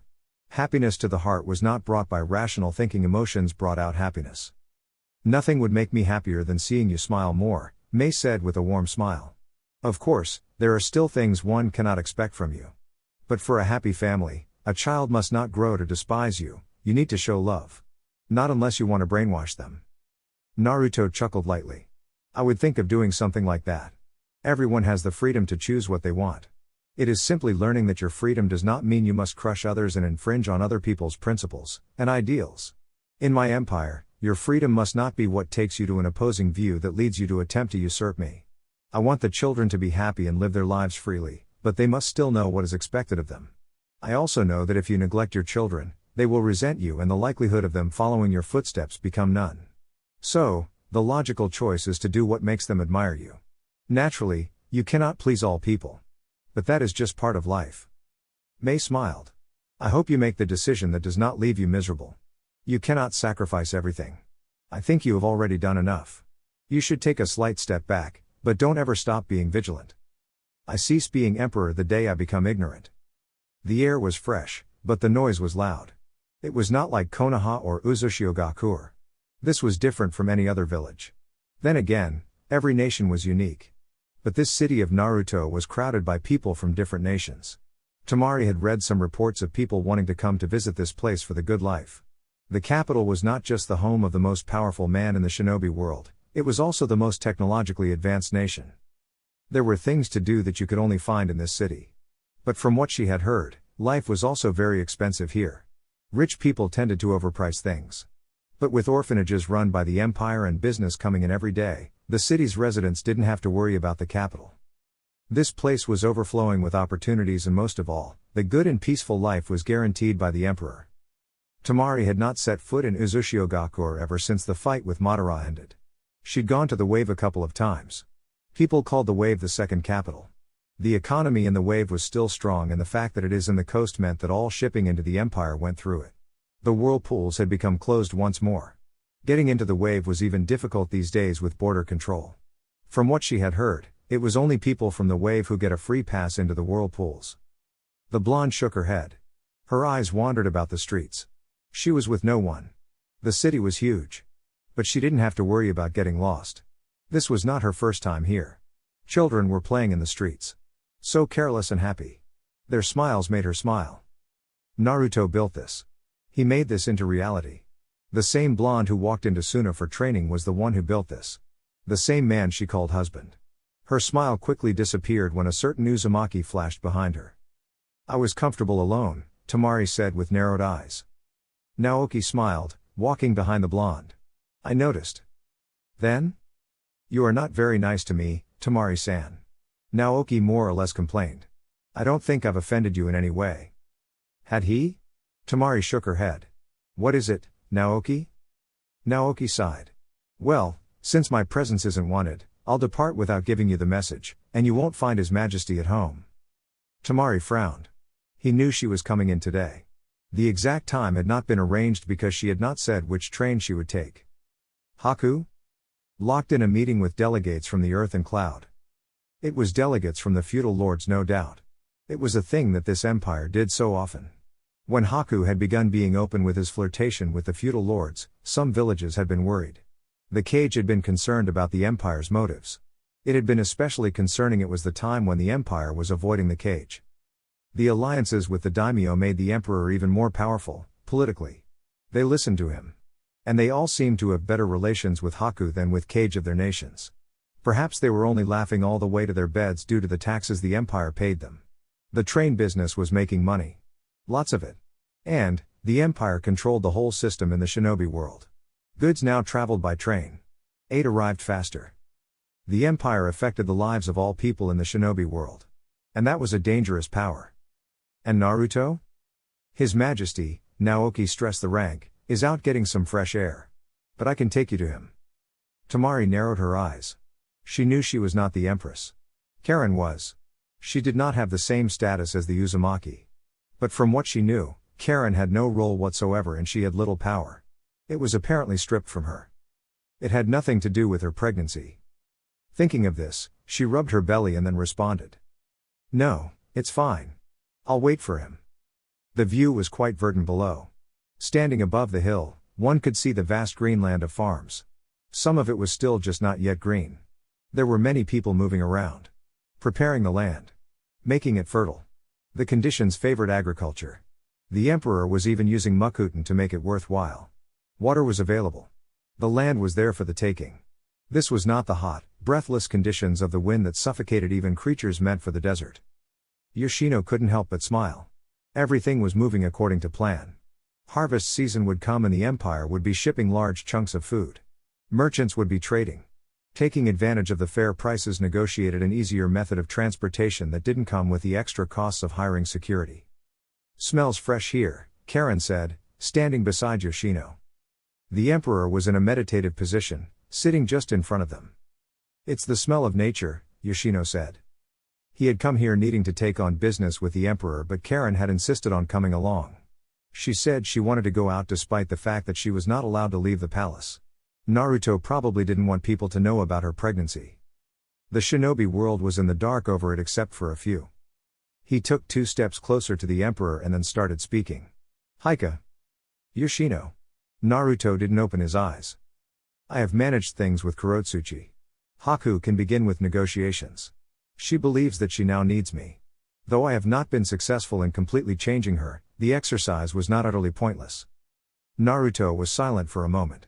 He glanced back at Yoshino, but his eyelids remained shut. It falls short of what I requested. Yoshino was not going to deny that. But at this point, there was no reason to kill the woman, not unless they wanted to control Iwa from the shadows. But such an action now would only destabilize things. Besides, the Emperor was going to be bored with no challenges. It was best to keep her around. As long as he managed to keep an eye on her and made sure she didn't come up with any surprises. Perhaps, but there are no buts. Naruto cut off Yoshino. Haku will not deal with Kurotsuchi, you will deal with her. If anything happens, you are responsible for it. And access to the Empire? What if she requests an audience with you? Unless she wants to bow before me, we won't have anything to discuss. Yoshino nodded. Well, he was not going to complain. In fact, this was a challenge. A good situation that would see him dictate things. He could move his play in the stone. If he played his cards right, he may even end up having a say on who succeeds Kurotsuchi. But that would not be for now.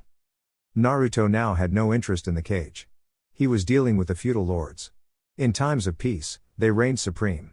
But during wars, they were useless political hacks who could only object about this and that while selfishly crying for their safety. Amigake, that does have a pleasant ring to it, do you not think, Your Majesty? Ame continues to be the focus of our military strength, and continued growth can only lead for Nagato to be called a cage. We are already a great nation that rivals the Great Five. You are not a cage, you are more than that. The cage dictate war, Nagato wants everlasting peace. He can play with the cage to make his peace. Naruto opened his left eye for a second before responding. The feudal lords will soon recognize the Empire as the 6th great nation.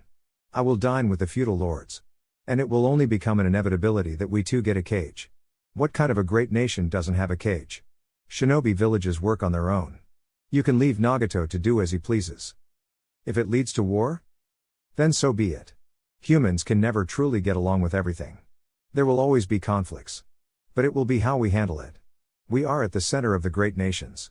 If there is going to be a war, we would have to be proactive to protect ourselves. There will be no war, just death. Yoshino shook his head. He should have expected Naruto to give that response. I will speak to Nagato. And this means you won't have to deal with the cage. I prefer it. If that is what His Majesty demands, then it shall be so, Yoshino said with a small bow. And that little problem? Have Noroi send Sasuke to deal with it, they are originally after Uchiha anyway, Naruto said. It shall be done, Yoshino said before turning to face Karen. I'm done. Naoki will send you back home. I have some other things to do before returning. Karen hesitated for a moment before stepping closer to Naruto. She then sat on his right side and stared down before glancing at him through the corner of her eyes. She smiled nervously. I know, but I wanted to go out and we need to start talking about a name. I have thought of a few, she said with excitement. It was not difficult to miss the excitement in Karen's tone. The months were moving. Soon, the cycle would end and she would give him his first child. Or as Naoki says it, the first official child. But Naruto knew, he had no other child. The one Karen held inside of her was his first. This was what was going to make him a father. Whether he would become the best father or a miserable tyrant who courts the contempt of his firstborn was a debate he had inside. Do you think I will become a good father, Karen? Naruto asked. What makes you think you won't? I know my mind is not suited for dealing with children. The young ones sometimes speak irrational things, but I don't tolerate that. As much as I want my first child to be strong enough to succeed me, I also want him to know the love of a father. I want him to be happy with life. I was miserable. There is hatred inside of me. I don't want a child of mine to have these feelings. Karen just smiled. If that is what you desire, you will make it happen. You have always been able to play any role you want. Kana Hagakure. Kakashi sighed looking at the report from Hiashi. Nothing was going according to plan. Things were moving dangerously far away from them. It did seem that Naruto only played nice with them for a short while to form those agreements that they had formed. He was not breaking any of the agreements. But his presence in the cage meetings had always been conditional on an invite. The past meetings, the Emperor was always not available. They could not complain because not even the people in the sound saw him nor the daimyo his empire appeared to be courting. The sixth Hokage glanced at Shikamaru for a moment and then asked, "What do you think?" "I think the Emperor has achieved what he has set out to achieve and cemented himself as the strongest that he now no longer needs the cage. He isn't simply ignoring you, it is most likely that he feels he doesn't need to sit down with you," the Nara said in a tired tone. Whatever had to do with Naruto was always challenging. The Emperor was a shrewd person. He was manipulatively good and Shikamaru feared to think that the world was moving in the palm of his hands. Certainly, everything now moved past him and he stood at the center of all great five nations. "But it seems this issue is only with us and Iwagakure," Kakashi said. "Well, he is forced with the other nations. Kiri, the Mizukage, is his wife. She is not stupid and would not have moved ahead without benefiting her village. You saw how she handled things with them while Uzushio was still on lockdown. With Suna, it is more or less the same issue. While he has not been dealing with Gaara in person, the Wind Daimyo's deals with the Empire appear aimed at Suna. It is most likely that the Wind Lord wants to have Suna grow enough to challenge the other great nations rather than it being the smallest and always having to depend on others. It was not to say the Empire was very close to Suna. No, it was not like that. The Empire apparently had close ties with all great nations, just not the great villages. But I am not surprised about Iwa. You know how that Tsuchikage talks about the Emperor. Who would want to associate themselves with someone who openly talks about their contempt for you? No one. Kakashi thought mildly. When the Emperor comes to this place, you'll talk to him. That is if he permits it. He will, Kakashi said confidently. We will get a letter from the Fire Lord about this. We have also had to remind the daimyo that his country is called the strongest because of Konohagakure. If anything were to happen to this village that makes it lose its spot, he would no longer be the most powerful daimyo. Of course, this was also done to see if the Empire has something on him. And does he? Kakashi shrugged. I don't know, but he has apparently offered us word that he will cooperate. Sound capital. Temari felt a little giddy to be in this kind of situation. She was even nervous. She never thought that she would ever be in such a situation, with all eyes on her. She was standing by the train station. Everything had come to a standstill, all trains had stopped moving and everyone was out in the open, standing next to the Imperial train. It was for the first time in months that the general public was seeing the Emperor. He was majestically dressed, his crown firmly on his head, hands folded behind his back, and he wore a gallant smile on his lips. They were bidding him a safe journey for his travels across the shinobi world. Temari felt like she could disappear into the train, just to avoid the eyes that looked at her strangely. It was not just civilians, but the leadership of the Empire that stood there. It was a nerve-wracking moment. She had grown up being the daughter of a Kage and now her brother was a Kage, but this atmosphere was different. The man standing beside her had a different stature compared to her brother and her father. This was the Emperor, the strongest shinobi alive, or as many claimed. Haku stepped forward smiling widely. Take care of him, and don't let him get sidetracked by getting absorbed in work. He must enjoy his holiday. This was not the kind of decision that had taken a long time planning. It was like a whimsical thing that was decided on the spot. Temari had been surprised. It was not the kind of thing that Naruto did, but it was not such a bad thing. Work had been stressing her. It might look like there was some peace, but work still had to be done. She was exhausting her mind a bit too often. You're going to send him work?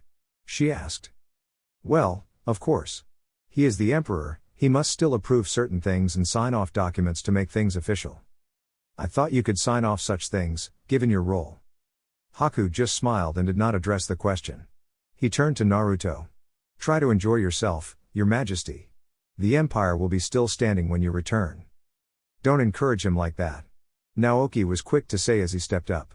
When he gets a little too happy, Temari-san will get neglected while he goes rampant around bars and gambling areas to amuse himself and sit around in the darkest corner.